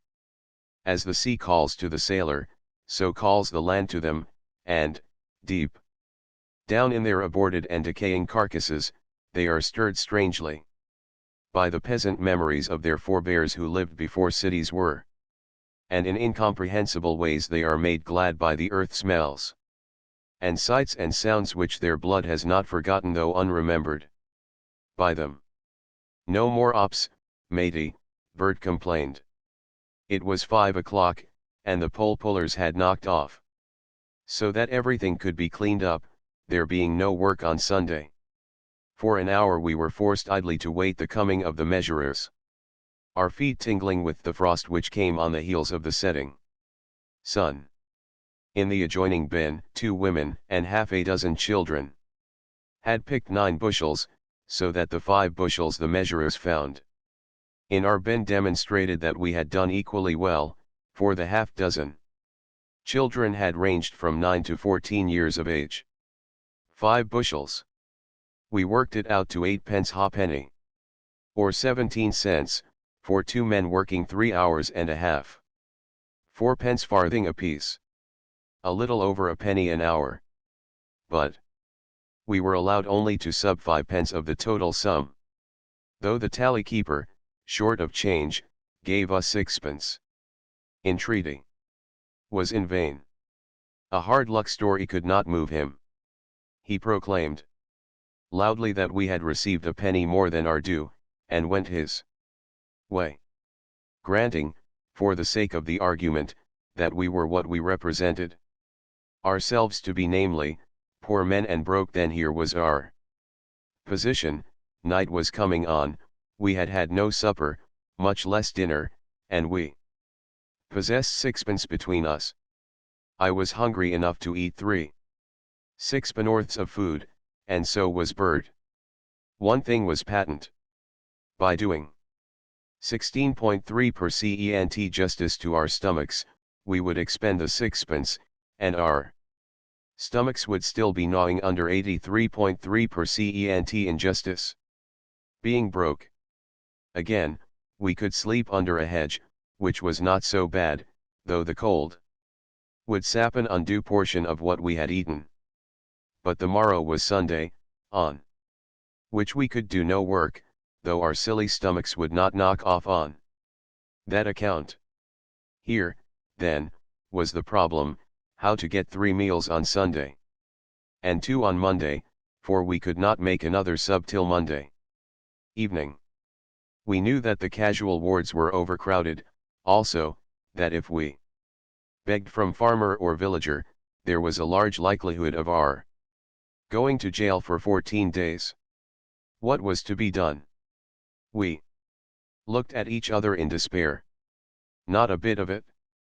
We joyfully thanked God that we were not as other men, especially hoppers, and went down the road to Maidstone, jingling in our pockets the half-crowns and florins we had brought from London. Chapter 15. The Sea Wife. You might not expect to find the Sea Wife in the heart of Kent, but that is where I found her, in a mean street, in the poor quarter of Maidstone. In her window she had no sign of lodgings to let, and persuasion was necessary before she could bring herself to let me sleep in her front room. In the evening I descended to the semi-subterranean kitchen, and talked with her and her old man, Thomas Mugridge by name.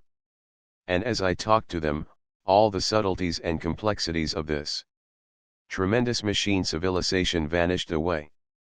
It seemed that I went down through the skin and the flesh to the naked soul of it. And in Thomas Mugridge and his old woman gripped hold of the essence of this remarkable English breed. I found there the spirit of the wanderlust which has lured Albion's sons across the zones.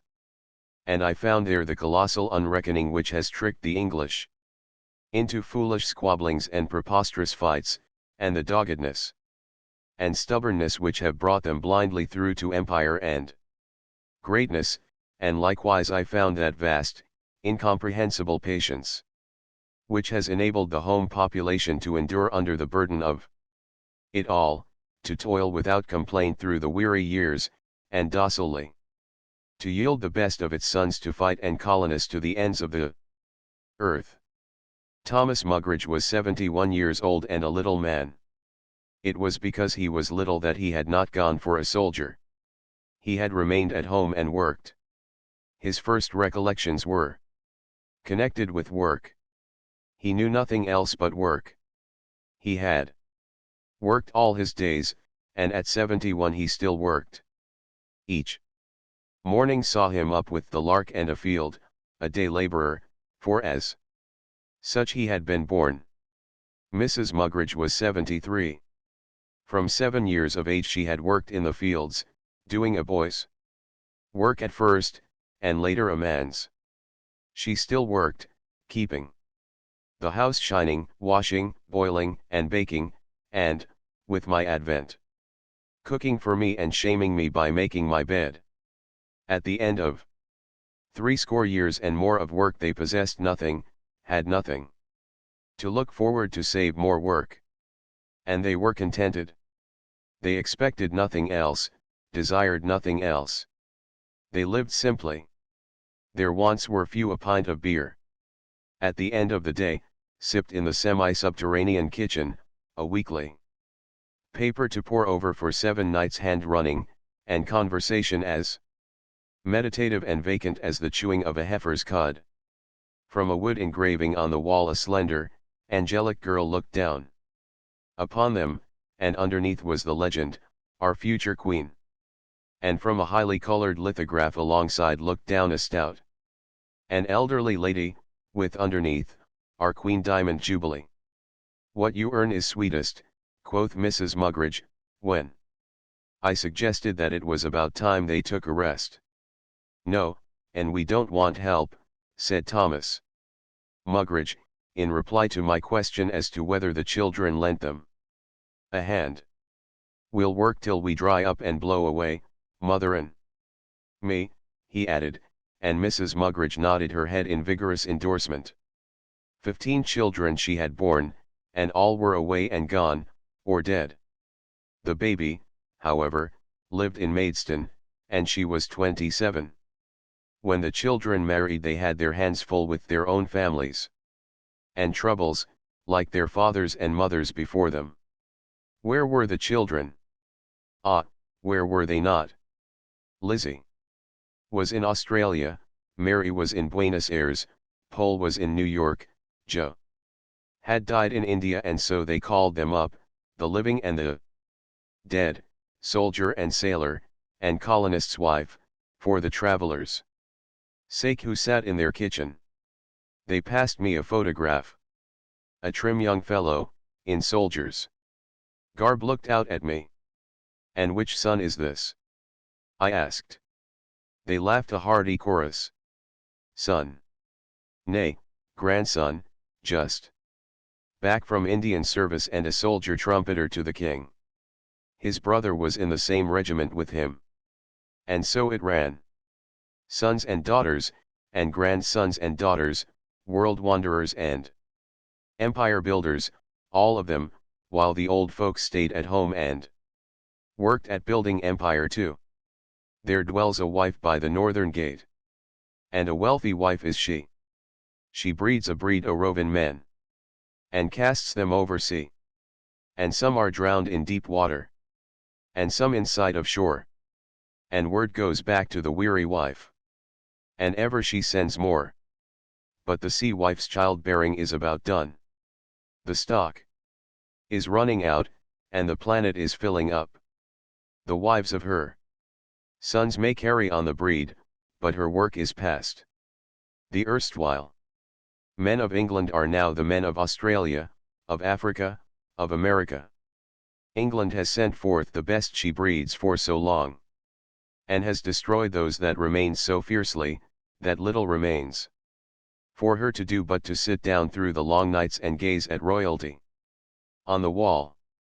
The true British merchant seaman has passed away. The merchant service is no longer a recruiting ground for such sea dogs as fought with Nelson at Trafalgar and the Nile. Foreigners largely man the merchant ships, though Englishmen still continue to officer them, and to prefer foreigners for art. In South Africa the colonial teaches the islander how to shoot, and the officers muddle and blunder. While at home the street people play hysterically at mafficking, and the War Office lowers the stature for enlistment. It could not be otherwise. The most complacent Britisher cannot hope to draw off the life-blood, and underfeed, and keep it up forever. The average Mrs. Thomas Mugridge has been driven into the city, and she is not breeding very much of anything save an anemic and sickly progeny which cannot find enough to eat. The strength of the English-speaking race today is not in the tight little island, but in the New World. Overseas, where are the sons and daughters of Mrs. Thomas Mugridge? The sea wife by the northern gate has just about done her work in the world, though she does not realize it. She must sit down and rest her tired loins for a space, and if the casual ward and the workhouse do not await her, it is because of the sons and daughters she has reared up against the day of her feebleness and decay. Chapter 16. Property versus Person. In a civilization frankly materialistic and based upon property, not soul, it is inevitable that property shall be exalted over soul. That crimes against property shall be considered far more serious than crimes against the person. To pound one's wife to a jelly and break a few of her ribs is a trivial offense compared with sleeping out under the naked stars because one has not the price of a DOS. The lad who steals a few pears from a wealthy railway corporation is a greater menace to society than the young brute who commits an unprovoked assault upon an old man over 70 years of age, while the young girl who takes a lodging under the pretense that she has work commits so dangerous an offense, that, were she not severely punished, She and her kind might bring the whole fabric of property clattering to the ground. Had she unholily tramped Piccadilly and the Strand after midnight, the police would not have interfered with her, and she would have been able to pay for her lodging. The following illustrative cases are culled from the police court. Reports for a single week. Widnes Police Court. Before Alderman Gossage and Neil Thomas Lynch, charged with being drunk and disorderly and with assaulting a constable. Defendant rescued a woman from custody, kicked the constable, and threw stones at him. Fine 3s. 6d4. The first offence, and 10s. And costs for the assault. Glasgow Queen's Park Police Court. Before Bailey Norman Thompson. John Kane pleaded guilty to assaulting his wife. There were 5 previous convictions. Fine £2, 2s. Taunton County Petty Sessions. John Painter, a big, burly fellow, described as a laborer, charged with assaulting his wife. The woman received 2 severe black eyes, and her face was badly swollen. Fined £1, 8s, including costs, and bound over to keep the peace. Widnes Police Court. Richard Bestwick and George Hunt, charged with trespassing in search of game. Hunt fined £1 and costs. Bestwick £2 and costs, in default, 1 month. Shaftesbury Police Court. Before the Mayor, Mr. A.T. Carpenter. Thomas Baker, charged with sleeping out. 14 days. Glasgow Central Police Court. Before Bailey Dunlop. Edward Morrison, a lad, convicted of stealing 15 pears from a lorry at the railroad station. 7 days. Doncaster Borough Police Court. Before Alderman Clark and other magistrates. James M. Gowan, charged under the Poaching Prevention Act with being found in possession of poaching implements and a number of rabbits.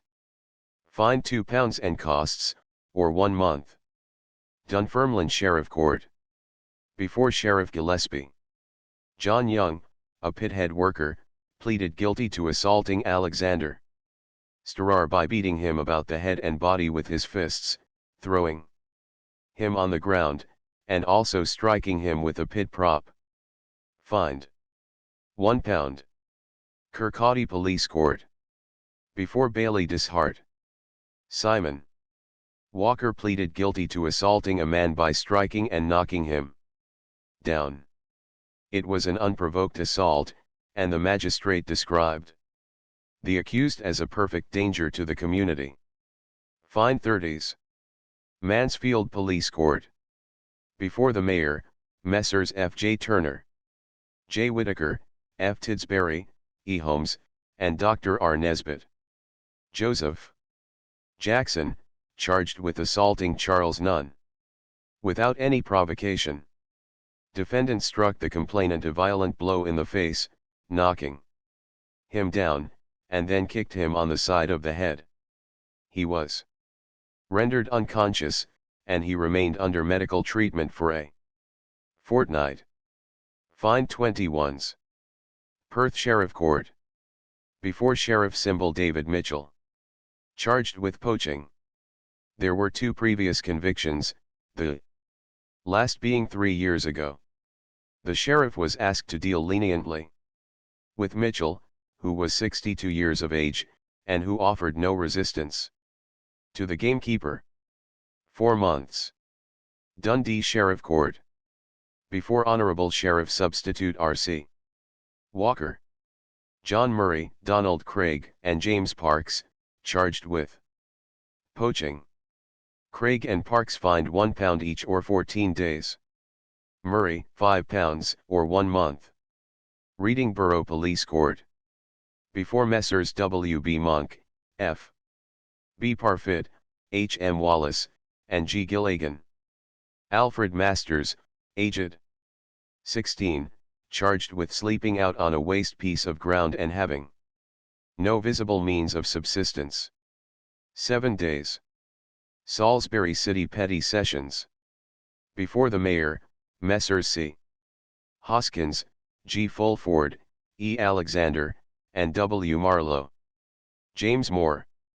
Charged with stealing a pair of boots from outside a shop. 21 days. Horncastle Police Court. Before the Reverend W. F. Massingbird, the Reverend J. Graham, and Mr. N. Lucas Calcraft. George Brackenbury. A young laborer, convicted of what the magistrates characterized as an altogether unprovoked and brutal assault upon James Sergeant Foster, a man over 70 years of age. Fined £1 and 5s. 6d costs. Worksop Petty Sessions. Before Messrs. F.J.S. Foljambe, R. Edison, and S. Smith. John Priestley, charged with assaulting the Reverend Leslie Graham. Defendant, who was drunk, was wheeling a perambulator and pushed it in front of a lorry, with the result that the perambulator was overturned and the baby in it thrown out. The lorry passed over the perambulator, but the baby was uninjured. Defendant then attacked the driver of the lorry, and afterwards assaulted the complainant, who remonstrated with him upon his conduct. In consequence of the injuries defendant inflicted, complainant had to consult a doctor. Fine 40s. And costs. Rotherham West Riding Police Court. Before Messrs. C. Wright and G. Pugh and Colonel Stoddard. Benjamin Story, Thomas Brammer, and Samuel Wilcock, charged with poaching. 1 month each. Southampton County Police Court. Before Admiral J. C. Rowley, Mr. H. H. Culm Seymour, and other magistrates. Henry Thorrington. Charged with sleeping out. 7 days. Eckington Police Court. Before Major L. B. Bowden, Messrs. R. Eyre, and H. A. Fowler, and Dr. Court. Joseph Watts, charged with stealing 9 ferns from a garden. 1 month. Ripley Petty Sessions. Before Messrs. J. B. Wheeler, W. D. Bembridge, and M. Hooper. Vincent Allen and George Hall, charged under the Poaching Prevention Act with being found in possession of a number of rabbits, and John Sparham, charged with aiding and abetting them. Hall and Sparham fined £1, 17s. 4d, and Allen £2, 17s 4d, including costs, the former committed for 14 days and the latter for 1 month in default of payment. Southwestern Police Court, London. Before Mr. Rose. John Probin, charged with doing grievous bodily harm to a constable. Prisoner had been kicking his wife, and also assaulting another woman, who protested against his brutality. The constable tried to persuade him to go inside his house, but prisoner suddenly turned upon him, knocking him down by a blow on the face, kicking him as he lay on the ground, and attempting to strangle him. Finally the prisoner deliberately kicked the officer in a dangerous part, inflicting an injury which will keep him off duty for a long time to come. 6 weeks. Lambeth Police Court, London. Before Mr. Hopkins. Baby Stewart, aged 19, described as a chorus girl, charged with obtaining food and lodging to the value of 5s. By false pretenses, and with intent to defraud Emma Brazier. Emma Brazier, complainant, lodging house keeper of Adwell Road. Prisoner took apartments at her house on the representation that she was employed at the Crown Theatre. After prisoner had been in her house 2 or 3 days, Mrs. Brazier made inquiries, and, finding the girl's story untrue, gave her into custody. Prisoner told the magistrate that she would have worked had she not had such bad health. 6 weeks hard labor. Chapter 17. Inefficiency. I stopped a moment to listen to an argument on the mile and waste. It was night time, and they were all workmen of the better class. They had surrounded one of their number, a pleasant-faced man of 30. And were giving it to him rather heatedly. "But how about this here cheap immigration?" one of them demanded. "The Jews of Whitechapel, say, cutting our throats right along." "You can't blame them," was the answer. "They're just like us, and they've got to live." "Don't blame the man who offers to work cheaper than you and gets your job." "But how about the wife and kiddies?" his interlocutor demanded. "There you are," came the answer. "How about the wife and kiddies of the man who works cheaper than you and gets your job?" How about his wife and kiddies? He's more interested in them than in yours, and he can't see them starve. So he cuts the price of labor and out you go. But you mustn't blame him, poor devil. He can't help it. Wages always come down when two men are after the same job. That's the fault of competition, not of the man who cuts the price. But wages don't come down where there's a union." The objection was made. And there you are again, right on the head. The union checks competition among the laborers, but makes it harder where there are no unions. There's where your cheap labor of Whitechapel comes in. They're unskilled, and have no unions, and cut each other's throats, and ours in the bargain, if we don't belong to a strong union. Without going further into the argument, this man on the mile and waste pointed the moral that when two men were after the one job, wages were bound to fall. Had he gone deeper into the matter, he would have found that even the union, say 20,000 strong, could not hold up wages if 20,000 idle men were trying to displace the union men. This is admirably instanced, just now, by the return and disbandment of the soldiers from South Africa. They find themselves, by tens of thousands, in desperate straits in the army of the unemployed. There is a general decline in wages throughout the land, which, giving rise to labor disputes and strikes, is taken advantage of by the unemployed, who gladly pick up the tools thrown down by the strikers.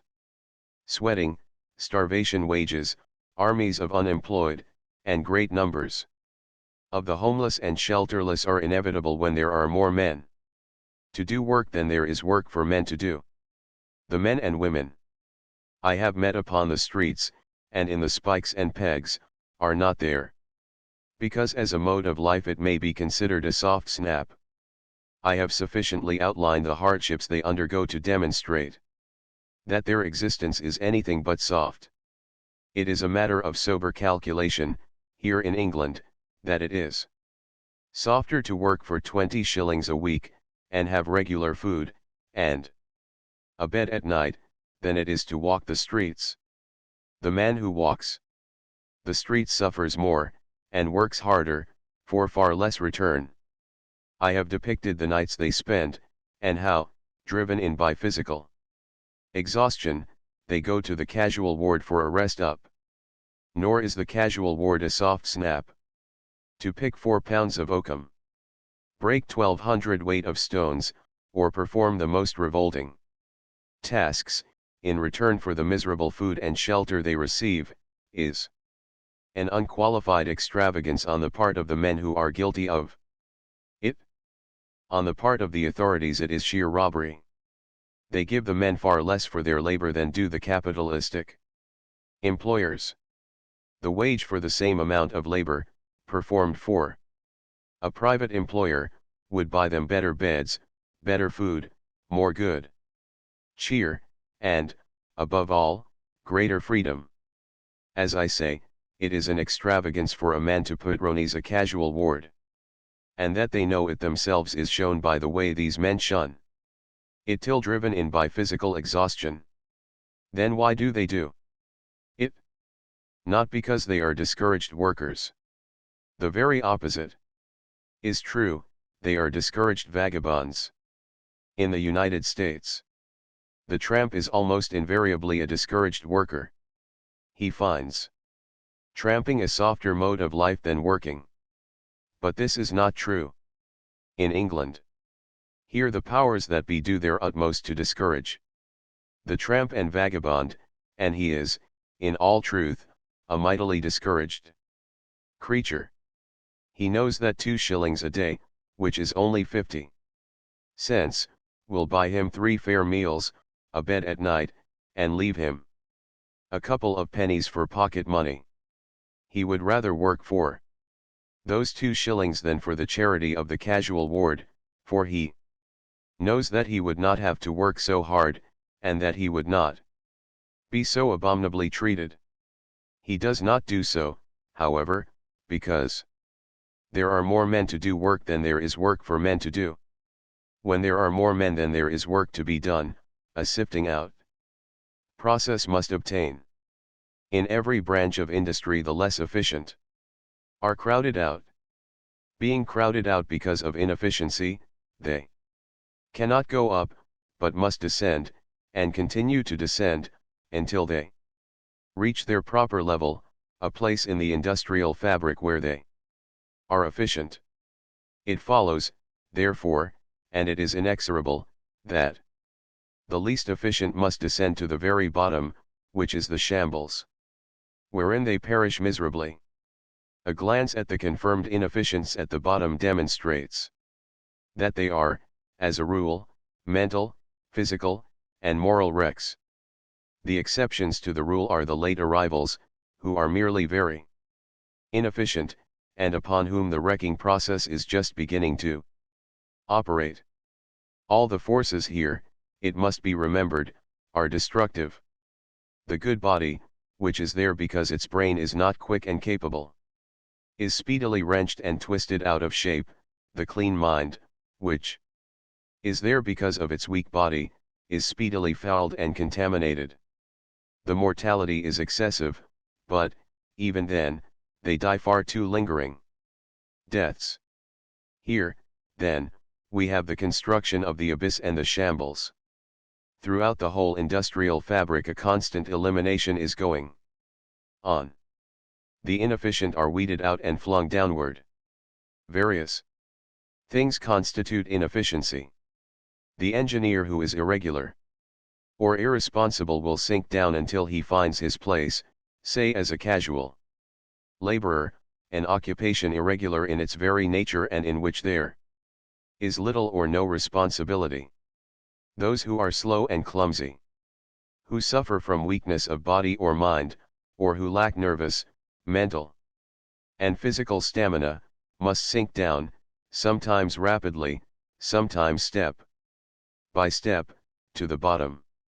Accident, by disabling an efficient worker, will make him inefficient, and down he must go.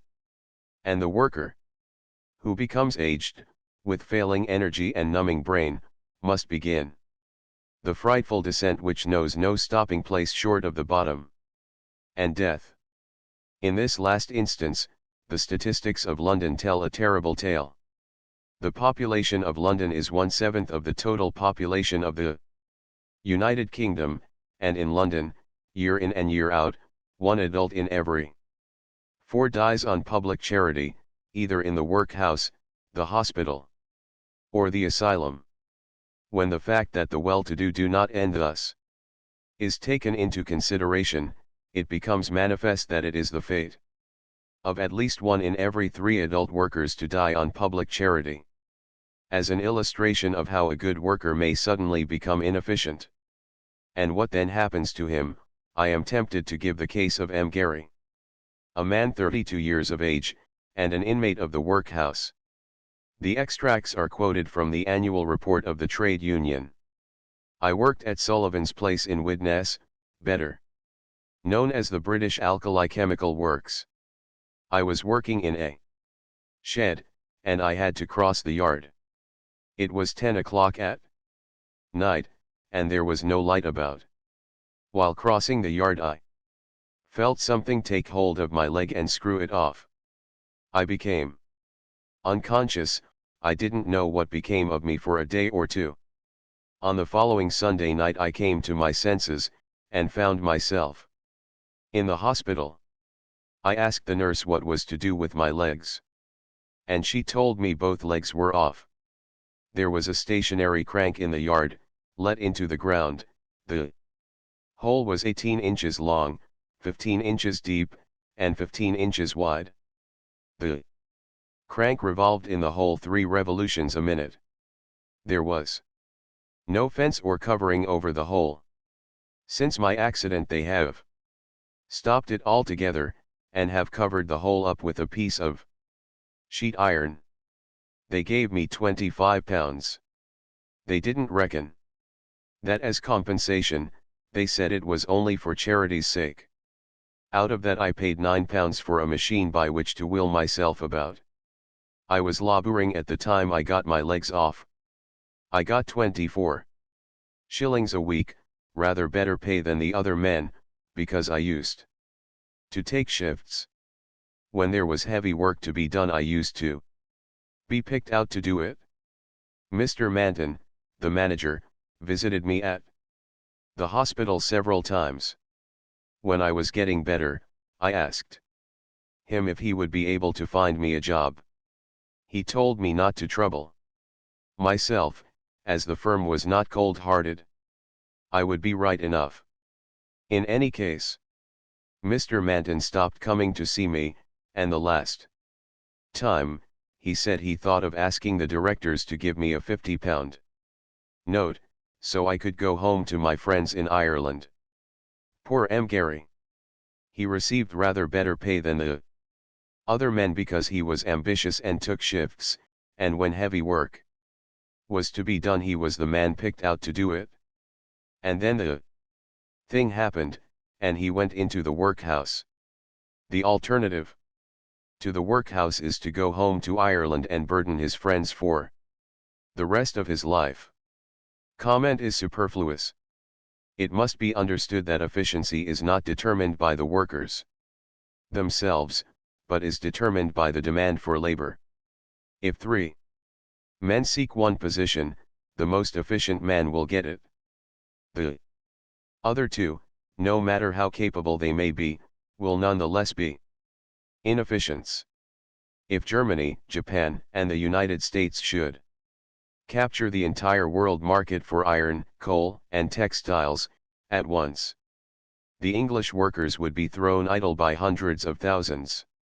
Some would emigrate, but the rest would rush their labor into the remaining industries.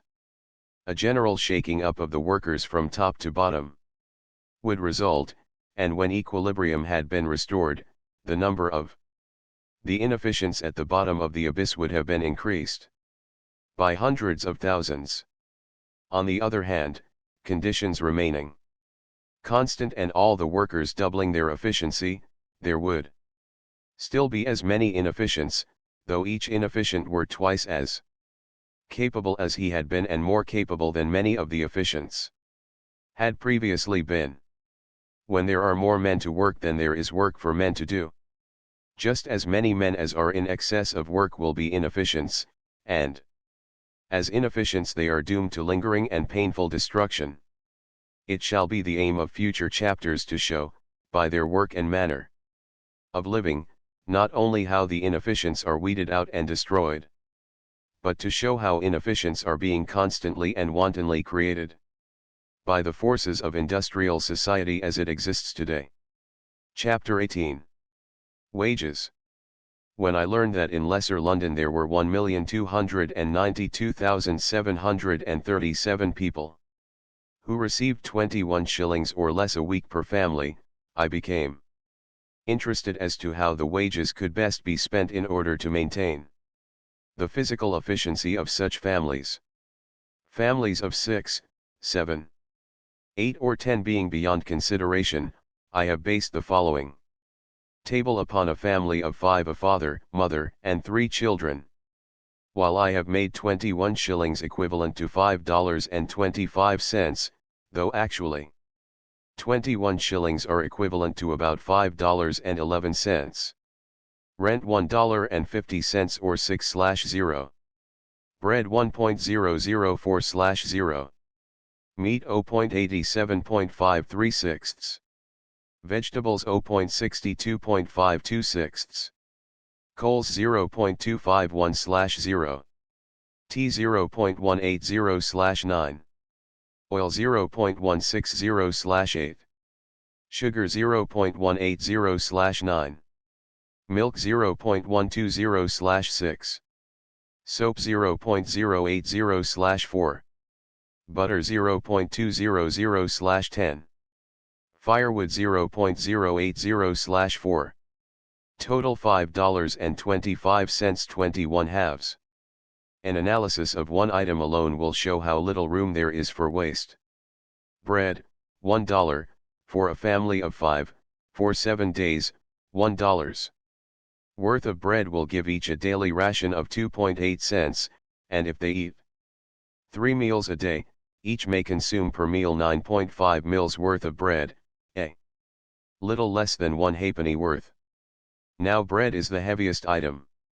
They will get less of meat per mouth each meal, and still less of vegetables, while the smaller items become too microscopic for consideration.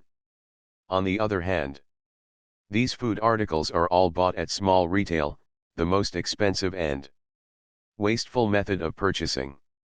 While the table given above will permit no extravagance, no overloading of stomachs, it will be noticed that there is no surplus. The whole guinea is spent for food and rent. There is no pocket money left over. Does the man buy a glass of beer, the family must eat that much less, and in so far as it eats less, just that far will it impair its physical efficiency. The members of this family cannot ride in buses or trams, cannot write letters, take outings, go to a two-penny gaff or cheap vaudeville, join social or benefit clubs, nor can they buy sweetmeats, tobacco, books, or newspapers. And further, should one child, and there are 3, require a pair of shoes, the family must strike meat for a week from its bill of fare. And since there are 5 pairs of feet requiring shoes, and 5 heads requiring hats, and 5 bodies requiring clothes, and since there are laws regulating indecency, the family must constantly impair its physical efficiency in order to keep warm and out of jail. For notice: when rent, coals, oil, soap, and firewood are extracted from the weekly income, there remains a daily allowance for food of 4.5d to each person. And that 4.5d cannot be lessened by buying clothes without impairing the physical efficiency. All of which is hard enough. But the thing happens, the husband and father breaks his leg or his neck. No 4.5d a day per mouth. For food is coming in, no halfpenny worth of bread per meal, and, at the end of the week, no 6 shillings for rent. So out they must go, to the streets or the workhouse, or to a miserable den, somewhere, in which the mother will desperately endeavor to hold the family together on the 10 shillings she may possibly be able to earn. While in London there are 1,292,737 people who receive 21 shillings or less a week per family, it must be remembered that we have investigated a family of 5 living on a 21 shilling basis. There are larger families, there are many families that live on less than 21 shillings, and there is much irregular employment. The question naturally arises, how do they live? The answer is that they do not live. They do not know what life is. They drag out a subter bestial existence until mercifully released by death. Before descending to the fouler depths, let the case of the telephone girls be cited. Here are clean, fresh English maids, for whom a higher standard of living than that of the beasts is absolutely necessary. Otherwise they cannot remain clean, fresh English maids. On entering The service, a telephone girl receives a weekly wage of 11 shillings. If she be quick and clever, she may, at the end of 5 years, attain a minimum wage of £1. Recently a table of such a girl's weekly expenditure was furnished to Lord Londonderry. Here it is. Sd.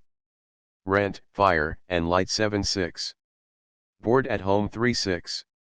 Board at the office 4/6. Streetcar fare 1/6. Laundry 1/0. Total 18/0. This leaves nothing for clothes, recreation, or sickness. And yet many of the girls are receiving, not 18 shillings, but 11 shillings, 12 shillings, and 14 shillings per week. They must have clothes and recreation, and man to man so oft unjust is always so to woman. At the Trades Union Congress now being held in London, the Gas Workers Union moved that instructions be given the Parliamentary Committee to introduce a bill to prohibit the employment of children under 15 years of age. Mr. Shackleton, Member of Parliament and a representative of the Northern Counties Weavers, opposed the resolution on behalf of the textile workers, who, he said, could not dispense with the earnings of their children and live on the scale of wages which obtained. The representatives of 514,000 workers voted against the resolution, while the representatives of 535,000 workers voted in favor of it. When 514,000 workers oppose a resolution prohibiting child labor under 15, it is evident that a less than living wage is being paid to an immense number of the adult workers of the country. I have spoken with women in Whitechapel who receive right along less than 1 shilling for a 12-hour day in the coat-making sweatshops, and with women trousers finishers who receive an average princely and weekly wage of 3 to 4 shillings. A case recently cropped up of men, in the employ of a wealthy business house, receiving their board and 6 shillings per week for 6 working days of 16 hours each. The sandwich men get 14 pence per day and find themselves. The average weekly earnings of the hawkers and costermongers are not more than 10 to 12 shillings. The average of all common labourers, outside the dockers, is less than 16 shillings per week, while the dockers average from 8 to 9 shillings. These figures are taken from a Royal Commission report and are authentic. Conceive of an old woman, broken and dying, supporting herself and 4 children, and paying 3 shillings per week rent, by making matchboxes at 2.25d per gross. 12 dozen boxes for 2.25d, and, in addition, finding her own paste and thread. She never knew a day off, either for sickness, rest, or recreation. Each day and every day, Sundays as well, she toiled 14 hours. Her day's stint was 7 gross, for which she received one's 3.75d in the week of 98 hours work. She made 7,066 matchboxes, and earned 4's 10.25d, less her paste and thread. Last year, Mr. Thomas Holmes, a police court missionary of note, after writing about the condition of the women workers, received the following letter, dated April 18, 1901. Sir, pardon the liberty I am taking, but, having read what you said about poor women working 14 hours a day for 10 shillings per week, I beg to state my case. I am a tie maker, who, after working all the week, cannot earn more than 5 shillings, and I have a poor afflicted husband to keep who hasn't earned a penny for more than 10 years. Imagine a woman, capable of writing such a clear, sensible, grammatical letter, supporting her husband and self on 5 shillings per week. Mr. Holmes visited her. He had to squeeze to get into the room.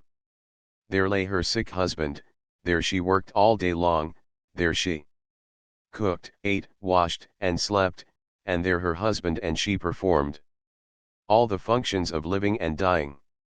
There was no space for the missionary to sit down, save on the bed, which was partially covered with ties and silk. The sick man's lungs were in the last stages of decay.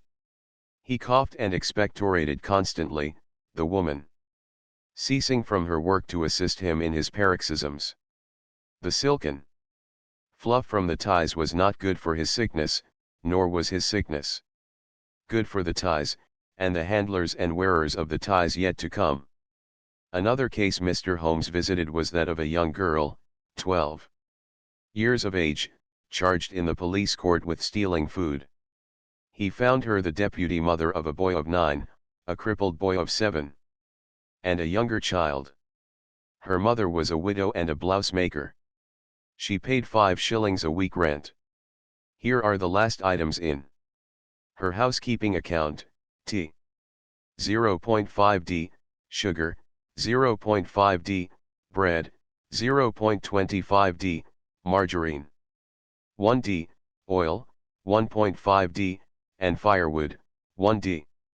Good housewives of the soft and tender folk, imagine yourselves marketing and keeping house on such a scale, setting a table for 5, and keeping an eye on your deputy mother of 12 to see that she did not steal food for her little brothers and sisters, the while you stitched at a nightmare line of blouses, which stretched away into the gloom and down to the pauper's coffin. A yawn for you. Chapter 19. The Ghetto. Is it well that while we range with science, glorying in the time, city children soak and blacken soul and sense in city slime? There among the gloomy alleys progress halts on palsied feet. Crime and hunger cast out maidens by the thousand on the street. There the master scrimps his haggard seamstress of her daily bread. There the single sordid attic holds the living and the dead. There the smoldering fire of fever creeps across the rotted floor, and the crowded couch of incest, in the warrens of the poor. At one time the nations of Europe confined the undesirable Jews in city ghettos.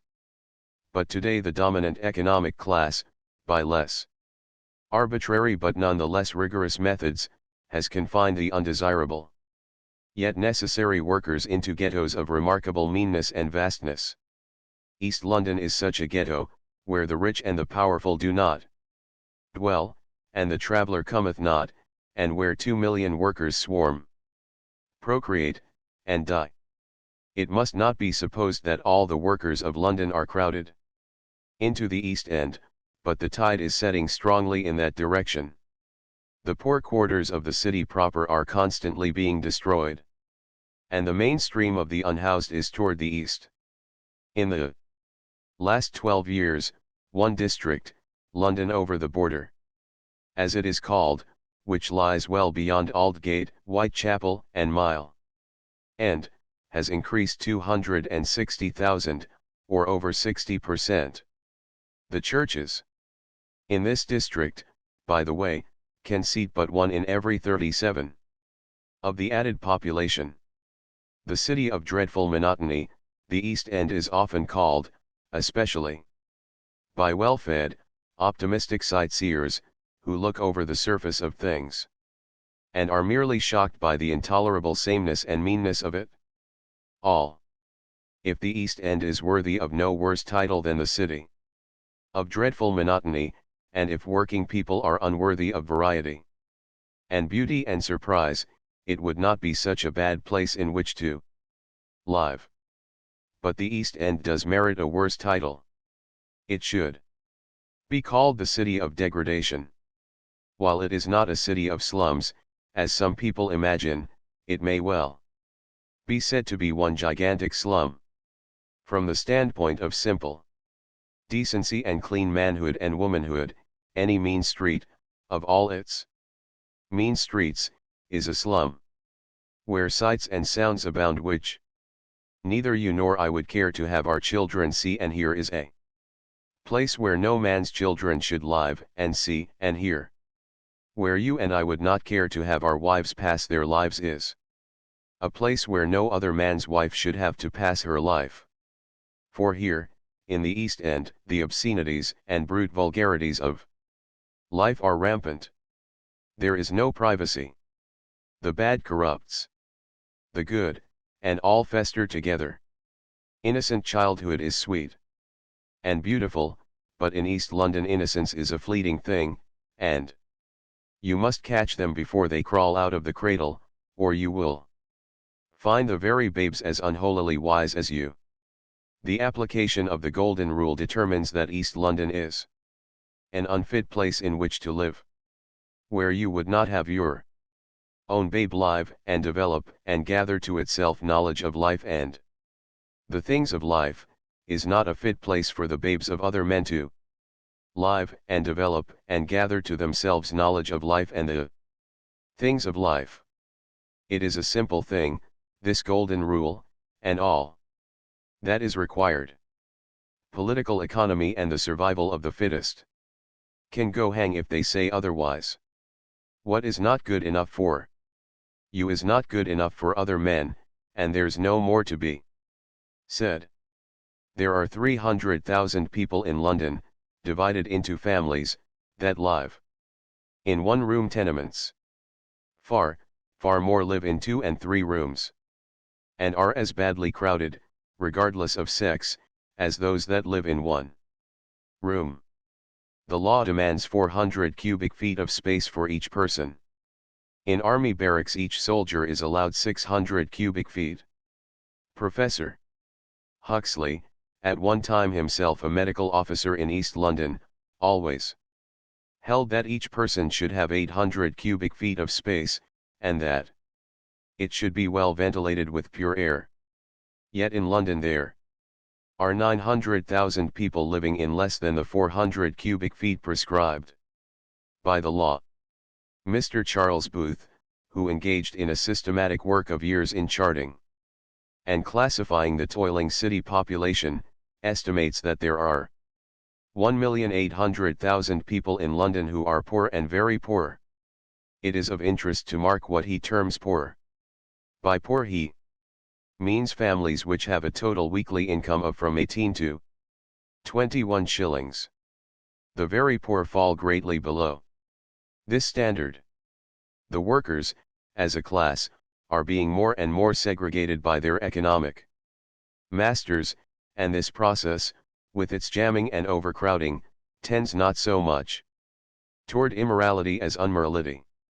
Here is an extract from a recent meeting of the London County Council, terse and bald, but with a wealth of horror to be read between the lines.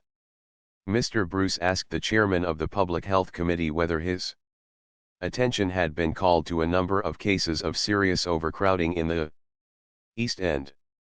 In St. George's in the East, a man and his wife and their family of 8 occupied one small room. This family consisted of 5 daughters, aged 20, 17, 8, 4, and an infant, and 3 sons, aged 15, 13, and 12. In Whitechapel, a man and his wife and their 3 daughters, aged 16, 8, and 4, and 2 sons, aged 10 and 12 years, occupied a smaller room.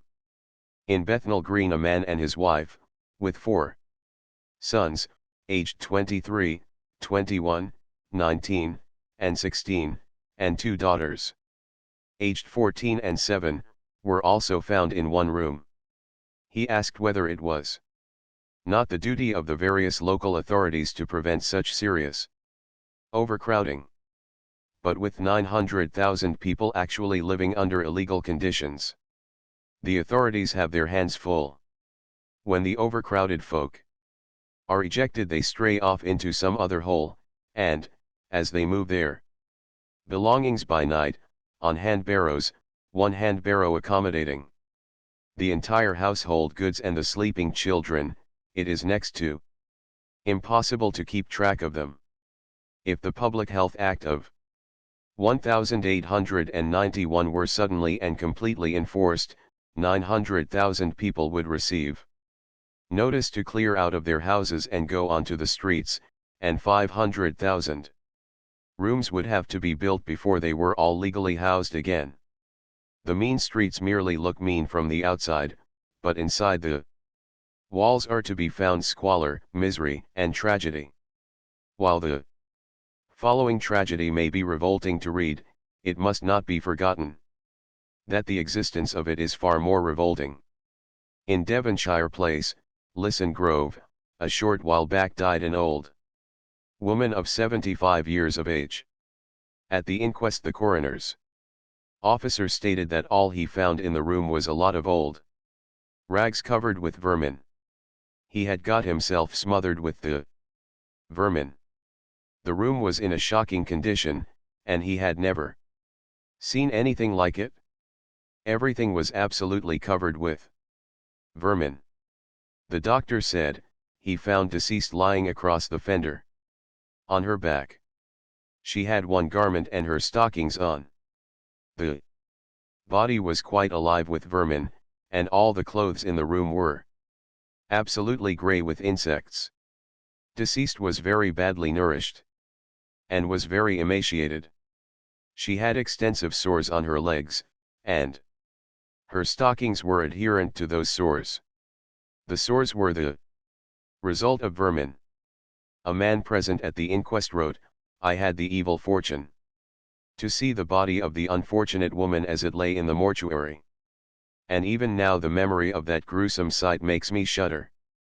There she lay in the mortuary shell, so starved and emaciated that she was a mere bundle of skin and bones. Her hair, which was matted with filth, was simply a nest of vermin. Over her bony chest leaped and rolled hundreds, thousands, myriads of vermin.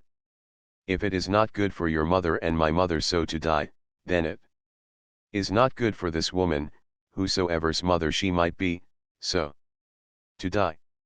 Bishop Wilkinson, who has lived in Zululand, recently said, "No human of an African village would allow such a promiscuous mixing of young men and women, boys and girls." He had reference to the children of the overcrowded folk, who at 5 have nothing to learn, and much to unlearn which they will never unlearn. It is notorious that here in the ghetto the houses of the poor are greater profit earners than the mansions of the rich. Not only does the poor worker have to live like a beast, but he pays proportionately more for it than does the rich man for his spacious comfort. A class of house sweaters has been made possible by the competition of the poor for houses. There are more people than there is room, and numbers are in the workhouse because they cannot find shelter elsewhere. Not only are houses let, but they are sublet, and sub-sublet down to the very rooms. A part of a room to let. This notice was posted a short while ago in a window not 5 minutes walk from St. James's Hall. The Reverend Hugh Price Hughes is authority for the statement that beds are let on the 3-relay system, that is, 3 tenants to a bed, each occupying it 8 hours, so that it never grows cold, while the floor space underneath the bed is likewise let on the 3-relay system.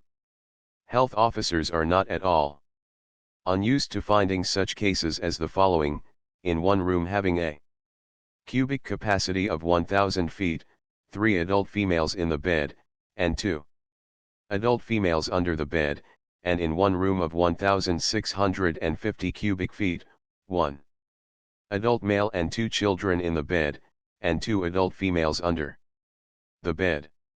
Here is a typical example of a room on the more respectable 2-relay system. It is occupied in the daytime by a young woman employed all night in a hotel.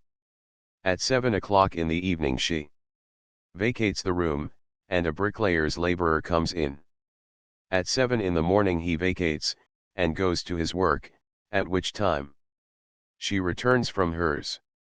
The Reverend W. N. Davies, rector of Spitalfields, took a census of some of the alleys in his parish. He says, "In one alley there are 10 houses, 51 rooms, nearly all about 8 feet by 9 feet and 254 people. In 6 instances only do 2 people occupy one room, and in others the number varied from 3 to 9.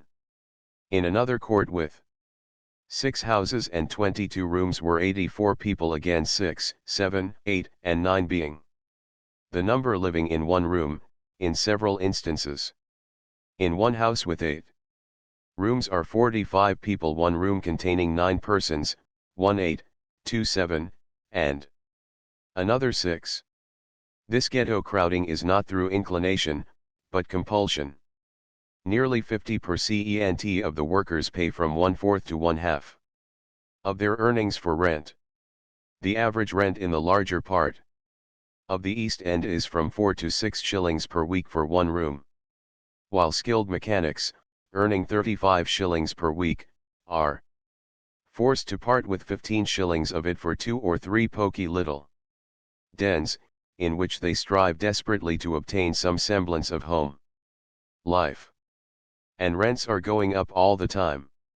In one street in Stepney the increase in only 2 years has been from 13 to 18 shillings, in another street from 11 to 16 shillings. And in another street, from 11 to 15 shillings, while in Whitechapel 2-room houses that recently rented for 10 shillings are now costing 21 shillings. East, west, north, and south the rents are going up. When land is worth from £20,000 to £30,000 an acre, someone must pay the landlord. Mr. W. C. Stedman, in the House of Commons, in a speech concerning his constituency in Stepney, related the following. This morning, not 100 yards from where I am myself living, a widow stopped me. She has 6 children to support, and the rent of her house was 14 shillings per week. She gets her living by letting the house to lodgers and doing a day's washing or charring.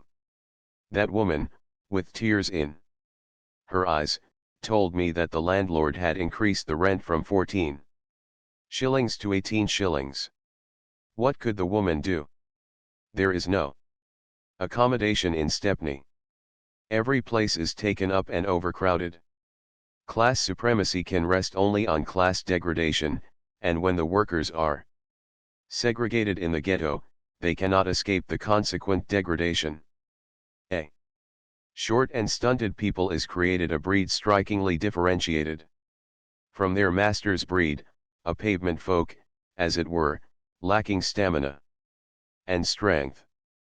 The men become caricatures of what physical men ought to be, and their women and children are pale and anemic, with eyes ringed darkly, who stoop and slouch, and are early twisted out of all shapeliness and beauty. To make matters worse, the men of the ghetto are the men who are left a deteriorated stock, left to undergo still further deterioration. For 150 years, at least, they have been drained of their best. The strong men, the men of pluck, initiative, and ambition, have been faring forth to the fresher and freer portions of the globe, to make new lands and nations. Those who are lacking, the weak of heart and head and hand, as well as the rotten and hopeless, have remained to carry on the breed.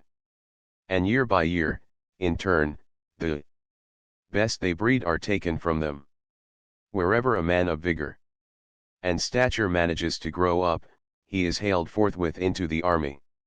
A soldier, as Bernard Shaw has said, ostensibly a heroic and patriotic defender of his country, is really an unfortunate man driven by destitution to offer himself as food for powder for the sake of regular rations, shelter, and clothing.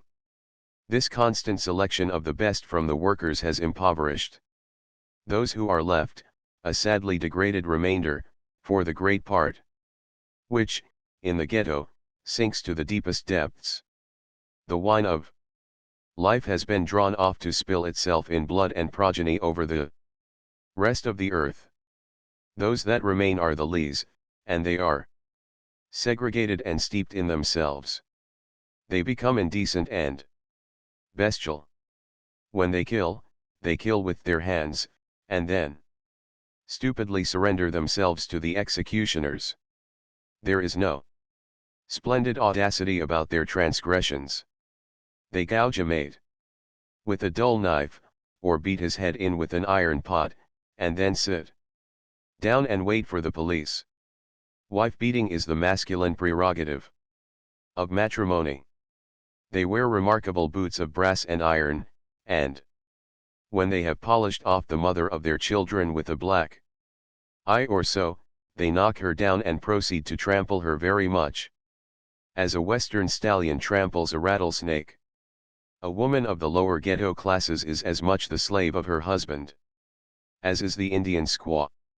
And I, for one, were I a woman and had but the two choices, should prefer being a squaw. The men are economically dependent on their masters, and the women are economically dependent on the men. The result is, the woman gets the beating. The man should give his master, and she can do nothing. There are the kiddies, and he is the breadwinner, and she dare not send him to jail and leave herself and children to starve. Evidence to convict can rarely be obtained when such cases come into the courts. As a rule, the trampled wife and mother is weeping and hysterically beseeching the magistrate to let her husband off for the kiddies. 6. The wives become screaming harridans or, broken-spirited and dog-like. Lose what little decency and self-respect they have remaining over from their maiden days, and all sink together, unheeding, in their degradation and dirt. Sometimes I become afraid of my own generalizations upon the massed misery of this ghetto life, and feel that my impressions are exaggerated. That I am too close to the picture and lack perspective. At such moments I find it well to turn to the testimony of other men to prove to myself that I am not becoming overwrought and addle-pated. Frederick Harrison has always struck me as being a level-headed, well-controlled man, and he says to me, at least, it would be enough to condemn modern society as hardly an advance on slavery or serfdom, if the permanent condition of industry were to be that which we behold, that 90% of the actual producers of wealth have no home that they can call their own beyond the end of the week, have no bit of soil, or so much as a room that belongs to them, have nothing of value of any kind, except as much old furniture as will go into a cart, have the precarious chance of weekly wages, which barely suffice to keep them in health, are housed, for the most part, in places that no man thinks fit for his horse, are separated by so narrow a margin from destitution that a month of bad trade, sickness, or unexpected loss brings them face to face with hunger and pauperism. But below this normal state of the average workman in town and country, there is found a great band of destitute outcasts, the camp followers of the army of industry, at least 1/10 the whole proletarian population, whose normal condition is one of sickening wretchedness. If this is to be the permanent arrangement of modern society, civilization must be held to bring a curse on the great majority of mankind. 90%. The figures are appalling, yet Mr. Stopford Brooke, after drawing a frightful London picture, finds himself compelled to multiply it by 500,000. Here it is. I often used to meet, when I was curate at Kensington, families drifting into London along the Hammersmith Road. One day there came along a labourer and his wife, his son, and 2 daughters. Their family had lived for a long time on an estate in the country, and managed, with the help of the common land and their labour, to get on. But the time came when the common was encroached upon, and their labour was not needed on the estate, and they were quietly turned out of their cottage. Where should they go? Of course to London, where work was thought to be plentiful. They had a little savings, and they thought they could get 2 decent rooms to live in. But the inexorable land question met them in London. They tried the decent courts for lodgings, and found that 2 rooms would cost 10 shillings a week. Food was dear and bad, water was bad, and in a short time their health suffered. Work was hard to get, and its wage was so low that they were soon in debt. They became more ill and more despairing with the poisonous surroundings, the darkness, and the long hours of work, and they were driven forth to seek a cheaper lodging. They found it in a court I knew well, a hotbed of crime and nameless horrors. In this they got a single room at a cruel rent, and work was more difficult for them to get now, as they came from a place of such bad repute, and they fell into the hands of those who sweat the last drop out of man and woman and child, for wages which are the food only of despair. And the darkness and the dirt, the bad food and the sickness, and the want of water was worse than before, and the crowd and the companionship of the court robbed them of the last shreds of self-respect. The drink demon seized upon them. Of course there was a public house at both ends of the court. There they fled, one and all, for shelter, and warmth, and society, and forgetfulness. And they came out in deeper debt, with inflamed senses and burning brains, and an unsatisfied craving for drink. They would do anything to satiate. And in a few months the father was in prison, the wife dying, the son a criminal, and the daughters on the street. Multiply this by 500,000, and you will be beneath the truth. No more dreary spectacle can be found on this earth than the whole of the awful East, with its Whitechapel, Hoxton, Spitalfields, Bethnal Green, and Wapping to the East India Docks. The color of life is grey and drab. Everything is helpless, hopeless, unrelieved, and dirty. Bathtubs are a thing totally unknown, as mythical as the ambrosia of the gods. The people themselves are dirty, while any attempt at cleanliness becomes howling farce, when it is not. Pitiful and tragic. Strange, vagrant odors come drifting along. The greasy wind, and the rain, when it falls, is more like grease than water from heaven. The very cobblestones are scummed with grease. Here lives a population as dull and unimaginative as its long grey miles of dingy brick. Religion has virtually passed it by, and a gross and stupid materialism reigns, fatal alike to the things of the spirit and the finer instincts of life. It used to be the proud boast that every Englishman's home was his castle. But today it is an anachronism. The ghetto folk have no homes. They do not know the significance and the sacredness of home life. Even the municipal dwellings, where live the better class workers, are overcrowded barracks. They have no home life. The very language proves it. The father returning from work asks his child in the street where her mother is, and back the answer comes, in the buildings. A new race has sprung up, a street people. They pass their lives at work and in the streets. They have dens and lairs into which to crawl for sleeping purposes, and that is all. One cannot travesty the word by calling such dens and lairs homes. The traditional silent and reserved Englishman has passed away. The pavement folk are noisy, voluble, high-strung, excitable when they are yet young. As they grow older they become steeped and stupefied in beer. When they have nothing else to do, they ruminate. As a cow ruminates. They are to be met with everywhere, standing on curbs and corners, and staring into vacancy. Watch one of them. He will stand there, motionless, for hours, and when you go away you will leave him still staring into vacancy. It is most absorbing. He has no money for beer, and his lair is only for sleeping purposes. So what else remains for him to do?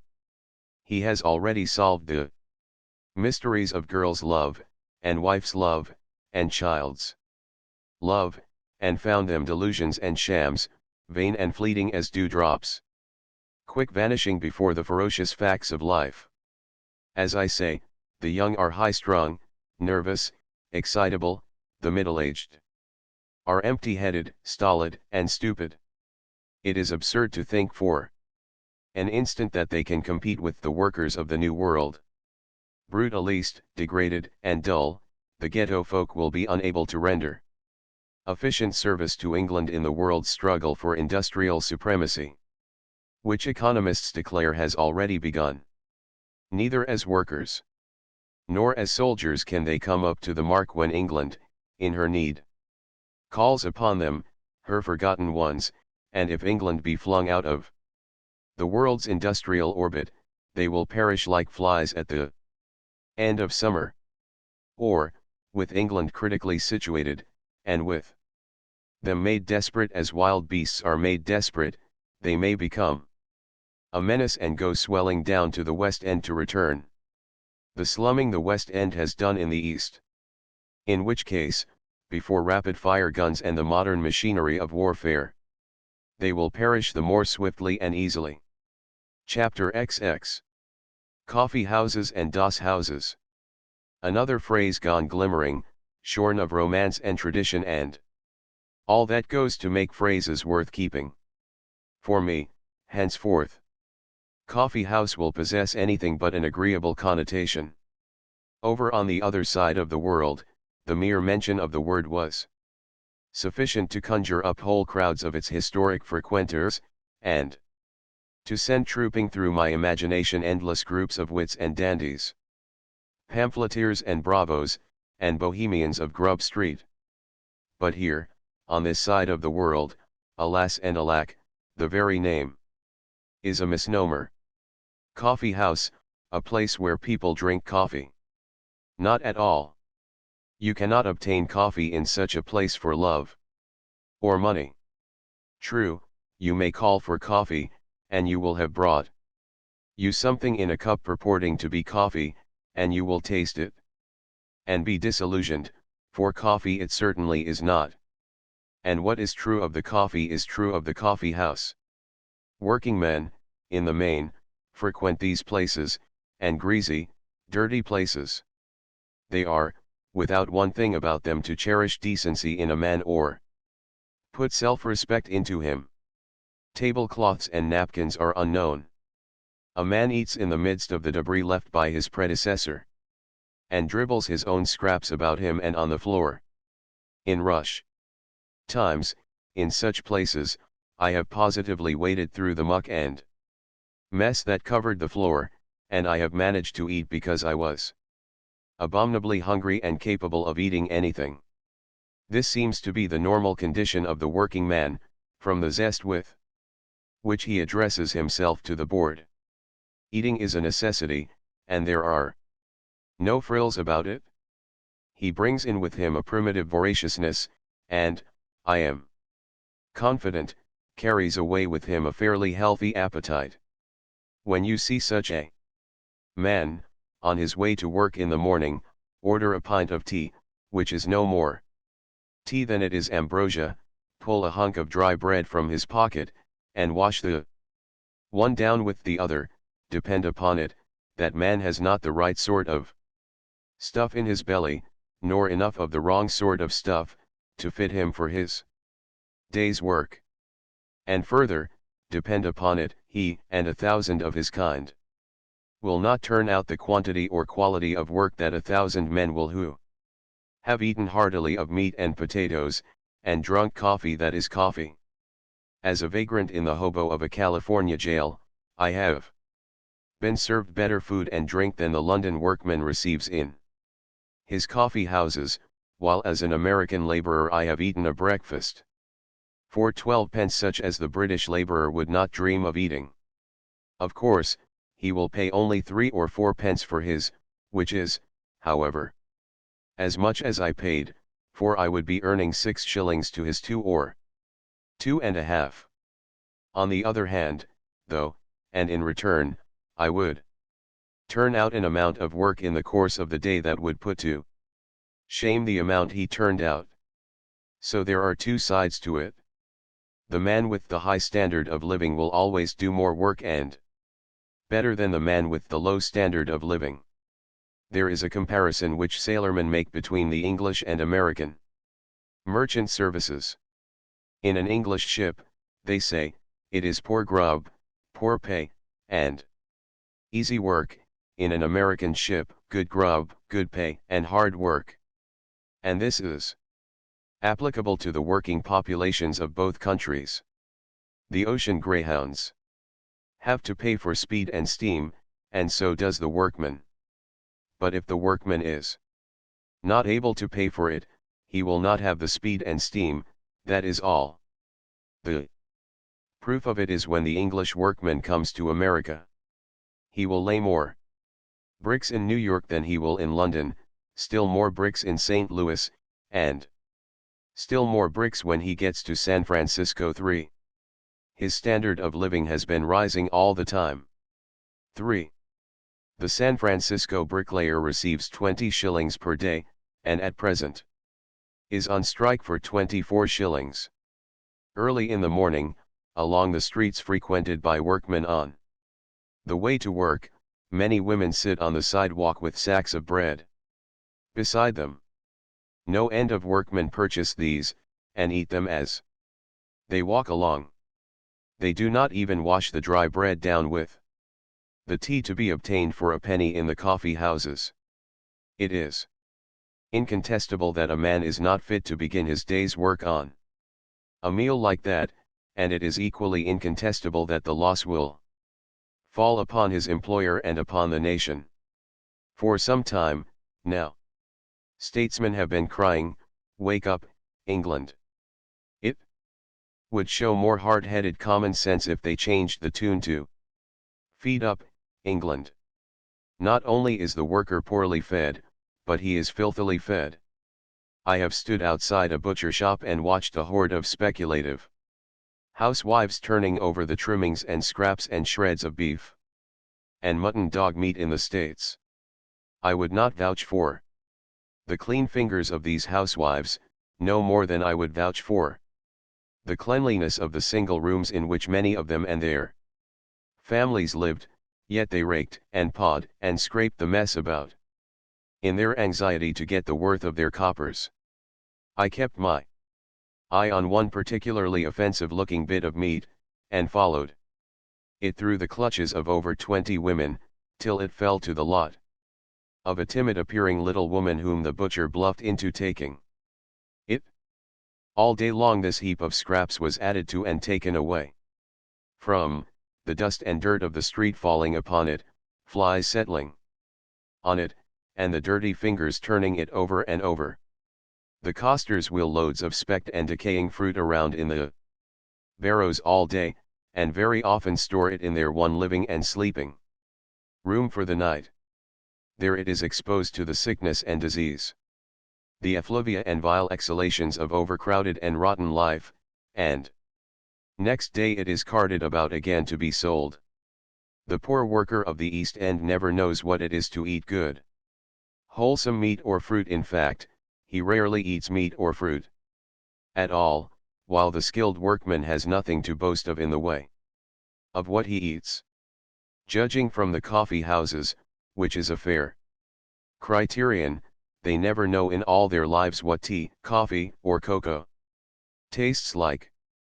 The slops and water witcheries of the coffee houses, varying only in sloppiness and witchery, never even approximate or suggest what you and I are accustomed to drink as tea and coffee.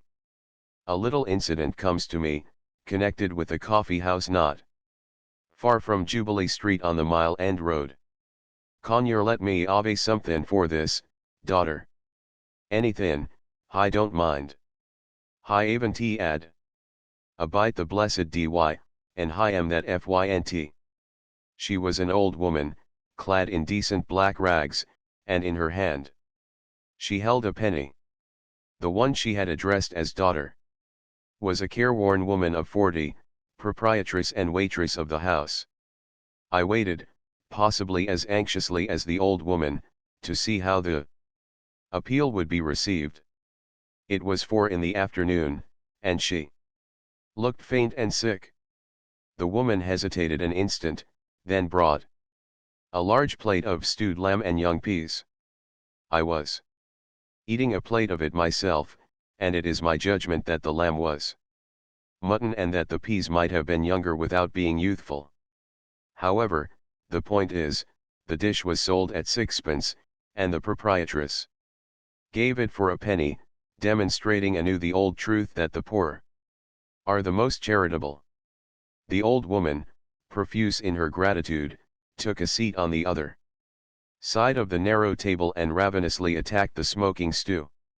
We ate steadily and silently, the pair of us, when suddenly, explosively, and most gleefully, she cried out to me.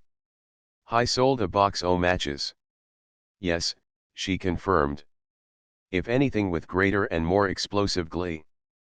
"I sold a box o' matches. That's how I got the penny."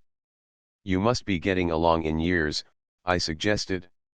74 yesterday, she replied, and returned with gusto to her plate. "Blimey, I'd like to do something for the old girl, that I would, but this is the first I've 'ad to DY, the young fellow alongside volunteered to me. And I only obey this because I happened to make an odd shilling wash in. Out, Lord lumme. I don't know 'ow many pots. No work at my own tried for 6 weeks, he said further. In reply to my questions, "Nothin' but odd jobs a blessed long WY between. Asterisk asterisk asterisk asterisk asterisk. One meets with all sorts of adventures in coffee house, and I shall not soon forget a Cockney Amazon in a place near Trafalgar Square, to whom I tendered a sovereign when paying my score. By the way, one is supposed to pay before he begins to eat, and if he be poorly dressed he is compelled to pay before he eats." The girl bit the gold piece between her teeth, rang it on the counter, and then looked me and my rags witheringly up and down. "Where'd you find it?" she at length demanded. "Some mug left it on the table when he went out, don't you think?" I retorted. "What's your game?" she queried, looking me calmly in the eyes. "I makes 'em," quoth I. She sniffed superciliously and gave me the change in small silver. And I had my revenge by biting and wringing every piece of it. "I'll give you a halfpenny for another lump of sugar." "In the tea," I said. "I'll see you in L first," came the retort. "Courteous." Also, she amplified the retort courteous in divers vivid and unprintable ways. I never had much talent for repartee, but she knocked silly what little I had, and I gulped down my tea a beaten man, while she gloated after me even as I passed out to the street. While 300,000 people of London live in one-room tenements, and 900,000 are illegally and viciously housed, 38,000 more are registered as living in common lodging houses known in the vernacular as DOS houses. There are many kinds of DOS houses, but in one thing they are all alike. From the filthy little ones to the monster big ones paying 5 per cent and blatantly lauded by smug middle-class men who know but one thing about them, and that one thing is their uninhabitableness. By this I do not mean that the roofs leak or the walls are drafty. But what I do mean is that life in them is degrading and unwholesome. The poor man's hotel, they are often called. But the phrase is caricature. Not to possess a room to one's self, in which sometimes to sit alone, to be forced out of bed willy-nilly the first thing in the morning, to engage and pay anew for a bed each night, and never to have any privacy, surely is a mode of existence quite different from that of hotel life. This must not be considered a sweeping condemnation of the big private and municipal lodging houses and working men's homes. Far from it. They have remedied many of the atrocities attendant upon The irresponsible small doss houses, and they give the workman more for his money than he ever received before, but that does not make them as habitable or wholesome as the dwelling place of a man should be who does his work in the world. The little private doss houses, as a rule, are unmitigated horrors. I have slept in them, and I know, but let me pass them by and confine myself to the bigger and better ones. Not far from Middlesex Street, Whitechapel, I entered such a house, a place inhabited almost entirely by working men. The entrance was by way of a flight of steps descending from the sidewalk to what was properly the cellar of the building. Here were two large and gloomily lighted rooms, in which men cooked and ate. I had intended to do some cooking myself, but the smell of the place stole away my appetite, or, rather, wrested it from me. So I contented myself with watching other men cook and eat. One workman, home from work, sat down opposite me at the rough wooden table, and began his meal. A handful of salt on the not over clean table constituted his butter. Into it he dipped his bread, mouthful by mouthful, and washed it down with tea from a big mug. A piece of fish completed his bill of fare. He ate silently, looking neither to right nor left nor across at me.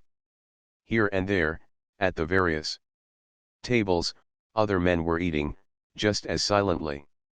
In the whole room there was hardly a note of conversation. A feeling of gloom pervaded the ill-lighted place. Many of them sat and brooded over the crumbs of their repast, and made me wonder, as Childe Roland wondered, what evil they had done that they should be punished so. From the kitchen came the sounds of more genial life, and I ventured into the range where the men were cooking. But the smell I had noticed on entering was stronger here, and a rising nausea drove me into the street for fresh air. On my return I paid 5 pence for a cabin, took my receipt for the same in the form of a huge brass check, and went upstairs to the smoking room. Here, a couple of small billiard tables and several checkerboards were being used by young working men, who waited in relays for their turn at the games, while many men were sitting around, smoking, reading, and mending their clothes. The young men were hilarious, the old men were gloomy. In fact, there were two types of men, the cheerful and the sodden or blue, and age seemed to determine the classification. But no more than the two cellar rooms did this room convey the remotest suggestion of home. Certainly there could be nothing home-like about it to you and me, who know what home really is.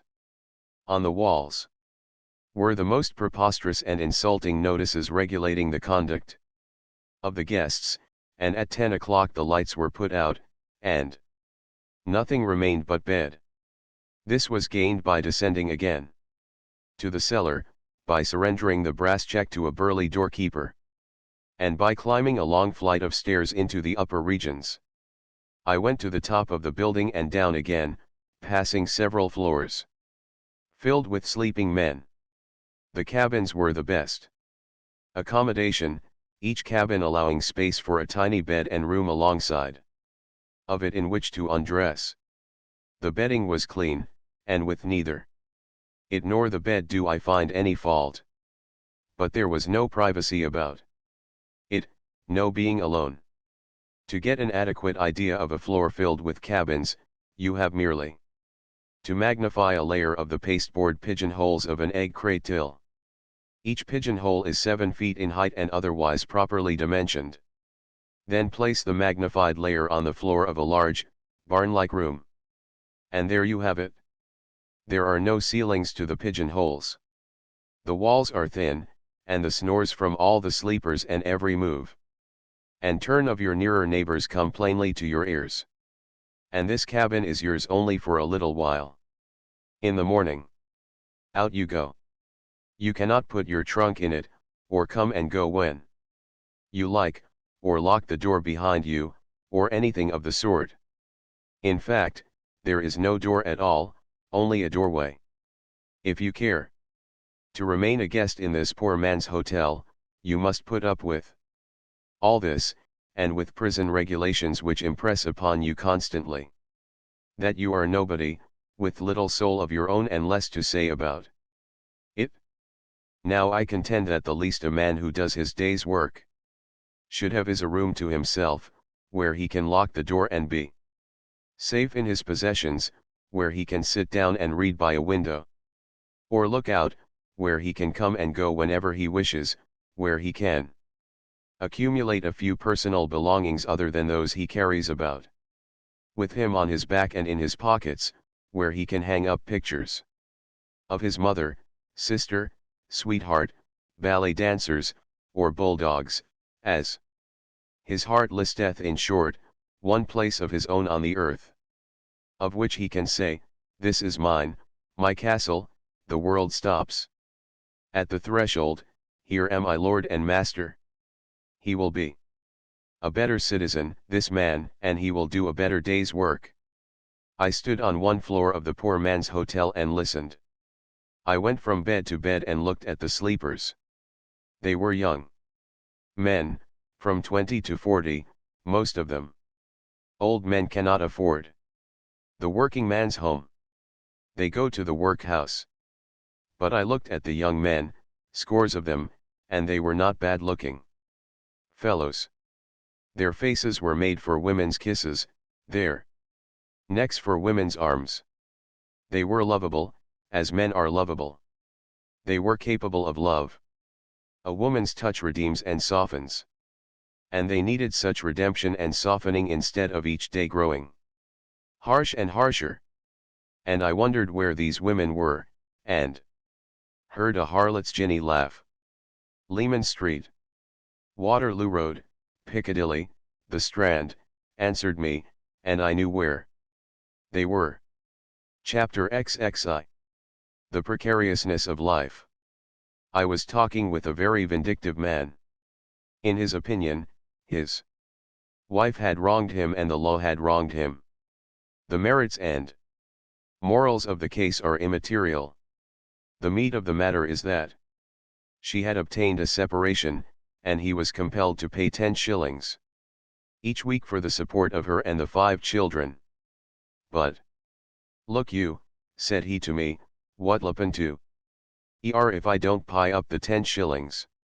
Esposen. Now, just esposen a accident happens to me, so I can't work. Esposen I get a rupture, or the rheumatics, or the cholera. What's she goin' to do? What's she goin' to do? He shook his head sadly. No hope for er. The best she can do is the workus, and that's L. And if she don't go to the workus, it'll be a worse L. Come along ith me and I'll show you women sleepin' in a passage, a dozen of 'em. And I'll show you worse, what she'll come to if anythin' happens to me and the 10 shillings. The certitude of this man's forecast is worthy of consideration. He knew conditions sufficiently to know the precariousness of his wife's grasp on food and shelter. For her game was up when his working capacity was impaired or destroyed. And when this state of affairs is looked at in its larger aspect, the same will be found true of hundreds of thousands and even millions of men and women living amicably together and cooperating in the pursuit of food and shelter. The figures are appalling. 1,800,000 people in London live on the poverty line and below it, and 1 million live with 1 week's wages between them and pauperism. In all England and Wales, 18% of the whole population are driven to the parish for relief. And in London, according to the statistics of the London County Council, 21% of the whole population are driven to the parish for relief. Between being driven to the parish for relief and being an out-and-out pauper there is a great difference, yet London supports 123,000 paupers, quite a city of folk in themselves. 1 in every 4 in London dies on public charity, while 939 out of every 1,000 in the United Kingdom die in poverty, 8 million simply struggle on the ragged edge of starvation, and 20 million more are not comfortable. In the simple and clean sense of the word. It is interesting to go more into detail concerning the London people who die on charity. In 1886, and up to 1893, the percentage of pauperism to population was less in London than in all England, but since 1893, and for every succeeding year, the percentage of pauperism to population has been greater in London than in all England. Yet, from the Registrar General's report for 1886, the following figures are taken. Out of 81,951 deaths in London, 1,884. In workhouses 9,909. In hospitals 6,559. In lunatic asylums 278. Total in public refuges 16,746. Commenting on these figures, a Fabian writer says, considering that comparatively few of these are children, it is probable that 1 in every 3 London adults will be driven into one of these refuges to die, and the proportion in the case of the manual labor class must, of course, be still larger. These figures serve somewhat to indicate the proximity of the average worker to pauperism. Various things make pauperism an advertisement. For instance, such as this, appearing in yesterday morning's paper. Clerk wanted, with knowledge of shorthand, typewriting, and invoicing, wages 10 shillings, $2.50, a week. Apply by letter. N.C.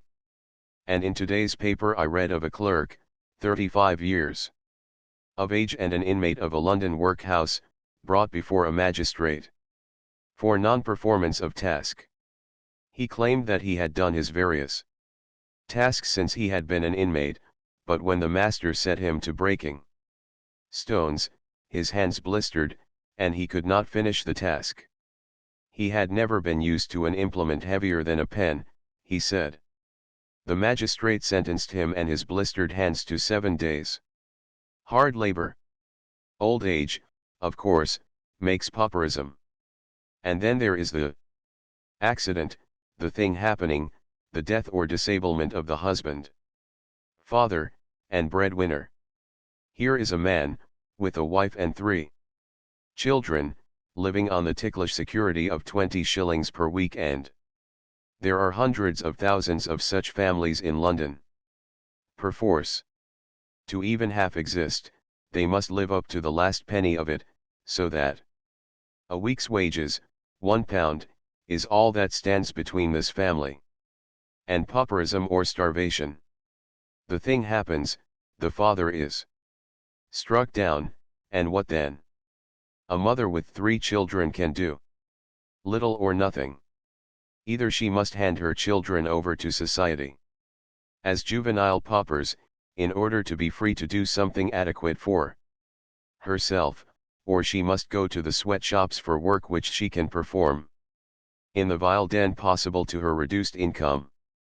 But with the sweatshops, married women who eke out their husbands' earnings, and single women who have but themselves miserably to support, determine the scale of wages. And this scale of wages, so determined, is so low that the mother and her 3 children can live only in positive beastliness and semi-starvation, till decay and death end their suffering. To show that this mother, with her 3 children to support, cannot compete in the sweating industries, I instance from the current newspapers the 2 following cases. A father indignantly writes that his daughter and a girl companion receive 8.5d per gross for making boxes. They made each day 4 gross. Their expenses were 8d. For car fare, 2d. For stamps, 2.5d. 4 glue, and 1d. 4 string, so that all they earned between them was 1's 9d, or a daily wage each of 10.5d. In the second case, before the Luton Guardians a few days ago, an old woman of 72 appeared, asking for relief. She was a straw hat maker, but had been compelled to give up the work owing to the price she obtained for them, namely, 2.25d each. For that price she had to provide plate, trimmings and make and finish the hats. Yet this mother and her 3 children we are considering have done no wrong that they should be so punished. They have not sinned. The thing happened, that is all. The husband, father, and breadwinner was struck down. There is no guarding against it. It is fortuitous.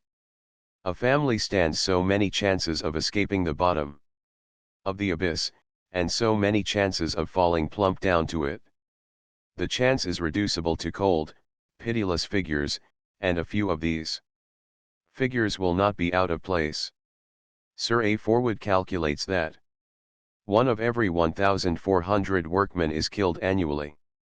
1 of every 2,500 workmen is totally disabled.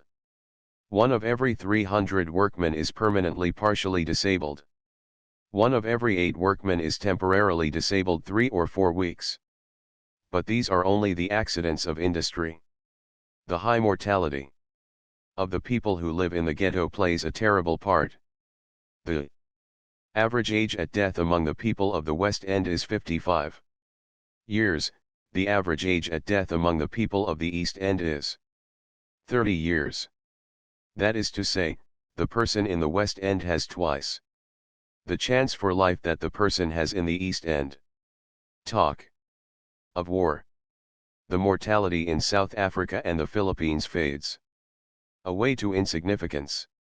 Here, in the heart of peace, is where the blood is being shed, and here not even the civilized rules of warfare obtain, for the women and children and babes in the arms are killed just as ferociously as the men are killed.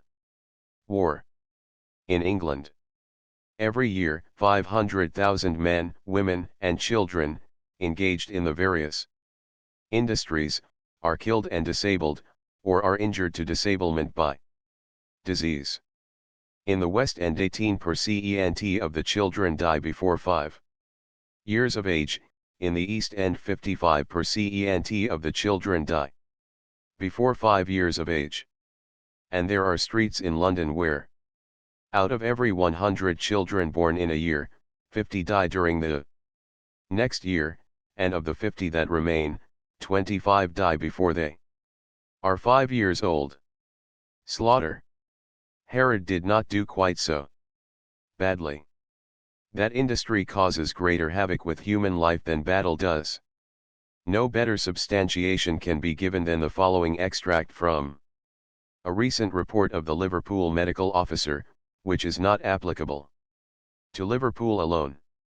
In many instances little if any sunlight could get to the courts, and the atmosphere within the dwellings was always foul, owing largely to the saturated condition of the walls and ceilings, which for so many years had absorbed the exhalations of the occupants into their porous material. Singular testimony to the absence of sunlight in these courts was furnished by the action of the Parks and Gardens Committee, who desired to brighten the homes of the poorest class by gifts of growing flowers and window boxes, but these gifts could not be made in courts such as these, as flowers and plants were susceptible to the unwholesome surroundings, and would not live. Mr. George Hall has compiled the following table on the 3 St. George's parishes, London parishes. Percentage of population. Overcrowded rate. Per 1,000. St. George's West 1013.2. St. George's South 3523.7. St. George's East 4026.4. Then there are the dangerous trades, in which countless workers are employed. Their hold on life is indeed precarious far, far more precarious than the hold of the 20th century soldier on life. In the linen trade, in the preparation of the flax, wet feet, and wet clothes cause an unusual amount of bronchitis, pneumonia, and severe rheumatism, while in the carding and spinning departments the fine dust produces lung disease in the majority of cases, and the woman who starts carding at 17 or 18 begins to break up and go to pieces at 30. The chemical laborers, picked from the strongest and most splendidly built men to be found, live, on an average, less than 48 years. Says Dr. Arledge, of the potter's trade, potters. Dust does not kill suddenly, but settles, year after year, a little more firmly into the lungs, until at length a case of plaster is formed. Breathing becomes more and more difficult and depressed, and finally ceases. Steel dust, stone dust, clay dust, alkali dust, fluff dust, fiber dust, all these things kill, and they are more deadly than machine guns and pom-poms. Worst of all is the lead dust in the white lead trades. Here is a description of the typical dissolution of a young, healthy, well-developed girl who goes to work in a white lead factory. Here, after a varying degree of exposure, she becomes anemic. It may be that her gums show a very faint blue line, or perchance her teeth and gums are perfectly sound, and no blue line is discernible. Coincidentally with the anemia, she has been getting thinner, but so gradually as scarcely to impress itself upon her or her friends. Sickness, however, ensues, and headaches, growing in intensity, are developed. These are frequently attended by obscuration of vision or temporary blindness. Such a girl passes into what appears to her friends and medical advisor as ordinary hysteria. This gradually deepens, without warning, until she is suddenly seized with a convulsion, beginning in one half of the face, then involving the arm, next the leg of the same side of the body, until the convulsion, violent and purely epileptic form in character, becomes universal. This is attended by loss of consciousness, out of which she passes into a series of convulsions, gradually increasing in severity, in one of which she dies or consciousness, partial or perfect, is regained. Either, it may be, for a few minutes, a few hours, or days, during which violent headache is complained of, or she is delirious and excited, as in acute mania, or dull and sullen as in melancholia, and requires to be roused, when she is found wandering, and her speech is somewhat imperfect. Without further warning, save that the pulse, which has become soft, with nearly the normal number of beats, all at once becomes low and hard, she is suddenly seized with another convulsion, in which she dies, or passes into a state of coma from which she never rallies. In another case the convulsions will gradually subside, the headache disappears and the patient recovers, only to find that she has completely lost her eyesight, a loss that may be temporary or permanent. And here are a few specific cases of white lead poisoning. Charlotte Rafferty, a fine, well-grown young woman with a splendid constitution who had never had a day's illness in her life, became a white lead worker. Convulsions seized her at the foot of the ladder in the works. Dr. Oliver examined her, found the blue line along her gums, which shows that the system is under the influence of the lead. He knew that the convulsions would shortly return. They did so, and she died. Mary Ann Toller, a girl of 17, who had never had a fit in her life, 3 times became ill, and had to leave off work in the factory. Before she was 19 she showed symptoms of lead poisoning, had fits, frothed at the mouth, and died. Mary A. an unusually vigorous woman, was able to work in the lead factory for 20 years, having colic once only during that time.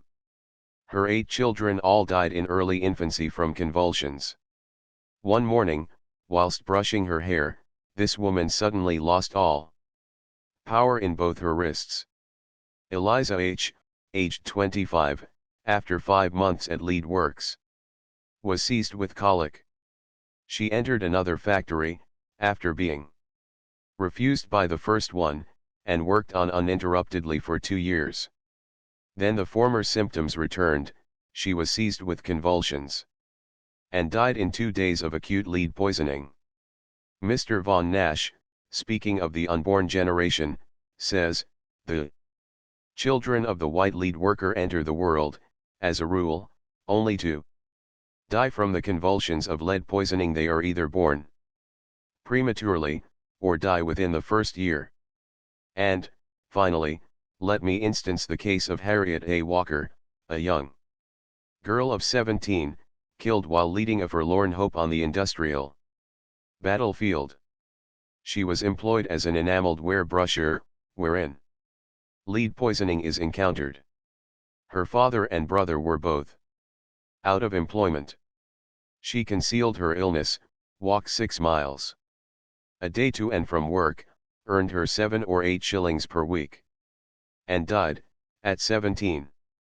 Depression in trade also plays an important part in hurling the workers into the abyss. With a week's wages between a family and pauperism, a month's enforced idleness means hardship and misery almost indescribable, and from the ravages of which the victims do not always recover when work is to be had again. Just now the daily papers contain the report of a meeting of the Carlisle branch of the Dockers Union, wherein it is stated that many of the men, for months past, have not averaged a weekly income of more than from 4 to 5 shillings. The stagnated state of the shipping industry in the Port of London is held accountable for this condition of affairs. To the young working man or working woman, or married couple, there is no assurance of happy or healthy middle life, nor of solvent old age. Work as they will, they cannot make their future secure. It is all a matter of chance. Everything depends upon the thing happening, the thing with which they have nothing to do. Precaution cannot fend it off, nor can wiles evade it.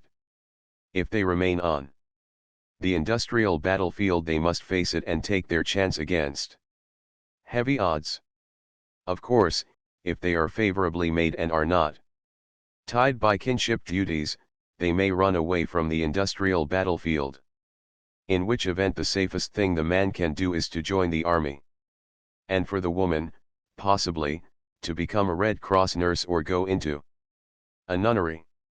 In either case they must forego home and children and all that makes life worth living and old age other than a nightmare. Chapter XXII. Suicide. With life so precarious, an opportunity for the happiness of life so remote, it is inevitable that life shall be cheap and suicide common. So common is it, that one cannot pick up a daily paper without running across it, while an attempt at suicide case in a police court excites no more interest than an ordinary drunk, and is handled with the same rapidity and unconcern. I remember such a case in the Thames Police Court. I pride myself that I have good eyes and ears, and a fair working knowledge of men and things, but I confess, as I stood in that courtroom, that I was half bewildered by the amazing dispatch with which drunks, disorderlies, vagrants, brawlers, wife-beaters, thieves, fences, gamblers, and women of the street went through the machine of justice. The dock stood in the center of the court, where the light is best, and into it and out again stepped men, women, and children, in a stream as steady as the stream of sentences which fell from the magistrate's lips. I was still pondering over a consumptive fence who had pleaded inability to work and necessity for supporting wife and children, and who had received a year at hard labor, when a young boy of about 20 appeared in the dock. Alfred Freeman. I caught his name, but failed to catch the charge. A stout and motherly-looking woman bobbed up in the witness box and began her testimony. Wife of the Britannia lock-keeper, I learned she was. Time, night. A splash, she ran to the lock and found the prisoner in the water. I flashed my gaze from her to him. So that was the charge. Self-murder. He stood there dazed and unheeding, his bonny brown hair rumpled down his forehead, his face haggard and careworn and boyish. Still. Yes, sir, the lock-keeper's wife was saying. As fast as I pulled to get him out, he crawled back. Then I called for help, and some workmen opened along. And we got him out and turned him over to the constable. The magistrate complimented the woman on her muscular powers, and the courtroom laughed, but all I could see was a boy on the threshold of life, passionately crawling to muddy death, and there was no laughter in it. A man was now in the witness box, testifying to the boy's good character and giving extenuating evidence. He was the boy's foreman, or had been. Alfred was a good boy, but he had had lots of trouble at home, money matters. And then his mother was sick. He was given to worrying, and he worried over it till he laid himself out and wasn't fit for work. He, the foreman, for the sake of his own reputation, the boy's work being bad, had been forced to ask him to resign. Anything to say, the magistrate demanded abruptly. The boy in the dock mumbled something indistinctly. He was still dazed. What does he say, constable? The magistrate asked impatiently. The stalwart man in blue bent his ear to the prisoner's lips, and then replied loudly, he says he's very sorry, your worship. Remanded, said his worship, and the next case was under way, the first witness already engaged in taking the oath. The boy, dazed and unheeding, passed out with the jailer. That was all, 5 minutes from start to finish, and two hulking brutes in the dock were trying strenuously to shift the responsibility of the possession of a stolen fishing pole, worth probably 10 cents. The chief trouble with these poor folk is that they do not know how to commit suicide, and usually have to make 2 or 3 attempts before they succeed. This, very naturally, is a horrid nuisance to the constables and magistrates, and gives them no end of trouble. Sometimes, however, the magistrates are frankly outspoken about the matter, and censure the prisoners for the slackness of their attempts. For instance, Mr. R.S., chairman of the S.B. Magistrates, in the case the other day of Ann Wood, who tried to make away with herself in the canal. If you wanted to do it, why didn't you do it and get it done with? Demanded the indignant Mr. R.S. Why did you not get under the water and make an end of it, instead of giving us all this trouble and bother?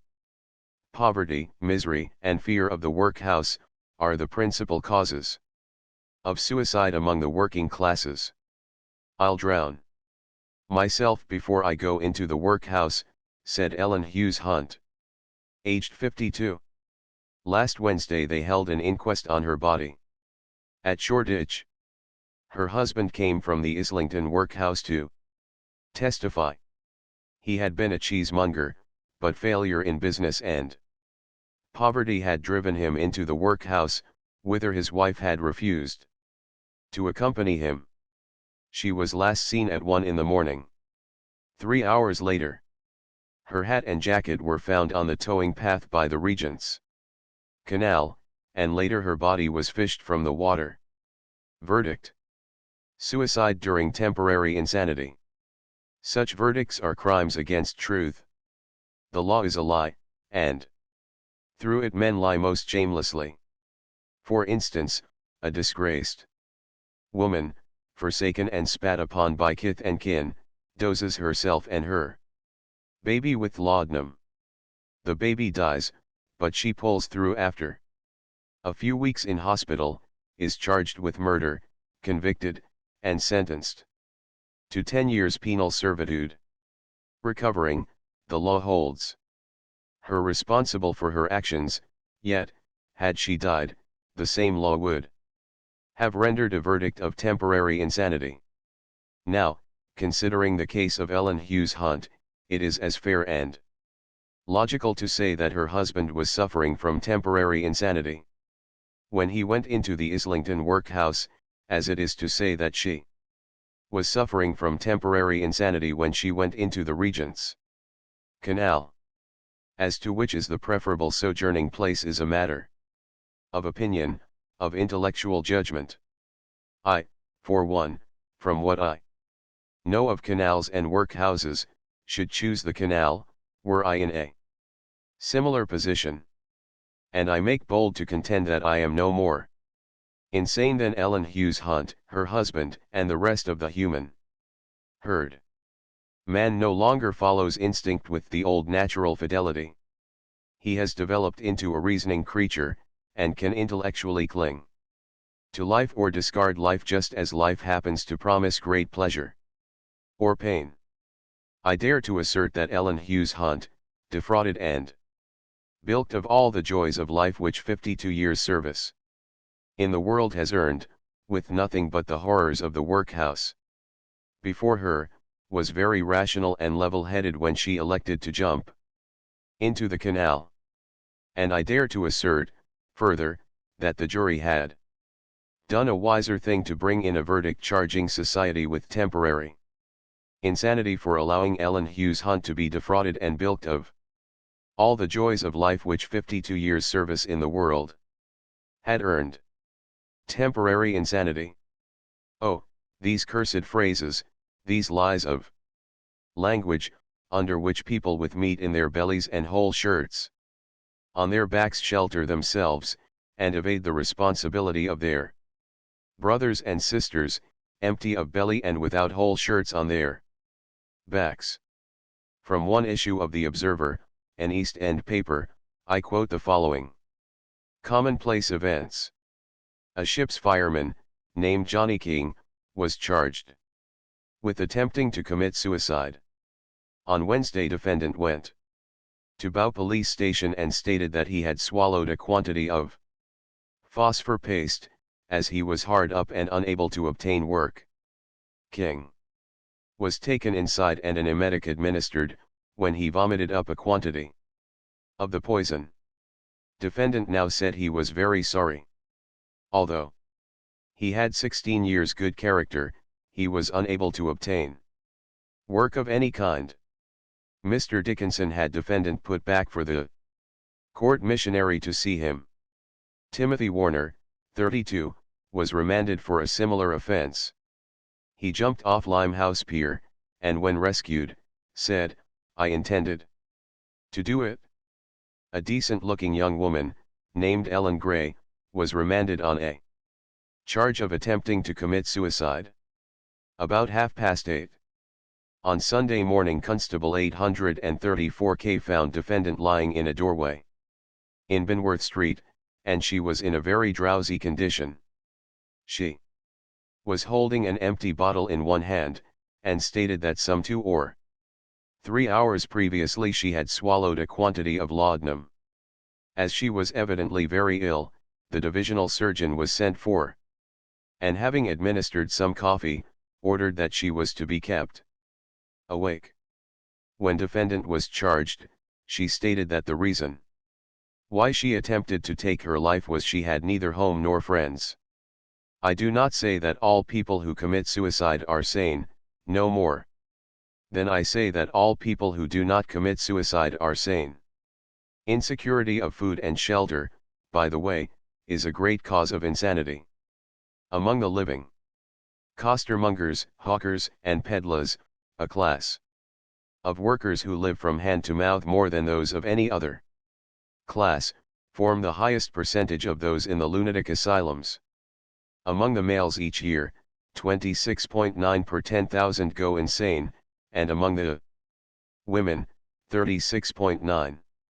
On the other hand, of soldiers, who are at least sure of food and shelter, 13 per 10,000 go insane, and of farmers and graziers, only 5.1. So a coster is twice as likely to lose his reason as a soldier, and 5 times as likely as a farmer. Misfortune and misery are very potent in turning people's heads, and drive one person to the lunatic asylum, and another to the morgue, or the gallows. When the thing happens, and the father and husband, for all of his love for wife and children and his willingness to work, can get no work to do, it is a simple matter for his reason to totter, and the light within his brain go out. And it is especially simple when it is taken into consideration that his body is ravaged by innutrition and disease, in addition to his soul being torn by the sight of his suffering wife and little ones. He is a good-looking man, with a mass of black hair, dark, expressive eyes, delicately chiseled nose and chin, and wavy, fair mustache. This is the reporter's description of Frank Cavilla as he stood in court, this dreary month of September. Dressed in a much-worn grey suit, and wearing no collar. Frank Cavilla lived and worked as a house decorator in London. He is described as a good workman, a steady fellow, and not given to drink, while all his neighbors unite in testifying that he was a gentle and affectionate husband and father. His wife, Hannah Cavilla, was a big, handsome, light-hearted woman. She saw to it that his children were sent neat and clean. The neighbors all remarked the fact, to the child Eric Road Board School. And so, with such a man, so blessed, working steadily and living temperately, all went well, and the goose hung high. Then the thing happened. He worked for a Mr. Beck, builder, and lived in one of his master's houses in Trundley Road. Mr. Beck was thrown from his trap and killed. The thing was an unruly horse, and, as I say, it happened. Cavilla had to seek fresh employment and find another house. This occurred 18 months ago. For 18 months he fought the big fight. He got rooms in a little house in Batavia Road, but could not make both ends meet. Steady work could not be obtained.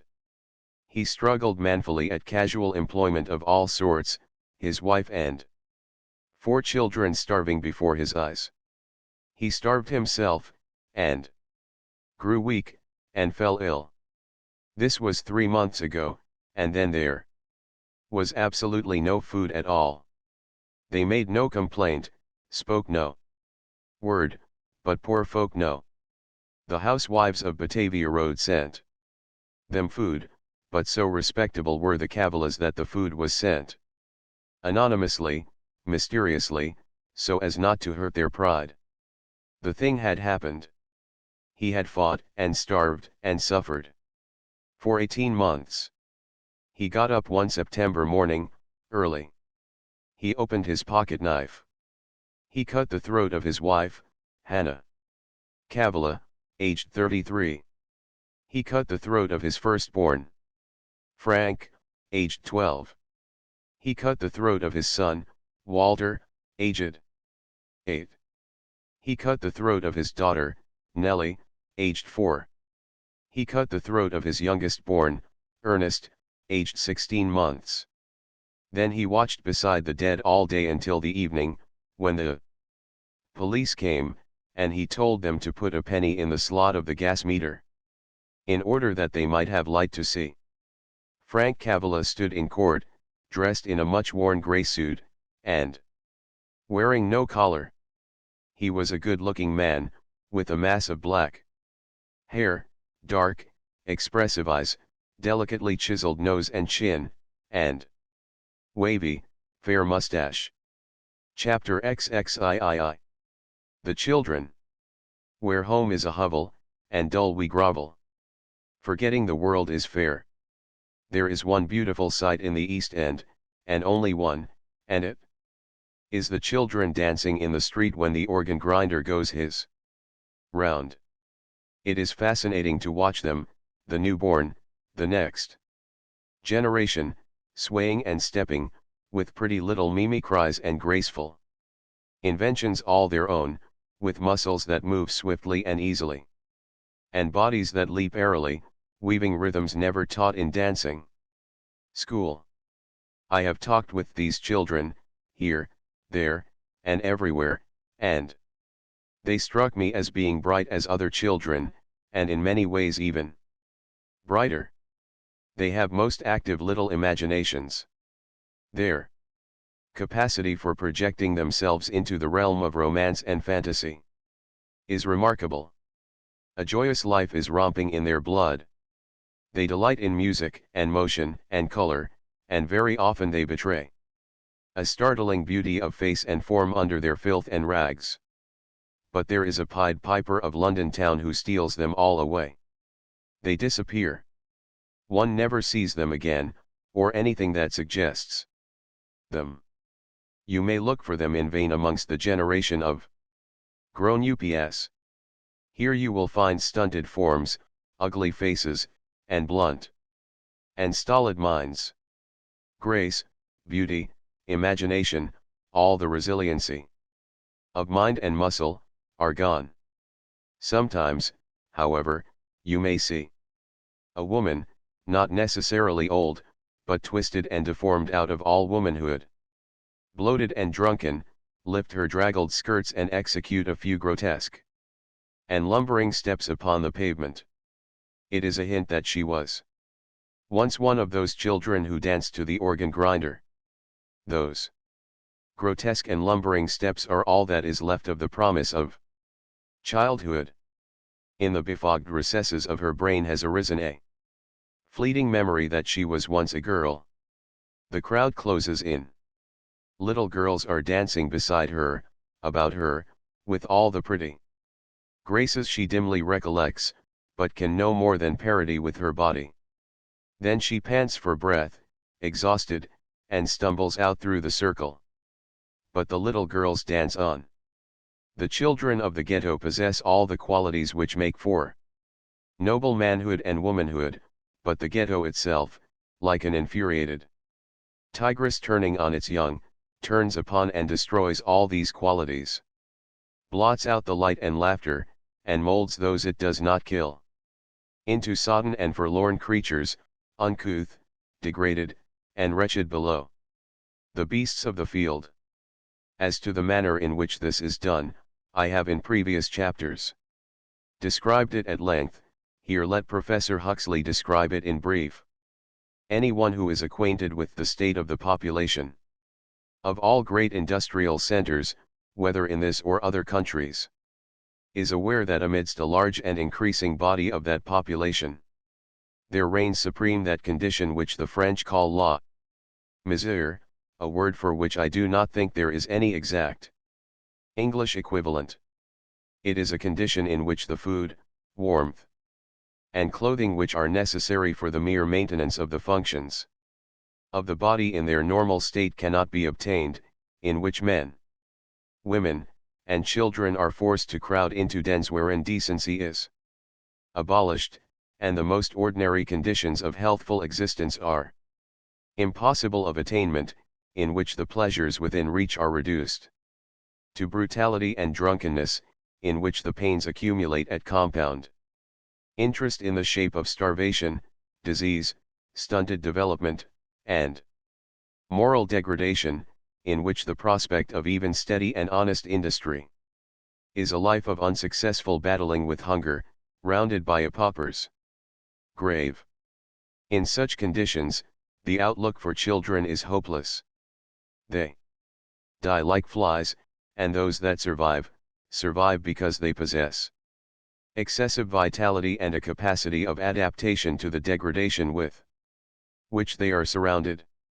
They have no home life. In the dens and lairs in which they live they are exposed to all that is obscene and indecent. And as their minds are made rotten, so are their Bodies made rotten by bad sanitation, overcrowding, and underfeeding. When a father and mother live with 3 or 4 children in a room, where the children take turn about in sitting up to drive the rats away from the sleepers, when those children never have enough to eat and are preyed upon and made miserable and weak by swarming vermin, the sort of men and women the survivors will make can readily be imagined. Dull despair and misery lie about them from their birth. Ugly curses, uglier mirth, are their earliest lullaby. A man and a woman marry and set up housekeeping in one room. Their income does not increase with the years, though their family does, and the man is exceedingly lucky if he can keep his health and his job. A baby comes, and then another. This means that more room should be obtained, but these little mouths and bodies mean additional expense and make it absolutely impossible to get more spacious quarters. More babies come. There is not room in which to turn around. The youngsters run the streets, and by the time they are 12 or 14 the room issue comes to a head, and out they go on the streets for good. The boy, if he be lucky, can manage to make the common lodging houses. And he may have any one of several ends. But the girl of 14 or 15, forced in this manner to leave the one room called home, and able to earn at the best a paltry 5 or 6 shillings per week, can have but one end. And the bitter end of that one end is such as that of the woman whose body the police found this morning in a doorway in Dorset Street, Whitechapel. Homeless, shelterless, sick, with no one with her in her last hour, she had died in the night of exposure. She was 62 years old and a match vendor. She died as a wild animal dies. Fresh in my mind is the picture of a boy in the dock of an East End police court. His head was barely visible above the railing. He was being proved guilty of stealing 2 shillings from a woman, which he had spent, not for candy and cakes and a good time, but for food. "Why didn't you ask the woman for food?" the magistrate demanded, in a hurt sort of tone. "She would surely have given you something to eat."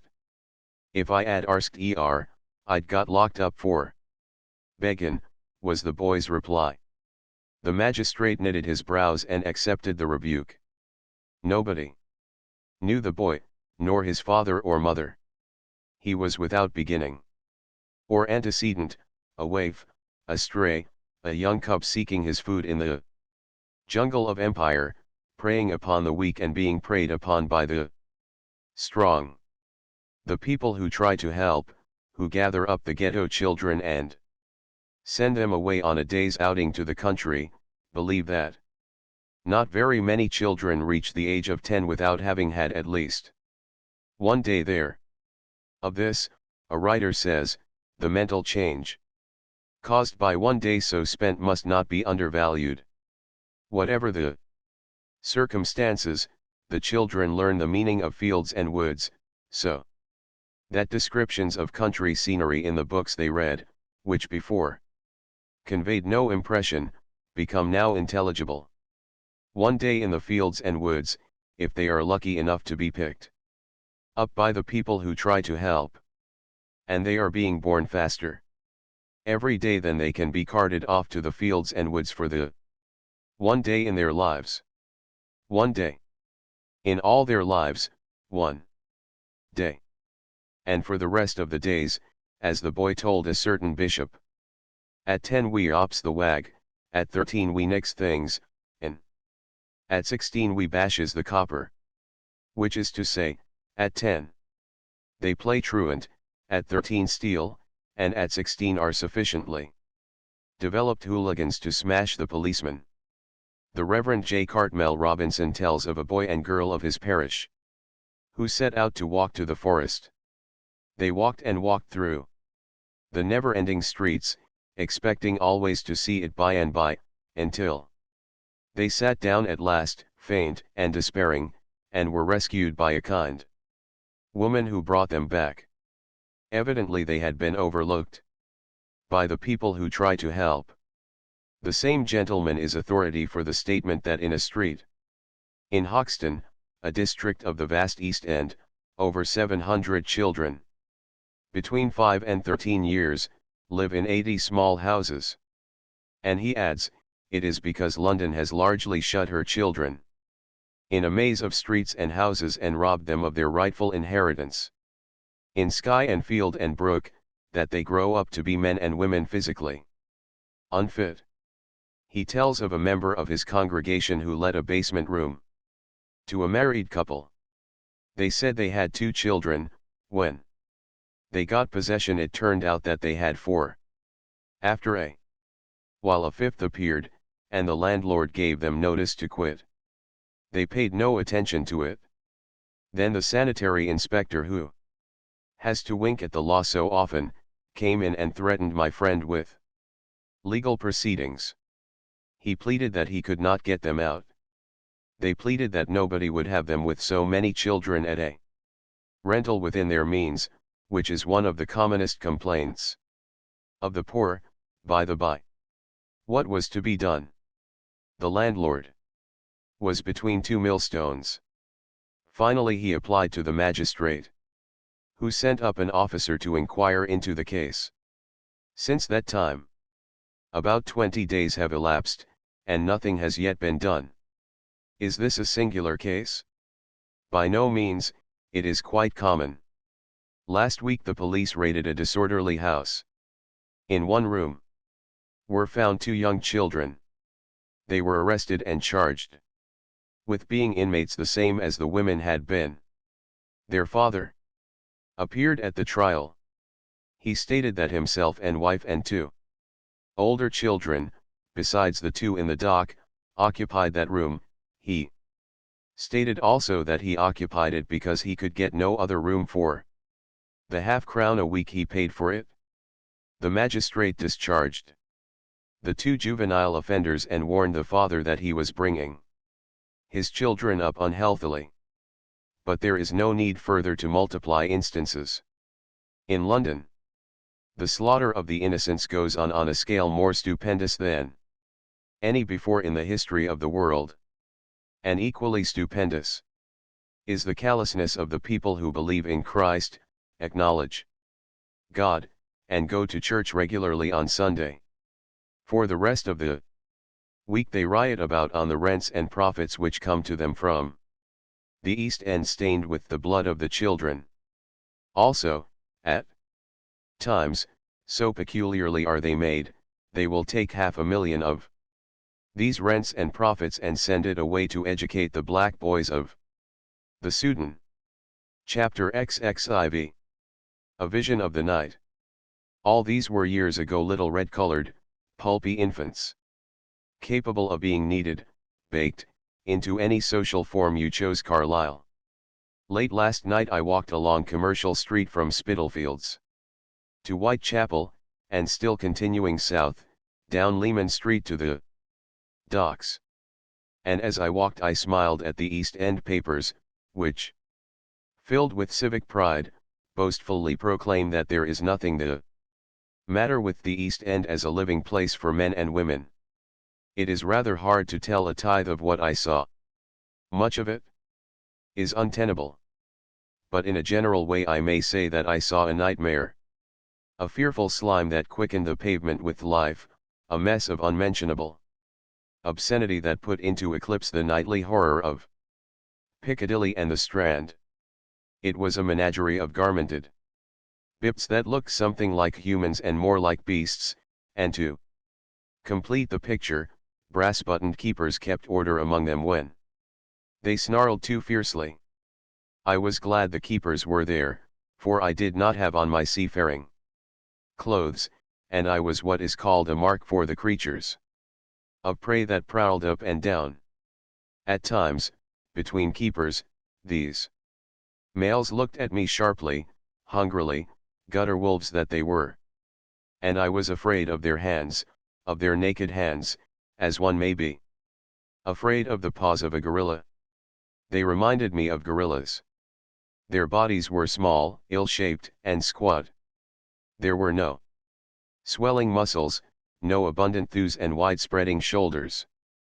They exhibited, rather, an elemental economy of nature, such as the cavemen must have exhibited.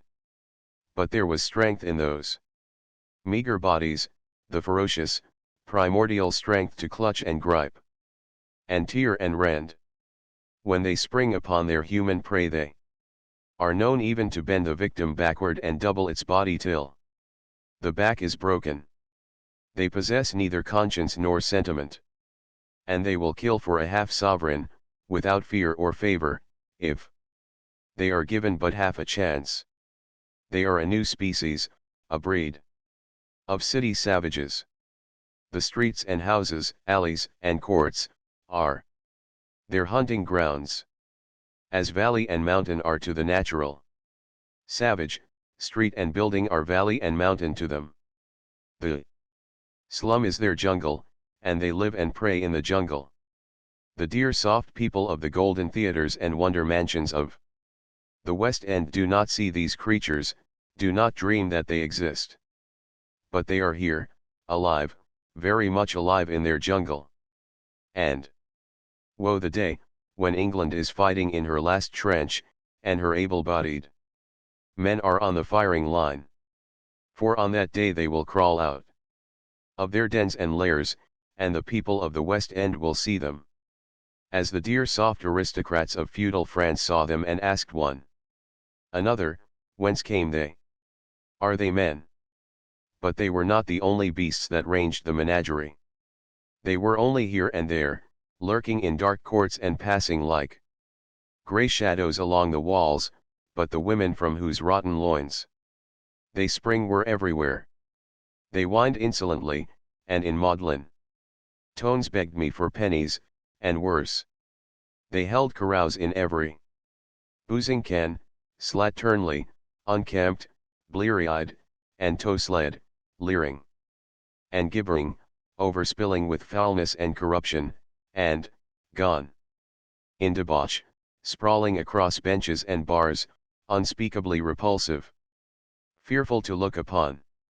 And there were others, strange, weird faces and forms and twisted monstrosities that shouldered me on every side, inconceivable types of sodden ugliness, the wrecks of society, the perambulating carcasses, the living death's women, blasted by disease and drink till their shame brought not tuppence in the open mart, and men, in fantastic rags, wrenched by hardship and exposure out of all semblance of men, their faces in a perpetual writhe of pain, grinning idiotically, shambling like apes, dying with every step they took and each breath they drew.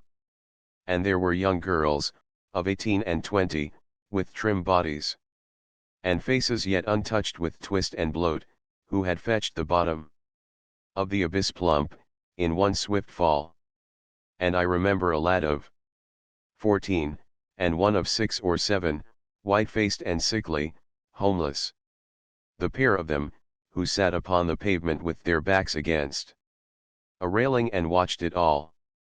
The unfit and the unneeded. Industry does not clamour for them. There are no jobs going begging through lack of men and women. The dockers crowd at the entrance gate and curse and turn away when the foreman does not give them a call. The engineers who have work pay 6 shillings a week to their brother engineers who can find nothing to do. 514,000 textile workers oppose a resolution condemning the employment of children under 15. Women, and plenty to spare, are found to toil under the sweatshop masters for 10pence a day of 14 hours. Alfred Freeman crawls to muddy death because he loses his job. Ellen Hughes Hunt prefers Regent's Canal to Islington Workhouse. Frank Cavilla cuts the throats of his wife and children because he cannot find work enough to give them food and shelter.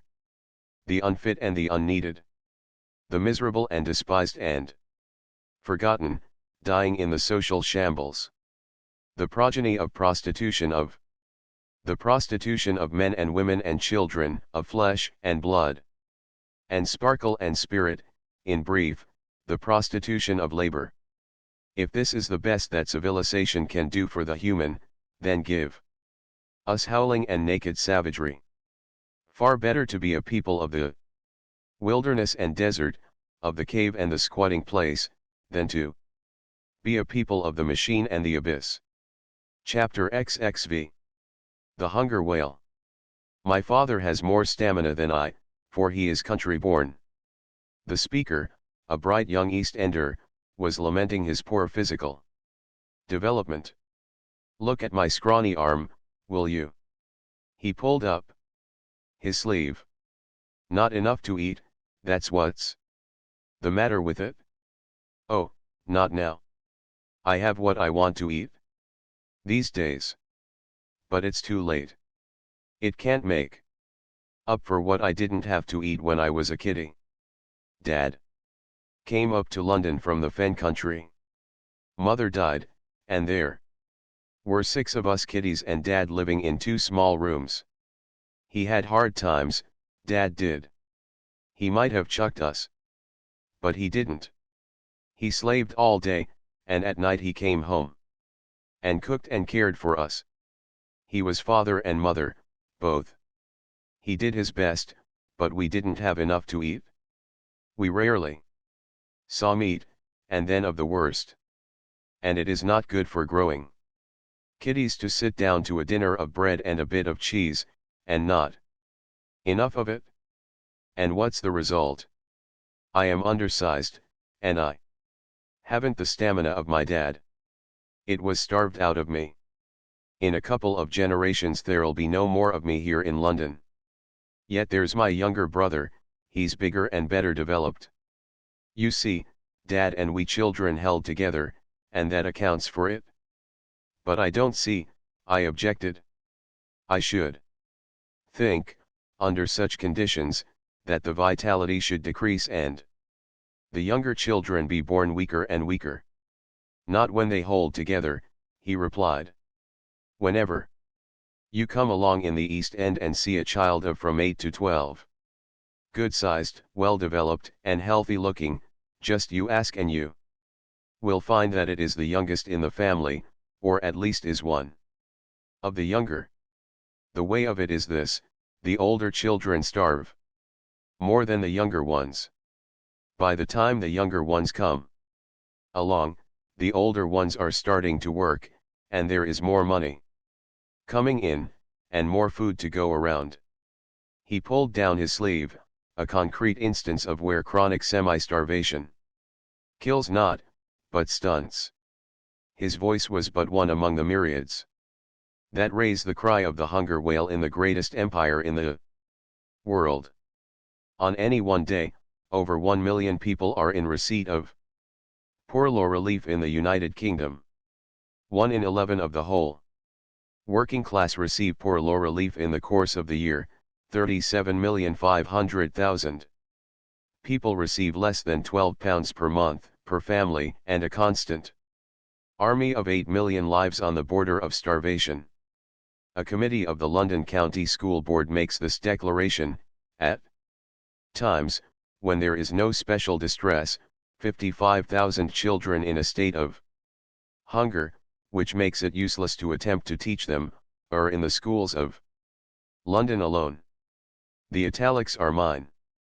When there is no special distress means good times in England, for the people of England have come to look upon starvation and suffering, which they call distress, as part of the social order. Chronic starvation is looked upon as a matter of course. It is only when acute starvation makes its appearance on a large scale that they think something is unusual. I shall never forget the bitter wail of a blind man in a little East End shop at the close of a murky day. He had been the eldest of 5 children, with a mother and no father. Being the eldest, he had starved and worked as a child to put bread into the mouths of his little brothers and sisters. Not once in 3 months did he ever taste meat. He never knew what it was to have his hunger thoroughly appeased. And he claimed that this chronic starvation of his childhood had robbed him of his sight.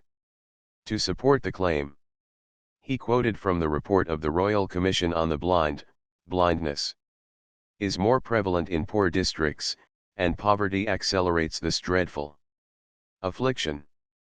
But he went further, this blind man, and in his voice was the bitterness of an afflicted man to whom society did not give enough to eat. He was one of an enormous army of blind in London, and he said that in the blind homes they did not receive half enough to eat. He gave the diet for a day. Breakfast 0.75 pint of skilly and dry bread. Dinner 3 ounce meat. 1 slice of bread. 0.5 pounds potatoes. Supper 0.75 pint of skilly and dry bread. Oscar Wilde, God rest his soul, voices the cry of the prison child, which, in varying degree, is the cry of the prison man and woman. The second thing from which a child suffers in prison is hunger. The food that is given to it consists of a piece of usually bad-baked prison bread and a tin of water for breakfast at 7:30. At 12 o'clock it gets dinner, composed of a tin of coarse Indian meal stirabout, skilly, and at 5:30 it gets a piece of dry bread and a tin of water for its supper. This diet in the case of a strong grown man is always productive of illness of some kind. Chiefly of course diarrhea, with its attendant weakness. In fact, in a big prison astringent medicines are served out regularly by the warders as a matter of course. In the case of a child, the child is, as a rule, incapable of eating the food at all. Anyone who knows anything about children knows how easily a child's digestion is upset by a fit of crying, or trouble and mental distress of any kind. A child who has been crying all day long, and perhaps half the night, in a lonely dim-lit cell, and is preyed upon by terror, simply cannot eat food of this coarse, horrible kind. In the case of the little child to whom Warder Martin gave the biscuits, the child was crying with hunger on Tuesday morning, and utterly unable to eat the bread and water served to it for its breakfast. Martin went out after the breakfasts had been served and bought the few sweet biscuits for the child rather than see it starving. It was a beautiful action on his part, and was so recognized by the child, who, utterly unconscious of the regulations of the prison board, told one of the senior wardens how kind this junior warden had been to him. The result was, of course, a report and a dismissal. Robert Blatchford compares the workhouse pauper's daily diet with the soldier's, which, when he was a soldier, was not considered liberal enough, and yet is twice as liberal as the pauper's. Pauper diet soldier. 3.25 ounces. Meat 12 ounces. 15.5 ounces. Bread 24 ounces. 6 ounces. Vegetables 8 ounces. The adult male pauper gets meat, outside of soup, but once a week. And the paupers have nearly all that pallid, pasty complexion, which is the sure mark of starvation. Here is a table, comparing the workhouse officer's weekly allowance. Officer diet pauper. 7 pounds. Bread 6.75 pounds. 5 pounds. Meat 1 pound 2 ounces. 12 ounces. Bacon 2.5 ounces. 8 ounces. Cheese 2 ounces. 7 pounds. Potatoes 1.5 pounds. 6 pounds. Vegetables none. 1 pound. Flour none. 2 ounces. Lard none. 12 ounces. Butter 7 ounces. None. Rice pudding 1 pound.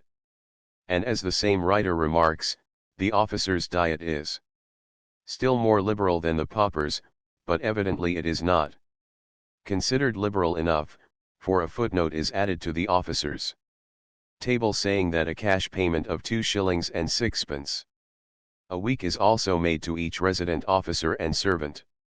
If the pauper has ample food, why does the officer have more? And if the officer has not too much, can the pauper be properly fed? On less than half the amount.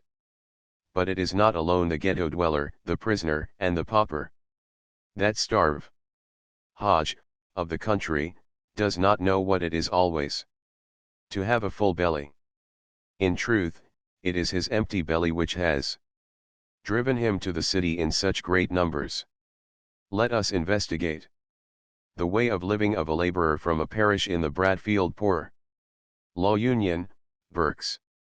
Supposing him to have 2 children, steady work, a rent-free cottage, and an average weekly wage of 13 shillings, which is equivalent to $3.25, then here is his weekly budget. Sd. Bread, 5 quart earns, 110. Flour, 0.5 gallon, 04. Tea, 0.25 pounds. 06. Butter, 1 pound. 13.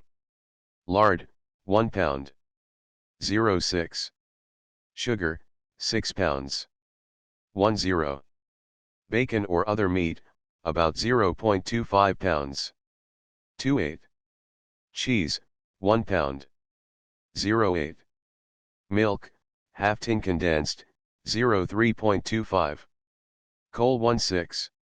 Beer none. Tobacco none. Insurance, Prudential, 03. Laborers Union 01. Wood, Tools, Dispensary, NC. 06.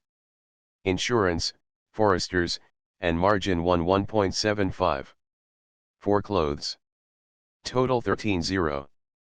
The guardians of the workhouse in the above union pride themselves on their rigid economy. It costs per pauper per week. Sd. Men 6 1.5.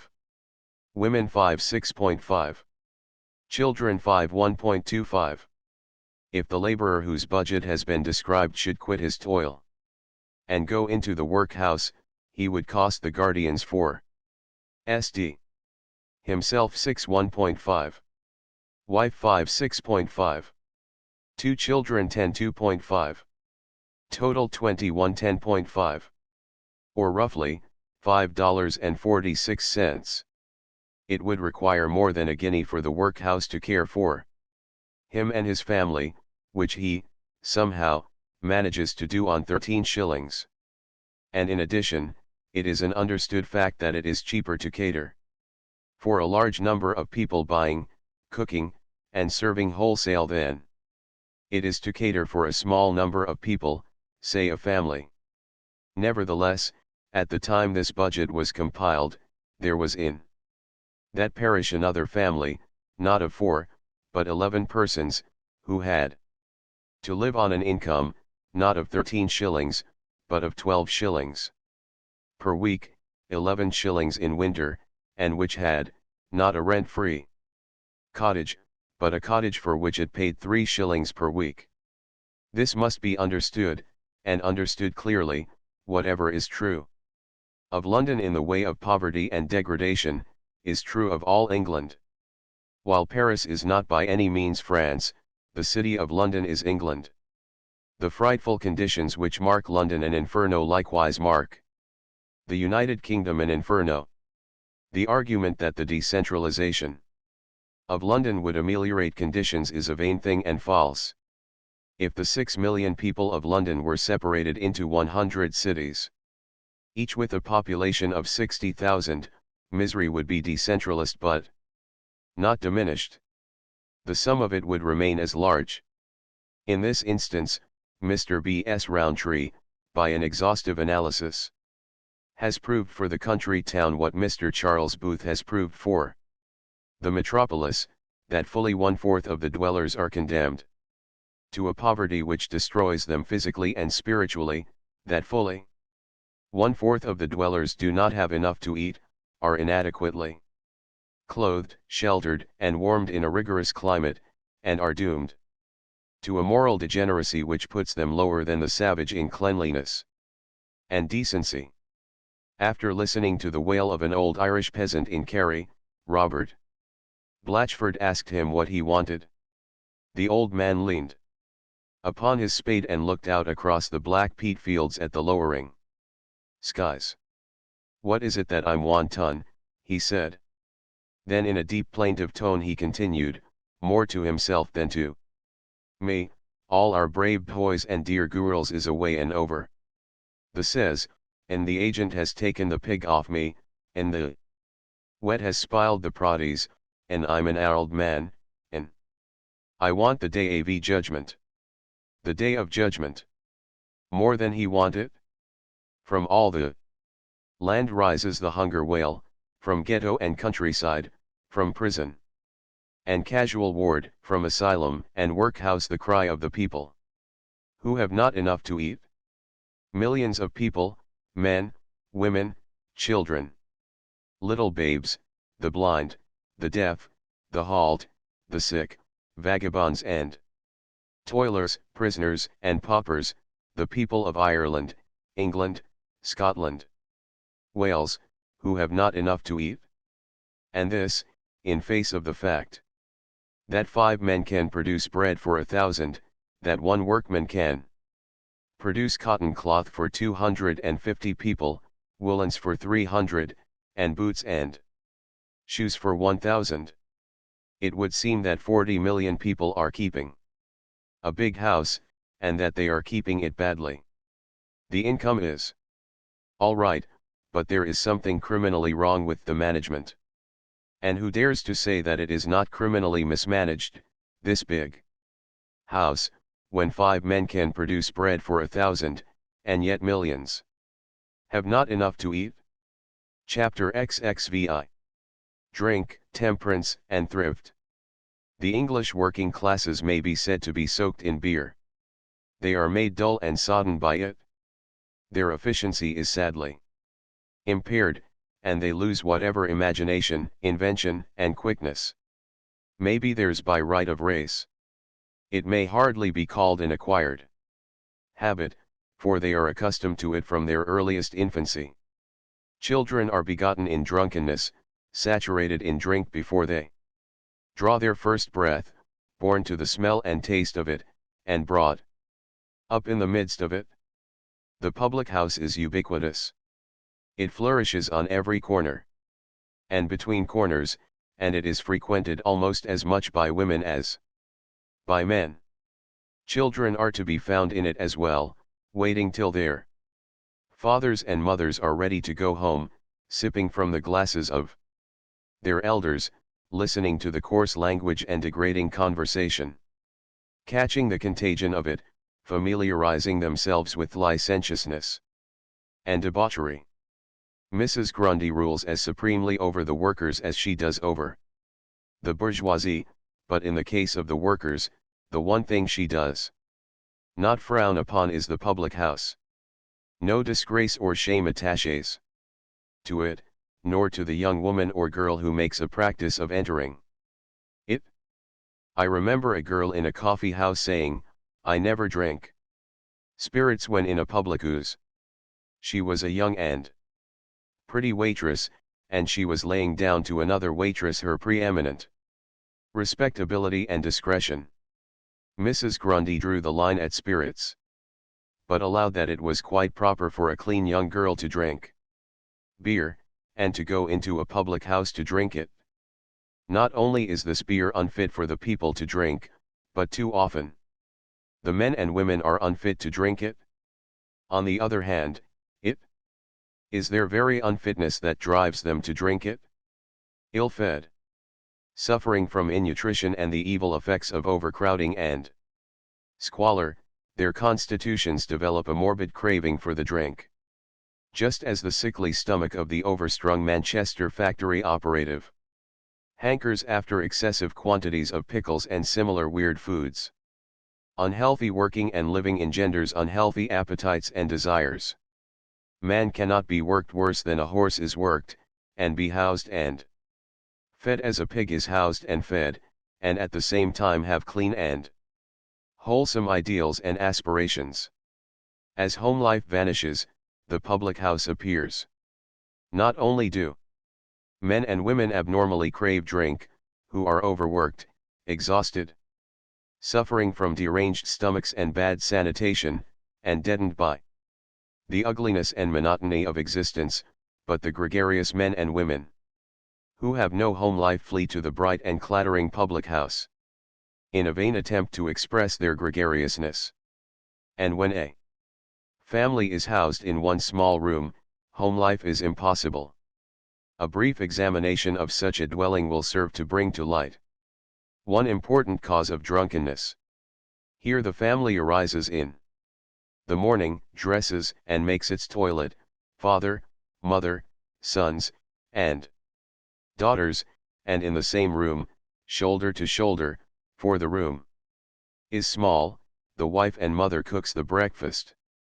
And in the same room, heavy and sickening with the exhalations of their packed bodies throughout the night, that breakfast is eaten. The father goes to work, the elder children go to school or into the street, and the mother remains with her crawling, toddling youngsters to do her housework still in the same room.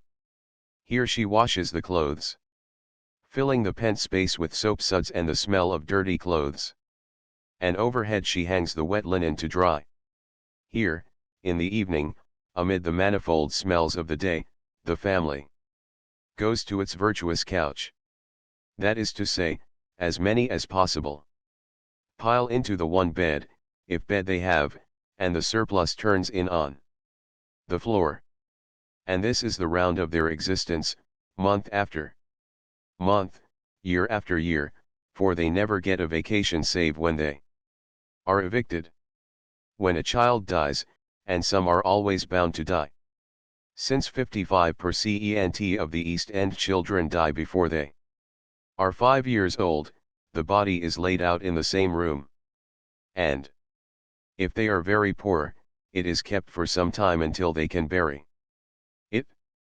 During the day it lies on the bed, during the night, when the living take the bed, the dead occupies the table, from which, in the morning, when the dead is put back into the bed, they eat their breakfast. Sometimes the body is placed on the shelf which serves as a pantry for their food.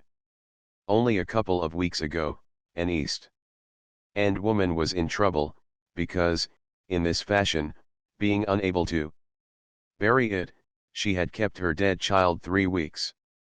Now such a room as I have described is not home but horror, and the men and women who flee away from it to the public house are to be pitied, not blamed. There are 300,000 people, in London, divided into families that live in single rooms, while there are 900,000 who are illegally housed according to the Public Health Act of 1891, a respectable recruiting ground for the drink traffic. Then there are the insecurity of happiness, the precariousness of existence, the well-founded fear of the future potent factors in driving people to drink. Wretchedness squirms for alleviation. And in the public house its pain is eased and forgetfulness is obtained. It is unhealthy. Certainly it is, but everything else about their lives is unhealthy, while this brings the oblivion that nothing else in their lives can bring.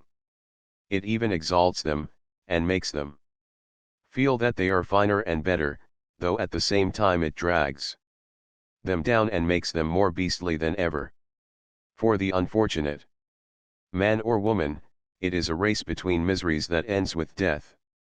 It is of no avail to preach temperance and teetotalism to these people. The drink habit may be the cause of many miseries, but it is, in turn, the effect of other and prior miseries. The temperance advocates may preach their hearts out over the evils of drink, but until the evils that cause people to drink are abolished, drink and its evils will remain. Until the people who try to help realize this, their well-intentioned efforts will be futile, and they will present a spectacle fit only to set Olympus laughing. I have gone through an exhibition of Japanese art, got up for the poor of Whitechapel with the idea of elevating them, of begetting in them yearnings for the beautiful and true and good. Granting, what is not so, that the poor folk are thus taught to know and yearn after the beautiful and true and good, the foul facts of their existence and the social law that dooms 1 in 3 to a public charity death, demonstrate that this knowledge and yearning will be only so much of an added curse to them. They will have so much more to forget than if they had never known and yearned. Did destiny today bind me down to the life of an East End slave for the rest of my years? And did destiny grant me but one wish, I should ask that I might forget all about the beautiful and true and good, that I might forget all I had learned from the open books, and forget the people I had known, the things I had heard, and the lands I had seen. And if destiny didn't grant it, I am pretty confident that I should get drunk and forget it as often as possible. These people who try to help their college settlements, missions, charities, and what not, are failures. In the nature of things, they cannot but be failures. They are wrongly, though sincerely, conceived. They approach life through a misunderstanding of life. These good folk, they do not understand the West End, yet they come down to the East End as teachers and savants. They do not understand the simple sociology of Christ, yet they come to the miserable and the despised with the pomp of social redeemers. They have worked faithfully, but beyond relieving an infinitesimal fraction of misery and collecting a certain amount of data which might otherwise have been more scientifically and less expensively collected, they have achieved nothing. As someone has said, they do everything for the poor except get off their backs the very money they dribble out in their child's schemes has been wrung from the poor. They come from a race of successful and predatory bips who stand between the worker and his wages, and they try to tell the worker what he shall do with the pitiful balance left to him.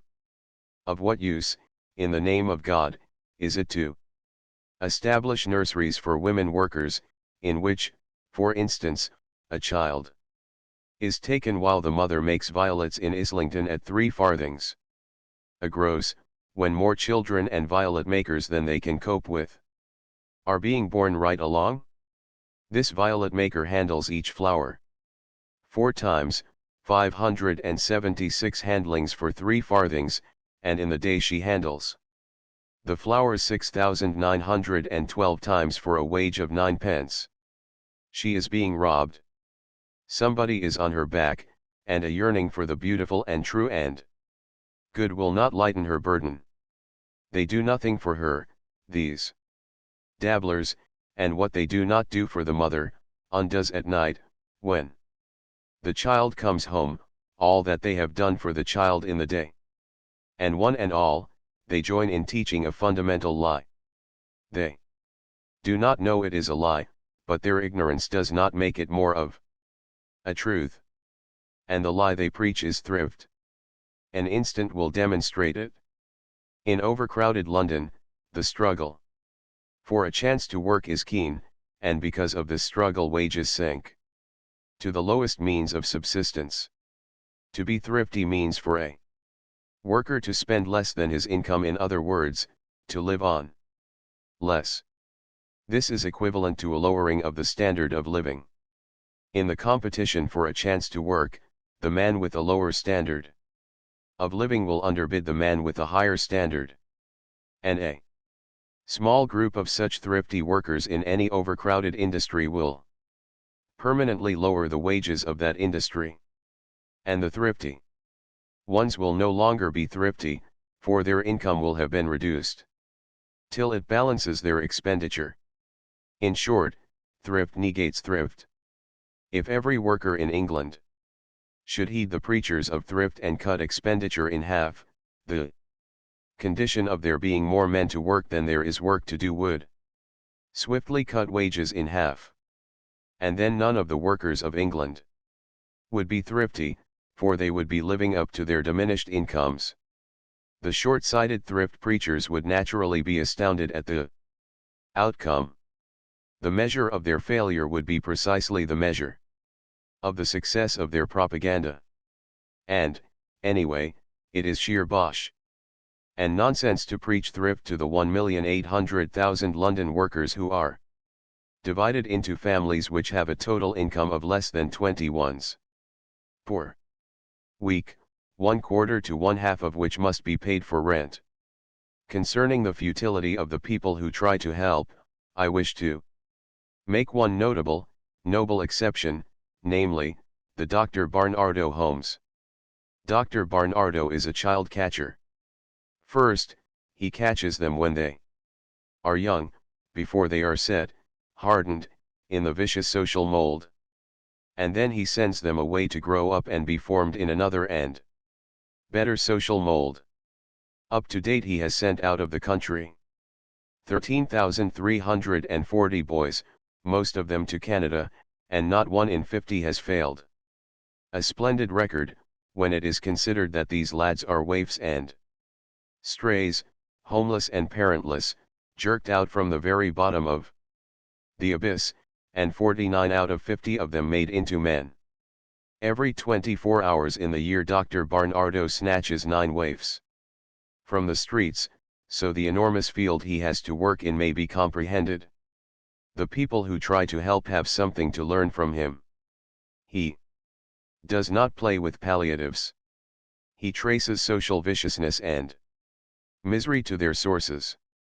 He removes the progeny of the gutter folk from their pestilential environment, and gives them a healthy, wholesome environment in which to be pressed and prodded and molded into men.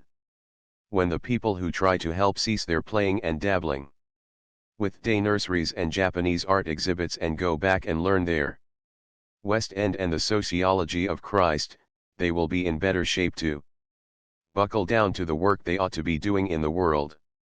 And if they do buckle down to the work, they will follow Dr. Barnardo's lead, only on a scale as large as the nation is large. They won't cram yearnings for the beautiful and true and good down the throat of the woman making violets for 3 farthings a gross, but they will make somebody get off her back and quit cramming himself till, like the Romans, he must go to a bath and sweat it out. And to their consternation, they will find that they will have to get off that woman's back themselves, as well as the backs of a few other women and children. They did not dream they were riding upon. Chapter XXVII. The Management. In this final chapter it were well to look at the social abyss in its widest aspect, and to put certain questions to civilization, by the answers to which civilization must stand or fall. For instance, has civilization bettered the lot of man? Man, I use in its democratic sense, meaning the average man. So the question reshapes itself: has civilization bettered the lot of the average man? Let us see. In Alaska, along the banks of the Yukon River, near its mouth, live the Inuit folk. They are a very primitive people, manifesting but mere glimmering adumbrations of that tremendous artifice, civilization. Their capital amounts possibly to £2 per head. They hunt and fish for their food with bone-headed spears and arrows. They never suffer from lack of shelter. Their clothes, largely made from the skins of animals, are warm. They always have fuel for their fires, likewise timber for their houses, which they build partly underground, and in which they lie snugly during the periods of intense cold. In the summer they live in tents, open to every breeze and cool. They are healthy and strong and happy. Their one problem is food. They have their times of plenty and times of famine. In good times they feast, in bad times they die of starvation.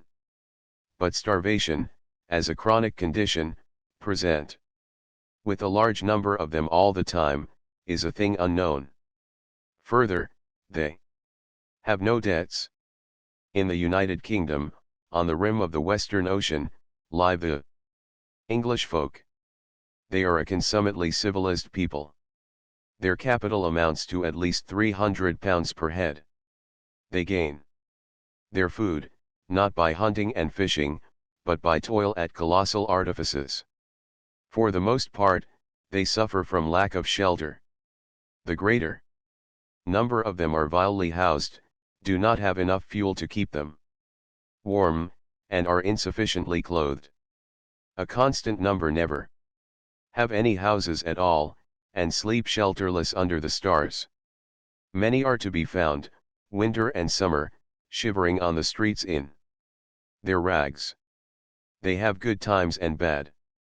In good times, most of them manage to get enough to eat, in bad times they die of starvation. They are dying now, they were dying yesterday and last year, they will die tomorrow and next year, of starvation, for they, unlike the Inuit, suffer from a chronic condition of starvation. There are 40 million of the English folk, and 939 out of every 1,000 of them die in poverty, while a constant army of 8 million struggles on the ragged edge of starvation.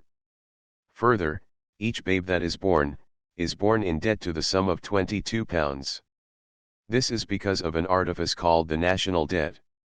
In a fair comparison of the average Inuit and the average Englishman, it will be seen that life is less rigorous for the Inuit, that while the Inuit suffers only during bad times from starvation, the Englishman suffers during good times as well, that no Inuit lacks fuel, clothing, or housing, while the Englishman is in perpetual lack of these three essentials.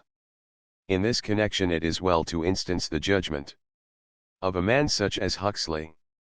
From the knowledge gained as a medical officer in the East End of London, and as a scientist pursuing investigations among the most elemental savages, he concludes, were the alternative presented to me, I would deliberately prefer the life of the savage to that of those people of Christian London. The creature comforts man enjoys are the products of man's labor. Since civilization has failed to give the average Englishman food and shelter equal to that enjoyed by the Inuit, the question arises: has civilization increased the producing power of the average man? If it has not increased man's producing power, then civilization cannot stand. But, it will be instantly admitted, civilization has increased man's producing power. 5 men can produce bread for 1,000. 1 man can produce cotton cloth for 250 people, woolens for 300, and boots and shoes for 1,000. Yet it has been shown throughout the pages of this book that English folk by the millions do not receive enough food, clothes, and boots. Then arises the third and inexorable question: if civilization has increased the producing power of the average man, why has it not bettered the lot of the average man? There can be one answer only: mismanagement. Civilization has made possible all manner of creature comforts and heart's delights. In these the average Englishman does not participate. If he shall be forever unable to participate, then civilization falls. There is no reason for the continued existence of an artifice so avowed a failure. But it is impossible that men should have reared this tremendous artifice in vain. It stuns the intellect. To acknowledge so crushing a defeat is to give the death blow to striving and progress. One other alternative, and one other only, presents itself. Civilization must be compelled to better the lot of the average man. This accepted, it becomes at once a question of business management. Things profitable must be continued, things unprofitable must be eliminated. Either the empire is a profit to England, or it is a loss. If it is a loss, it must be done away with. If it is a profit, it must be managed so that the average man comes in for a share of the profit. If the struggle for commercial supremacy is profitable, continue it. If it is not, if it hurts the worker and makes his lot worse than the lot of a savage, then fling foreign markets and industrial empire overboard. For it is a patent fact that if 40 million people, aided by civilization, possess a greater individual producing power than the Inuit, then those 40 million people should enjoy more creature comforts and heart's delights than the Inuits enjoy. If the 400,000 English gentlemen, of no occupation, according to their own statement in the census of 1881, are unprofitable, do away with them. Set them to work plowing game preserves and planting potatoes. If they are profitable, continue them by all means, but let it be seen to that the average Englishman shares somewhat in the profits they produce by working at no occupation. In short, society must be reorganized, and a capable management put at the head. That the present management is incapable, there can be no discussion. It has drained the United Kingdom of its lifeblood. It has enfeebled the stay-at-home folk till they are unable longer to struggle in the van of the competing nations. It has built up a West End and an East End as large as the kingdom is large, in which one end is riotous and rotten, the other end sickly and underfed. A vast empire is foundering on the hands of this incapable management. And by empire is meant the political machinery which holds together the English-speaking people of the world outside of the United States. Nor is this charged in a pessimistic spirit. Blood empire is greater than political empire, and the English of the New World and the antipodes are strong and vigorous as ever. But the political empire under which they are nominally assembled is perishing. The political machine known as the British Empire is running down. In the hands of its management it is losing momentum every day. It is inevitable that this management, which has grossly and criminally mismanaged, shall be swept away. Not only has it been wasteful and inefficient, but it has misappropriated the funds. Every worn-out, pasty-faced pauper, every blind man, every prison babe, every man, woman, and child whose belly is gnawing with hunger pangs, is hungry because the funds have been misappropriated by the management. Nor can one member of this managing class plead not guilty before the judgment bar of man. The living in their houses, and in their graves the dead, are challenged by every babe that dies of innutrition, by every girl that flees the sweater's den to the nightly promenade of Piccadilly, by every worked-out toiler that plunges into the canal. The food this managing class eats, the wine it drinks, the shows it makes, and the fine clothes it wears, are challenged by 8 million mouths which have never had enough to fill them, and by twice 8 million bodies which have never been sufficiently clothed and housed. There can be no mistake. Civilization has increased man's producing power an hundredfold, and through mismanagement the men of civilization live worse than the beasts, and have less to eat and wear, and protect them from the elements than the savage Inuit in a frigid climate who lives today as he lived in the Stone Age 10,000 years ago. Challenge. I have a vague remembrance of a story that is told in some ancient Spanish legend or chronicle of old. It was when brave King Sanchez was before Zamora slain, and his great besieging army lay encamped upon the plain. Don Diego de Ordene sallied forth in front of all, and shouted loud his challenge to the warders on the wall.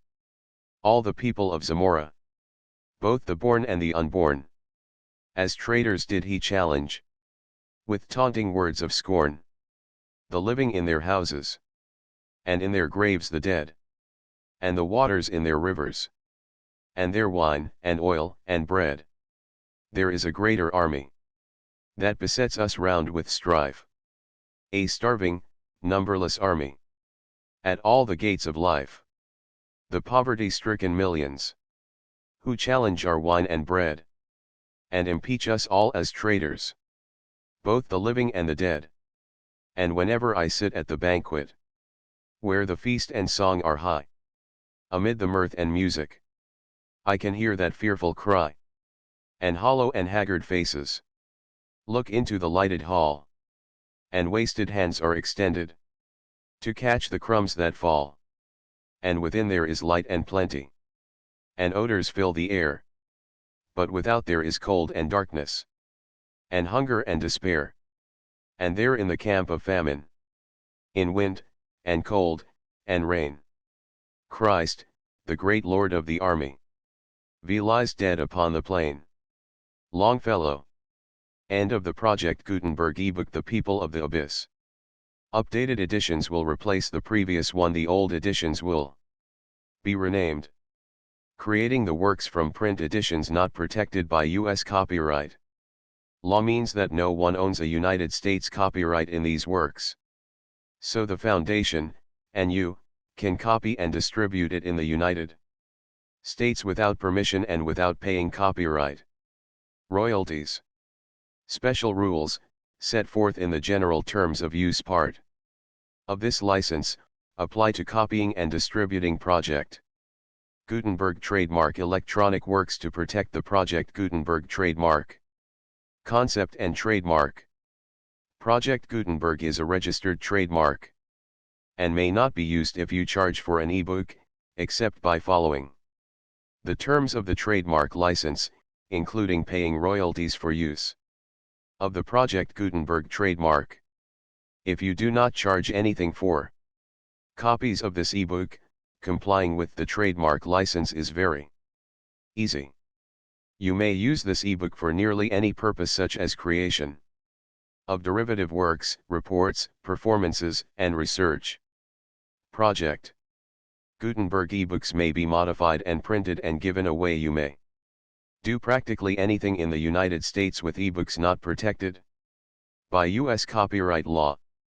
Redistribution is subject to the trademark license, especially commercial redistribution. Start, full license. The full Project Gutenberg license. Please read this before you distribute or use this work. To protect the Project Gutenberg trademark mission of promoting the free distribution of electronic works, by using or distributing this work, or any other work associated in any way with the phrase Project Gutenberg, you agree to comply with all the terms of the full Project Gutenberg trademark license available with this file or online at www.gutenberg.org/license. Section 1. General Terms of Use and Redistributing Project Gutenberg Trademark. Electronic Works. 1.a. By reading or using any part of this Project Gutenberg trademark electronic work, you indicate that you have read, understand, agree to, and accept all the terms of this license and intellectual property trademark/copyright agreement. If you do not agree to abide by all the terms of this agreement, you must cease using and return or destroy all copies of Project Gutenberg trademark electronic works in your possession. If you paid a fee for obtaining a copy of or access to a Project Gutenberg trademark electronic work and you do not agree to be bound by the terms of this agreement, you may obtain a refund from the person or entity to whom you paid the fee as set forth in paragraph 1.e.8. 1.b. Project Gutenberg is a registered trademark.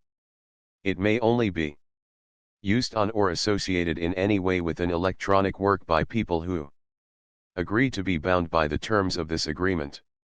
There are a few things that you can do with most Project Gutenberg trademark electronic works, even without complying with the full terms of this agreement. See paragraph 1.c below. There are a lot of things you can do with Project Gutenberg trademark electronic works if you follow the terms of this Agreement and help preserve free future access to Project Gutenberg trademark. Electronic works. See paragraph 1.e below. 1.c. The Project Gutenberg Literary Archive Foundation, the Foundation or PGLOF, owns a compilation copyright in the collection of Project Gutenberg trademark electronic works. Nearly all the individual works in the collection are in the public domain in the United States.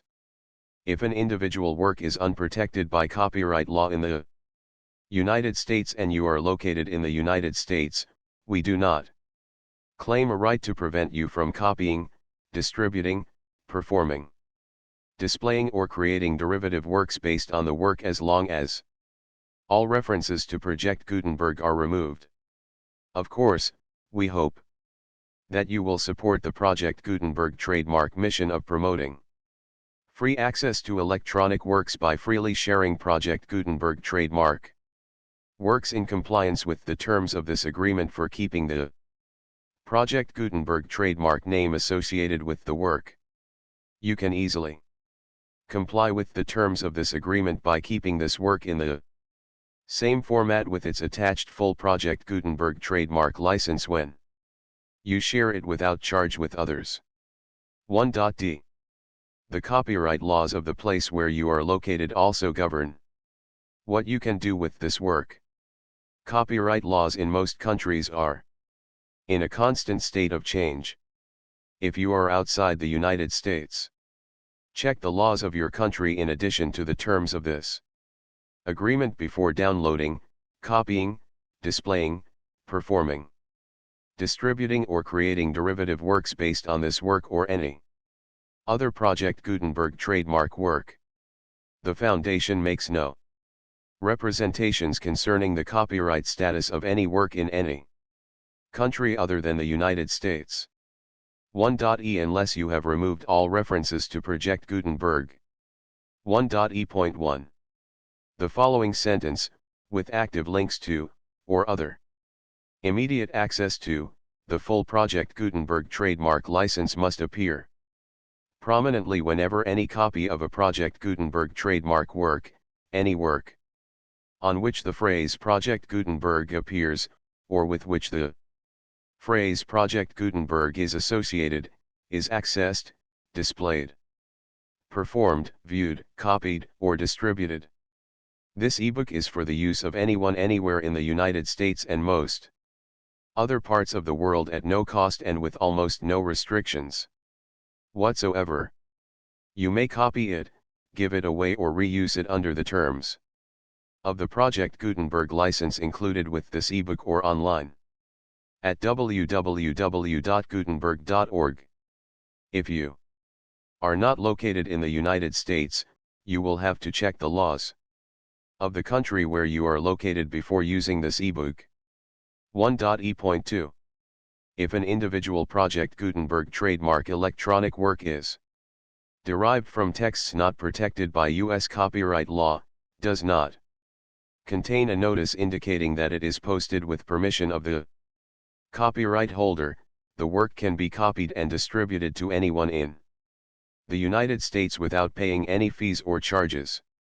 If you are redistributing or providing access to a work with the phrase Project Gutenberg associated with or appearing on the work, you must comply either with the requirements of paragraphs 1.e.1 through 1.e.7 or obtain permission for the use of the work and the Project Gutenberg trademark as set forth in paragraphs 1.e.8 or 1.e.9.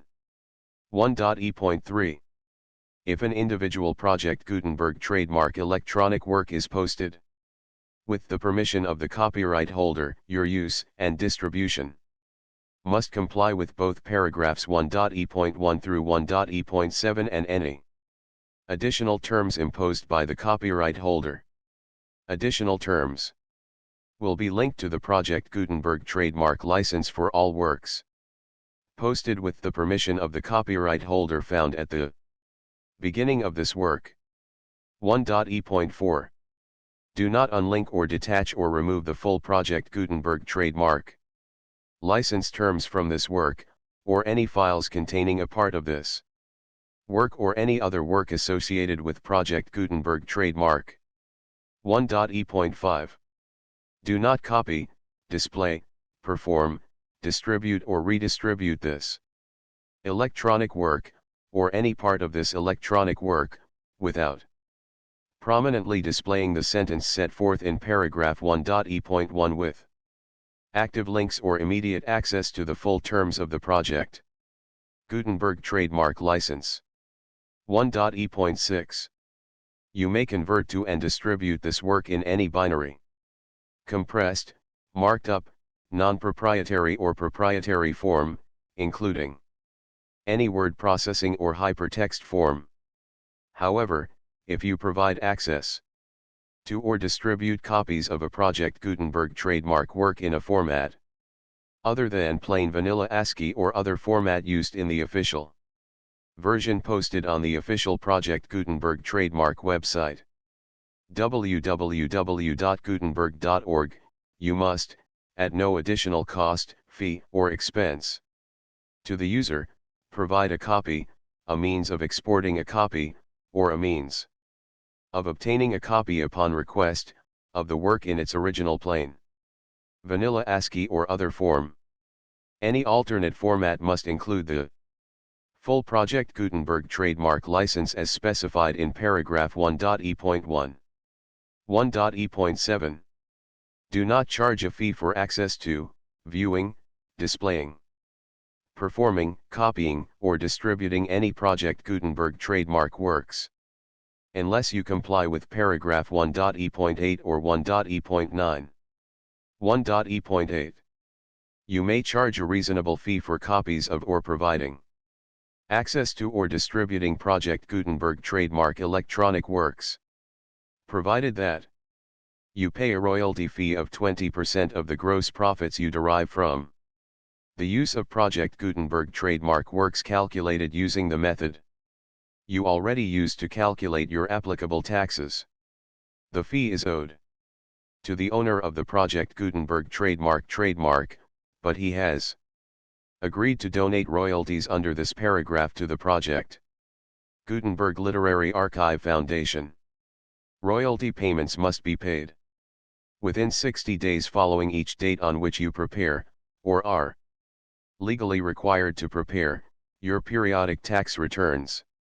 Royalty payments should be clearly marked as such and sent to the Project Gutenberg Literary Archive Foundation at the address specified in Section 4, Information about donations to the Project Gutenberg Literary Archive Foundation.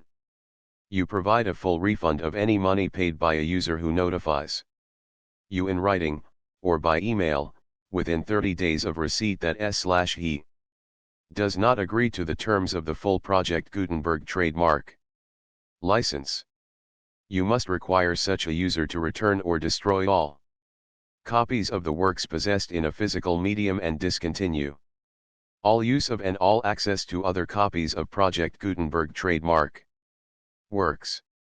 You provide, in accordance with paragraph 1.f.3, a full refund of any money paid for a work or a replacement copy, if a defect in the electronic work is discovered and reported to you within 90 days of receipt of the work. You comply with all other terms of this agreement for free distribution of Project Gutenberg trademark works. 1.e.9. If you wish to charge a fee or distribute a Project Gutenberg trademark electronic work or group of works on different terms than are set forth in this agreement, you must obtain permission in writing from the Project Gutenberg Literary Archive Foundation, the manager of the Project Gutenberg trademark. Contact the Foundation as set forth in Section 3 below. 1.f. 1.f.1. Project Gutenberg volunteers and employees expend considerable effort to identify, do copyright research on, transcribe and proofread works not protected by U.S. copyright law in creating the Project Gutenberg trademark collection. Despite these efforts, Project Gutenberg trademark Electronic works, and the medium on which they may be stored, may contain defects, such as, but not limited to, incomplete, inaccurate, or corrupt data, transcription errors, a copyright, or other intellectual property infringement, a defective or damaged disk or other medium, a computer virus, or computer codes that damage or cannot be read by your equipment. 1.f.2 Limited warranty, disclaimer of damages, except for the right of replacement or refund described in paragraph 1.f.3, the project. Gutenberg Literary Archive Foundation, the owner of the project. Gutenberg trademark, and any other party distributing a project. Gutenberg trademark electronic work under this agreement, disclaim all liability to you for damages, costs, and expenses, including legal fees. You agree that you have no remedies for negligence, strict liability, breach of warranty or breach of contract except those provided in paragraph 1.f.3. You agree that the foundation, the trademark owner, and any distributor under this agreement will not be liable to you for actual, direct, indirect, consequential, punitive or incidental damages even if you give notice of the possibility of such damage.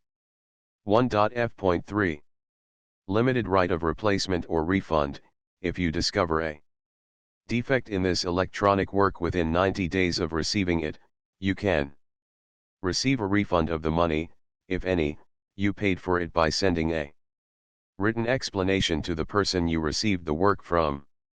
If you received the work on a physical medium, you must return the medium with your written explanation. The person or entity that provided you with the defective work may elect to provide a replacement copy in lieu of a refund.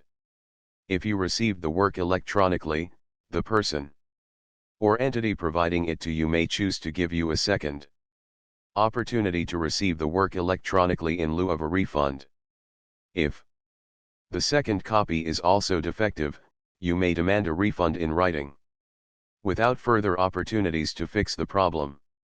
1.f.4 Except for the limited right of replacement or refund set forth in paragraph 1.f.3, this work is provided to you as is, with no other warranties of any kind, express or implied, including but not limited to warranties of merchantability or fitness for any purpose. 1.f.5 Some states do not allow disclaimers of certain implied warranties or the exclusion or limitation of certain types of damages. If any disclaimer or limitation set forth in this agreement violates the law of the state applicable to this agreement, the agreement shall be interpreted to make the maximum disclaimer or limitation permitted by the applicable state law. The invalidity or unenforceability of any provision of this agreement shall not void the remaining provisions. 1.f.6 Indemnity. You agree to indemnify and hold the foundation, the trademark owner, any agent or employee of the foundation, anyone providing copies of Project Gutenberg trademark electronic works in accordance with this agreement, and any volunteers associated with the production, promotion, and distribution of Project Gutenberg trademark electronic works, harmless from all liability, costs, and expenses, including legal fees, that arise directly or indirectly from any of the following which you do or cause to occur: a.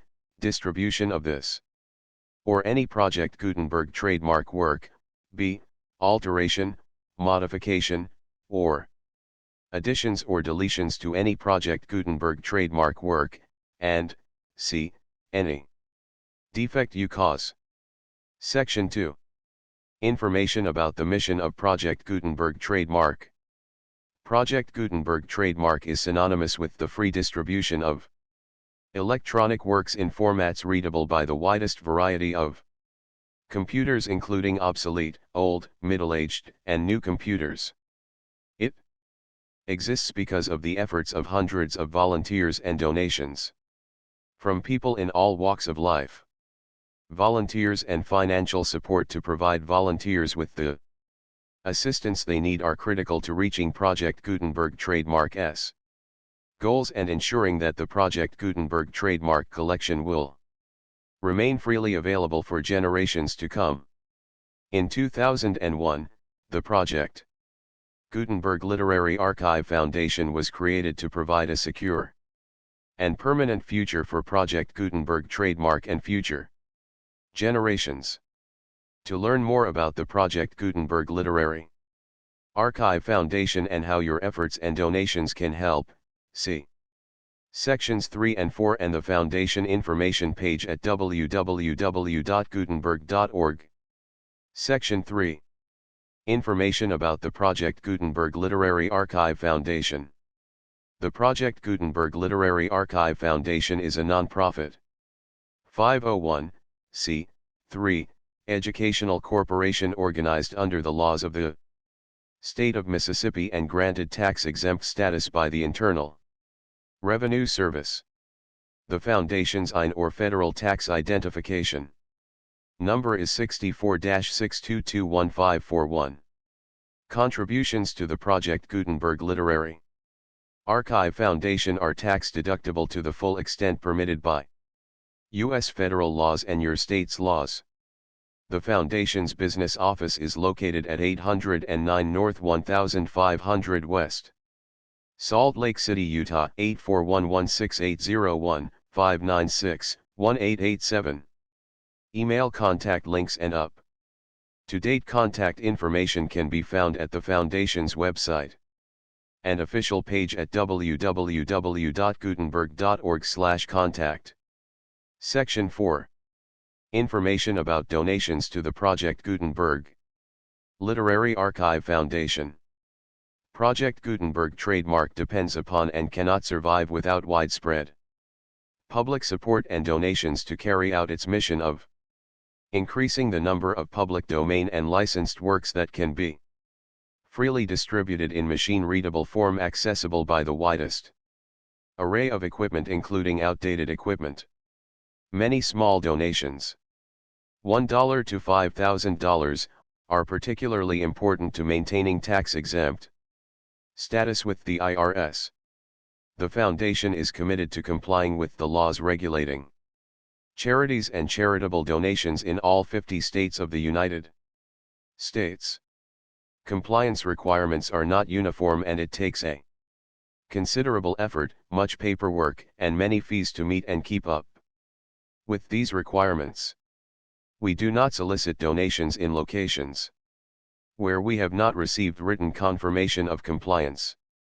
To send donations or determine the status of compliance for any particular state, visit www.gutenberg.org/donate.